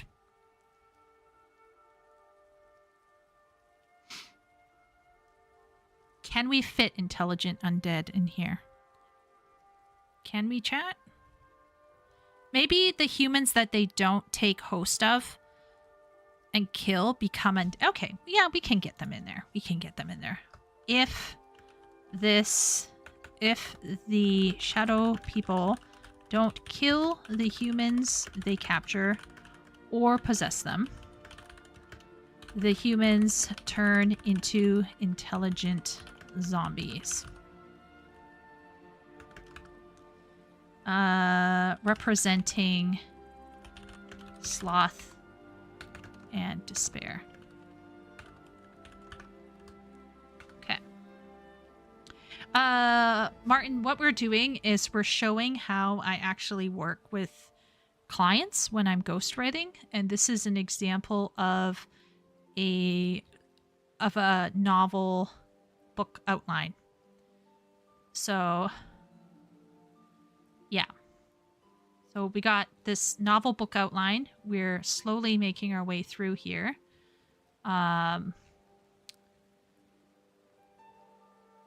So we have here, you know, his character. Then we have the knight, the girl, the sidekick. We have tertiary characters. We have a setting. We have a lore now. Look at this. Look at this, chat. We hammered out lore that we can work with. Now, of course, we can add a bit more detail. I think if you spend more than 1 week on your lore, you're probably in trouble. And there's no reason for you to spend a shit ton of time on your lore for a single book. Period. But if it's a part of a series, then you know, that's where things will get, you know, different. Okay, north versus south. So we'll put the boy, so Carwin and his family start sort of up north and move southeast. Yes, we're going to Mordor. Do we want to move southeast? Southwest. Southwest. Anyway. And his group moves southwest. Okay, so they travel southwest. We'll say the knight came from the south. And has been living in the north. Came from the south. Background, inciting incident was near the coast in the south. Winter is coming, time to head south. Blank sheet is in writer resources on the Discord.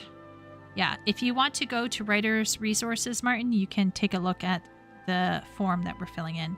Depends on how it can spread its virus. An intelligent zombie is a White Walker event at the very best, at the very least. If it's undead, cannot infect others, then it's okay. So I do not think these zombies can infect other people.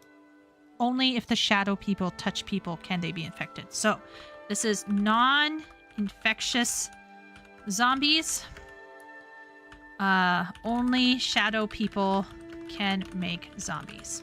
Not zombies making other zombies, if that makes sense. Okay.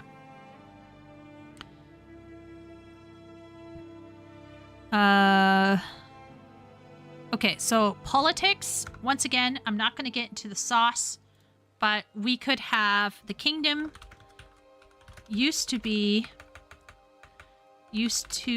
one large kingdom, united north and south. But since the background inciting incident, it has split in a Cold War. And then we'll figure out who is ruling the north, and then who is ruling the, like, who's heading the north and who's heading the south. So we'll figure out the ruler, their general goals, and the end result for this ruler, and then the same thing down here.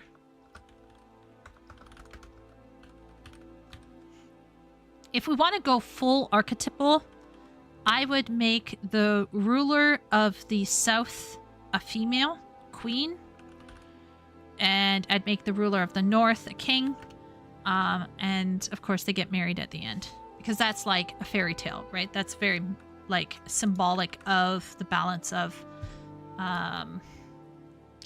the psyche, for example. But once again, you'd slot that in there, slot that in there. Now, under additional information, so Shay, this is where you want to add context for your series. So, for example, if I was writing this book as part of a series, I would then add context for book 1, and then I'd do a general info for book 1. Then I'd do book 2, general idea of what book 2 is going to do.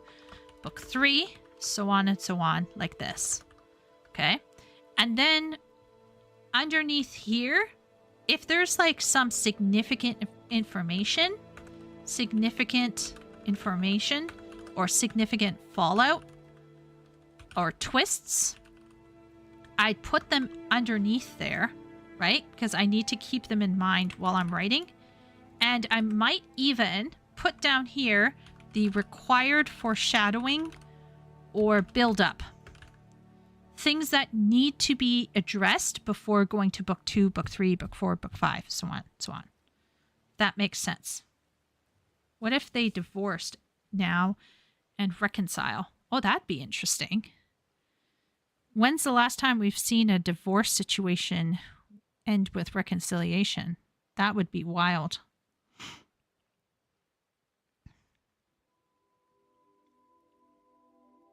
How did the artifact end up in the kids' town if the inciting incident was a ways away? Good question, Shay. Good question. I'm going to think about it for a second.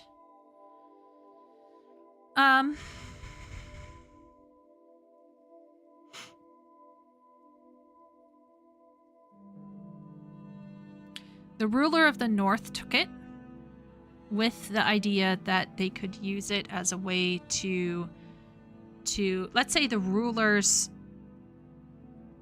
or even the ruler's father, let's say, took it.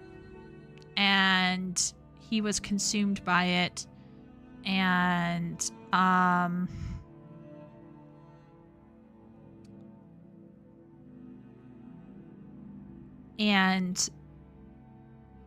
it was taken by the church and sealed away. After the aging ruler died, and his son is now ruling in place, something like that. I was thinking of the artifact as a seal for the place or thing producing the undead or letting their spirits into the living world. Yeah, well, we would have to assume, Wooly, that there's a bunch of them out there already, right?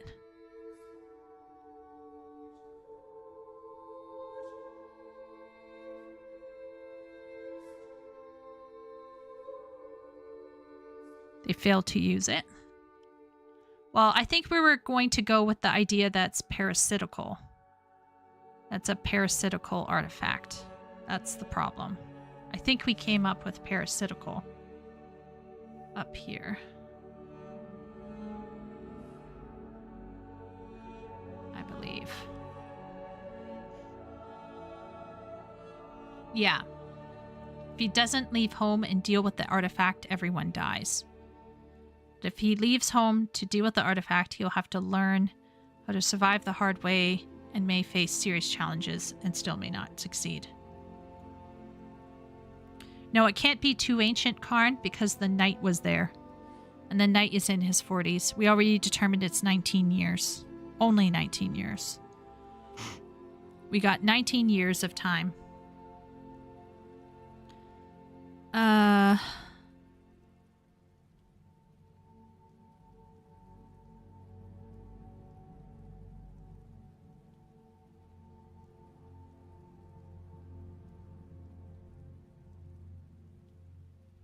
Like, if it's a seal, why isn't the knight going back and doing it himself? What is stopping the knight from going and dealing with it for the last 19 years, beyond the mental issue of despair?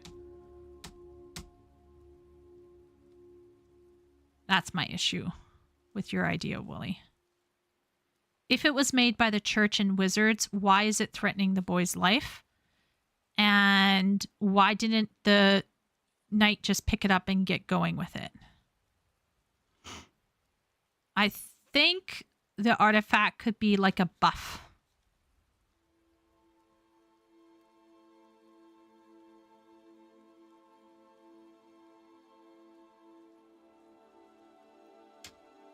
Yeah, but the psychological makeup of this knight is that he is more stoic. So, like, he would just shut down his emotion and go deal with it, whether or not the artifact was responsible for killing his friend, or his brother, or whatever. I want to go with the fact that the artifact is, in fact, evil. And instead of... But then if we go with but it wasn't destroyed like it should be, then it's kind of like One Ring trope, right? Is that too tropey? Is that too much of a copy pasta?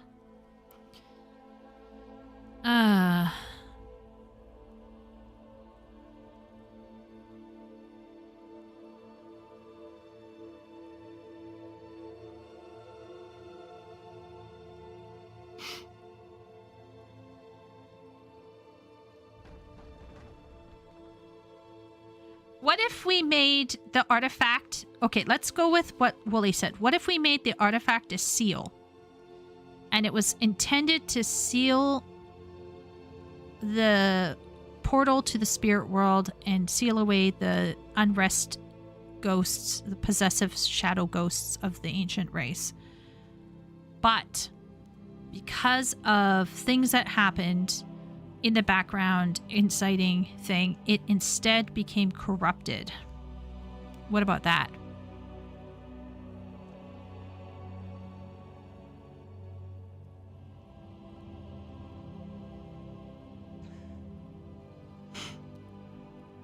No, Wooly, I don't know if you're getting my issue. My issue is, why wasn't the seal removed earlier, within the 19 years interim? Why are they waiting to move the seal at that point in time? And why would you move the seal if it's been sitting there for 9 years? The failure/death of the destined hero tainted it. What if I like that, Wooly. I like that. Okay, so what if the hero who died, not only did he taint it, he became like he had become possessed by one of the shadow people. He tainted the artifact, and now he's inside it.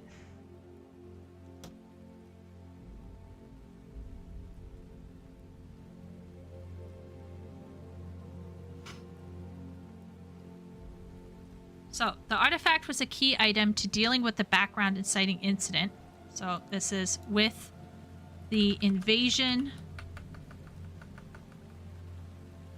of the zombie-making,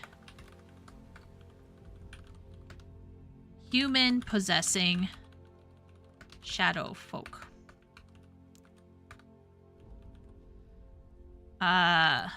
Possessed by a shadow.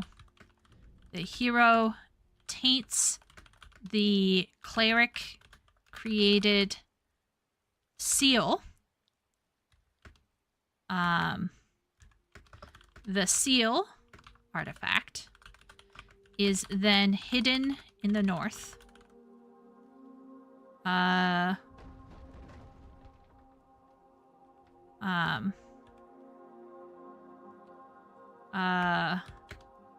Now tainted by the possessed spirit of the hero. Okay. The hedge knight is the girl's. Let's make it simple. Let's make it a godfather, because that's kind of cool. Whose friend died in the last battle against the shadow people. He serves at the local cathedral where the seal was hidden until a special hidden. The boy, however, news of shadow folk spreading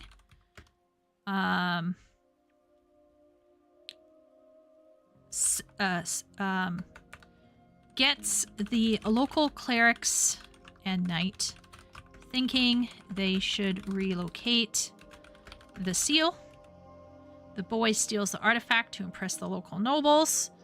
The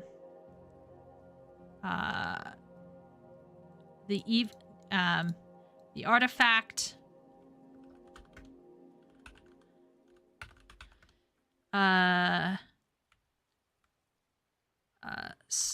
links to the boy and sets off a magical alarm alerting the shadow people to its location. Boy needs to, deal with the artifact to save himself. If he doesn't leave, blah, blah, blah. Okay, so where will they go with it? I think they would need to cleanse the artifact. So then they have to cleanse the artifact. And then they have to use the artifact properly.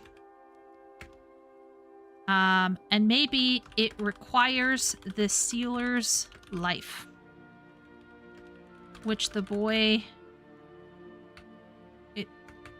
Of course, we're not going to end it with him dying.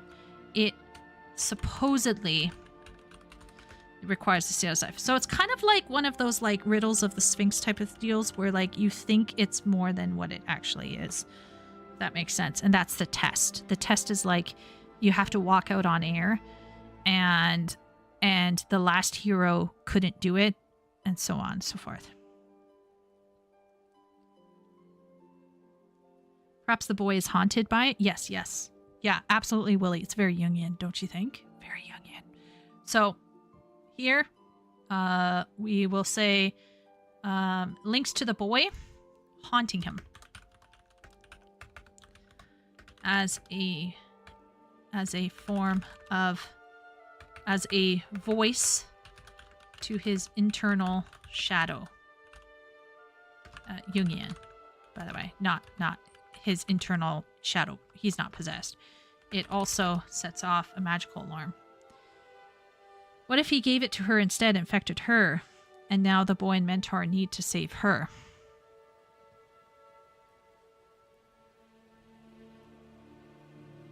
The test is 2 doors, each with a guardian. One always tells the truth and the other always lies. Oh, well, we could put that down in there.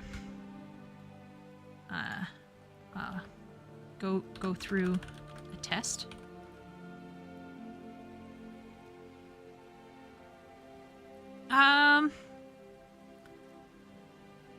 What is the artifact? Is the girlfriend? The reason why I want the artifact linked to the boy is that there's a chance here to have the boy literally having a personification of his internal shadow.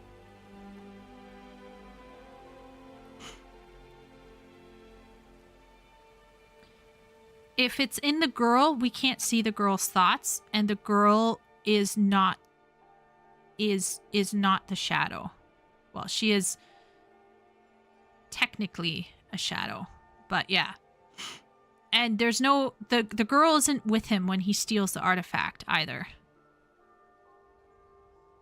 So, yeah, that doesn't work. That's the only reason why I would. Number one, the girl wouldn't be with him when he's stealing the artifact. I don't think. And number two, I prefer the artifact being a foil to the boy's psyche. How am I doing for time? Well, this might be a 2-stream ordeal, but he falls in love with the artifact. The girl's motivated by love for a godfather. Yeah, I want to keep the girl simple. I don't want to make the girl complicated. Like, she's going to be complicated in the sense that she's going to... Her journey is one of... Okay, so the boy is moving from passivity to activity. So he's going from kind of like a soy boy to alpha. And we can make the girl like a severe tomboy who is in denial of her femininity, and her journey is her loyalty and her love for the boy enables her to recognize her value as a support instead of being the hero of her own story all the time. So, in my opinion, I think the boy and the girl should be opposite. So the boy is going from soy to alpha, and the girl is going from like, she will still be a tomboy. Like, I think we should still make her more active and stuff. But I want her to move from being more active to like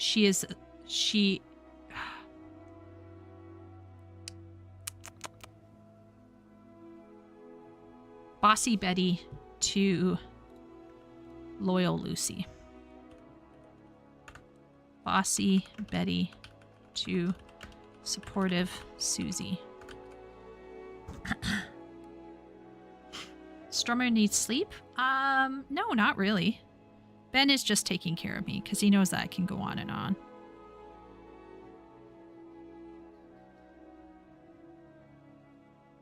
Let's leave the girl for next stream. Yeah.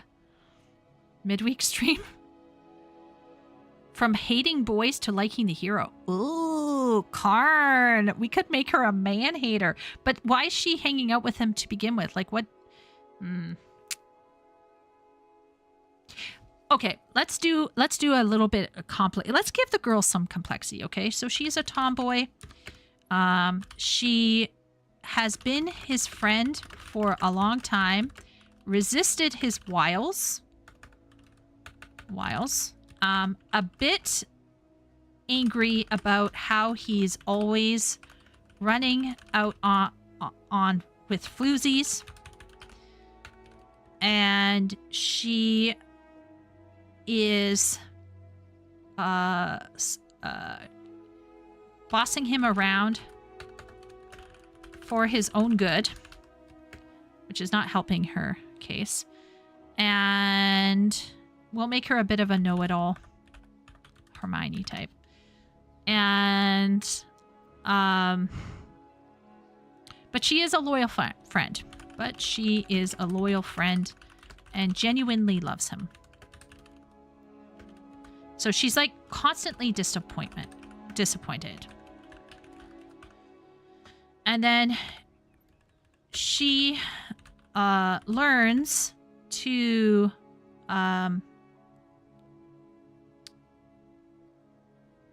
calm down a little. But also represents, I want her to represent constancy. She's there for him. She's his girl. And her encouragement movement to nurturing draws him closer to her, and they end up together. Does that seem psychologically, does that make sense?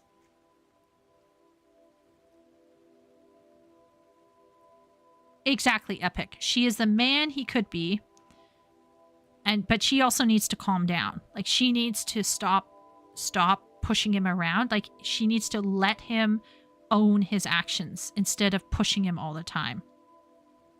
He trusts her intuitions. Yes, you could say he trusts her intuition. And we could say she learns that he has to own his own mistakes and learning experience.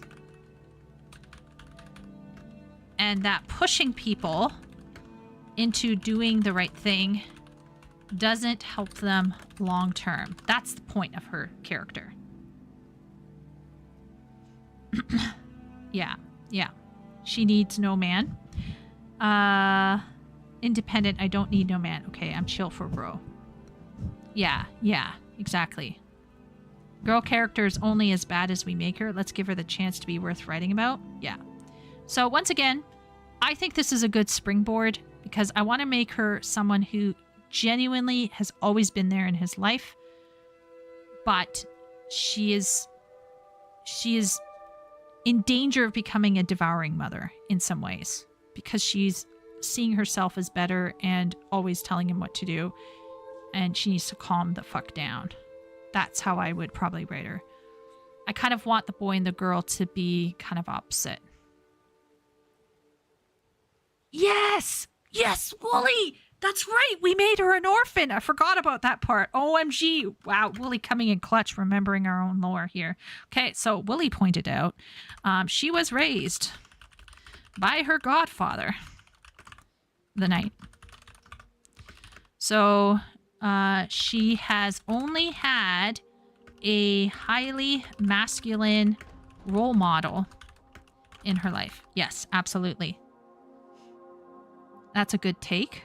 What's a good take? Anyway, saved by Wooly. Look at Wooly's brain. He's like a steel trap. Okay, so honestly, her moral stems from that too. Yeah. She's gonna be a good person. She's just gonna be a little crazy. She's gonna need to calm down. So I think okay, so first up, I don't know how many people are even in here. Maybe nobody. Let's see how many people we got in here. Okay, so we have some people in here. Okay, we got some people in here. So what we're going to do is we're going to pause here. It's not that late. It's only 12 a.m., but I will stop now. Okay, we're going to stop now. But before we end, I first want to check in with chat. Does chat really... Be honest with me, okay? Don't lie to Strummer. Do you guys really want to continue with this? Like, do you think this is helping you? Is this inspiring you at all? Like, what does chat think here? Or is this like... Oh yeah, that's right. Right. Ben is like panting over there. Yeah. I'm going to go get the stash tab. My alarm is going to go at 1 a.m. for that. Okay, Duck is enjoying it. Is everyone else okay? Maybe, let's see, maybe Wednesday or Thursday. I'll see if I can squeeze a stream in there. How about everyone else? Duck says he's liking it. Is everyone else okay? Karn helps me with my fan fiction I never write. Smiley face. Okay. I'm a little worried that maybe like people might find this a drag. We haven't even gotten to the outlines and the detailed chapter summaries. Ben zoned out. Well, thank you for being honest, Ben. You gassed out an hour ago. You think so, Wooly? Even if I think I'm a bit advanced, at the end of the day, I value your opinion and whatever insights is okay. I do have a professional interest in writing. Yeah. Okay. You know what? We're going to continue. I don't know what I was thinking. I was thinking we could get to a chapter, but it looks like we won't. Okay, so maybe next stream we'll see if we can get enough details done so we can do an outline and the chapter summaries, and then we can talk about how those look. So yeah, well, that's okay, Ben. Don't worry. But basically, hopefully so far, your takeaway will be that a lot can go into an outline. Now, this does not mean that you have carte blanche to just sit around and like overthink lore. Okay, like I know some people who never finish what they're writing because they literally get stuck in the lore. I'm not talking about Epic, by the way. Like, I'm talking about some other people who are not connected with my Discord at all. And the issue is like, you really need to think about making it work. So usually for me, for an outline, like if I'm doing a series outline, it will take me at least a week to 2 weeks to complete. And it does require a chunk of research. And for me, anyhow, it does require a lot of sitting time, a lot of envisioning time, and that will become doubly so when we get into the outlines and the detailed chapter summaries.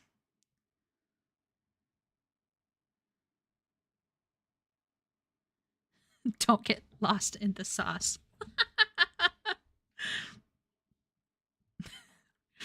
Oh, Wooly, do you think I'm capable of not getting lost in the sauce? I feel like I can get very, like, nitpicky sometimes. Or tangented. If I ever post a story that's pointlessly lore heavy, I hope someone says something. Having a different perspective on the basics is valuable. Yeah, that's true. True and real. And at the very least, like, maybe it will inspire some people to like start writing, start outlining. I put the outline in Writer's Resource on Discord. So if you are not clicked on writing, the writer tab, or if you can't see the writer channels, click on writer, the writer emote or whatever, or I think there's like a checkbox you can check off or something. I forget what, when you sign in, and you can access the writer stuff if you take on the writer role. And it's under Writer's Resources. You will see the whole fiction book outline there. Next time, maybe we'll do what Willie said. We'll do a react, then we'll do some writing, and maybe do another react or something. So next time we'll go into maybe finish up the characters, maybe do a very simple lore, and then go into our first summaries, second summaries. There's a lot. So you can see there's a first summary, second summary, there's a third summary, then there's chapter summaries, then there's detailed chapter summaries.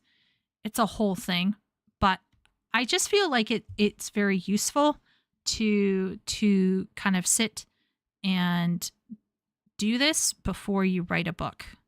If you spend the 2 to 3 weeks doing this, then in my opinion, your story will come more naturally, I think. So anyway, yeah. Why is Ben saying no? What is Ben saying no to?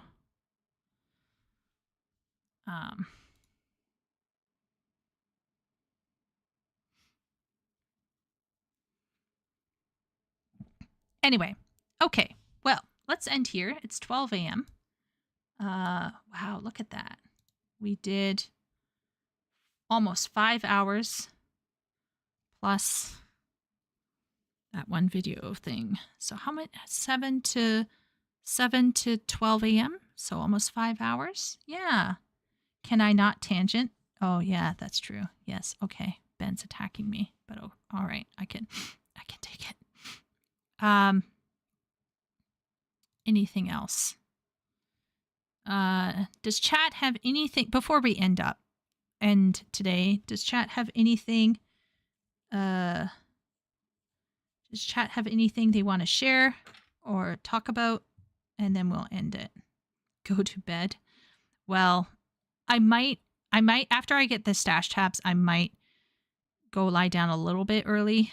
I'm actually feeling really oddly awake, so who knows? I might do a little bit of drawing or something like that, like, relax quietly. But I will try to go to bed at a good time, Wooly. Wooly is practically rolling me into bed with Ben these days. It's kind of scary. Don't drop your phone, people. Oh, Ben, do you want to share your story? Do you want me to share your story? Oh, Ben has been through. Ben has been through something, chat. F's in chat for Ben. Dearly beloved, we are gathered here today for Ben's phone that may or may not have fallen out of his arthritic. No, we shouldn't joke about that part. We shouldn't joke about that. I actually don't know how his phone got damaged, but Ben had to heal his phone with the power of the phone fixer. He had to use his pub money, chat, to get it fixed. Isn't that terrible? He was all planned to go out. He told me, I forget when you told me that you were going to go out. And then I was like, hey, how's it going, Ben? And he was like, it's not going. So it's not the pub money. Yeah. I went to bed at 11 p.m. last night, where I've been going to bed at 4 a.m. I need to get better sleep pattern. Oh my Lord. I am kind of like you, Duck. That's crazy. I've been going to bed somewhere between 1:30 and 5:30 in the morning. So let that sink in, chat. It's been bad. It's been kind of bad. Even I will say it's been kind of bad. I think this was another good stream. I got work tomorrow, so I'm excited. Oh, that's good. That's right. Epic. Congrats to Epic for becoming government worker. No matter what I do, I can't seem to sleep for more than 7 hours, 6 generally. Really? Wow. See, Wooly, I can definitely operate on 6 hours of sleep, but I am a much nicer person if I get 8. Like, if I wake up after 6 hours or 8 hours, you still don't want to talk to me right away. Doesn't matter how long I'm in bed. I will rise out of it like a bitch. But 8 hours is kind of what I really prefer. I've been waking on the hour every hour to feed the fire for 3 weeks now? My sleep is effed. What the heck? I'm a night owl, but since I moved north, isn't fun for me, so I'm awake by 12 p.m. and sweaty. Wait a minute, isn't Duck Australian? I have this faint memory of Duck being an Aussie for some reason. Oh. So when he moves north, he's still in the equator, right? He's closer to the equator if he moves north. Yikes. Yeah, I would not. I was given an opportunity to work in Guangzhou or to work in Xi'an. I was like, Xi'an, please. Because I didn't want to work close to the equator. Cold snap needs to go away, says Shay. Trump says he doesn't need sleep more than 4 hours. I don't know that. No, I don't know. It's borderline. I have a weird relationship with sleep. It's borderline toxic. You're in the subtropics. That's scary. Well, we all know. Okay, Ben. Okay. Well, you know what, Ben? You sound like an Aussie. So we have some people here. We have Wooly, who's running on 6 hours sleep tops. I also think Wooly sleeps on the floor. Maybe that's TMI for some people, but I heard that Wooly sleeps on the floor. I don't know if that's true though. That's a whole other thing. That could be a lie. Maybe Wooly doesn't do that. But anyhow. But it ain't pretty. I almost want to know, Wooly, if like things like feral fucks. Should we put the word feral fucks somewhere in? No, we can't use the F word in our novel. Damn it. We could put in feral fucks when they're talking about the intelligent zombies. I feel like the knight would say that. He's saving up for a waifu body pillow. Floor sleeping is good for his back. Should we make Knight Heartwood sleep on the floor as well? Am I basing this knight on Wooly? Don't answer. Don't answer this, okay? But I do kind of want to make the knight a person who's more Mediterranean, so it has more like tan skin and dark hair.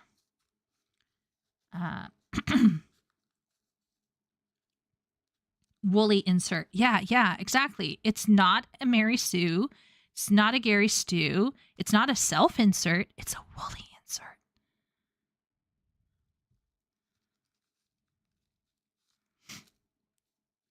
How was your back after the tent? Tent. Woolly Sue.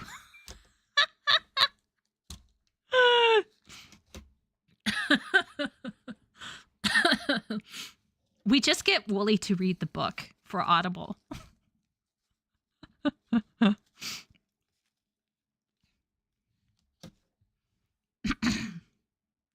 Anyway, I slept on the floor for years while a pet was in her geriatric stage. I'm so over it now. I would not.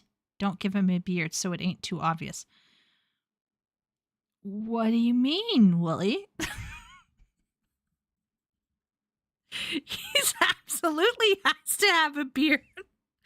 We won't give him bifocals, okay, Wooly? So it really won't be obvious. He will not have bifocals. There are no bifocals in this place. So it's like it's a guy with a beard and a tan, and we'll give him black hair, so it's not obvious. It won't be blonde. Beds give extreme lower back pain. That's weird. They don't give me extreme lower back pain. I only get severe body pain if I lay in bed for like 16 hours. Don't ask me why I know this, but Ben likes a firm mattress. Indeed. I haven't slept on a floor without a hangover incoming. That's giving me some interesting mental images, Ben. Interesting. Very, very interesting. Well, with all that talk of sleep and us getting close to 1 a.m., I'm going to end here. I want to thank everyone for coming in today. For real. I honestly didn't know if anyone would be interested, but I thought I would give it a try because of what Shay was doing in Discord, what I'm currently doing right now with my own book, and I thought it would be just a good way for people to learn how to kind of approach pre-writing for a novel the architect way. I'm not yet done. I did not dox myself during this stream, so happily the stream will be up and people can definitely link it to their writing friends if their writing friends want to know about the nitty-gritty details of writing. But yeah. I have very broad shoulders, so I guess the bed misaligned my spine. How are you lying in your bed? Oh, so like when you laid on your side and then you would have to like have 3 pillows because your shoulders are so broad. Isn't that like where like, what's the word? Like failing from success or something?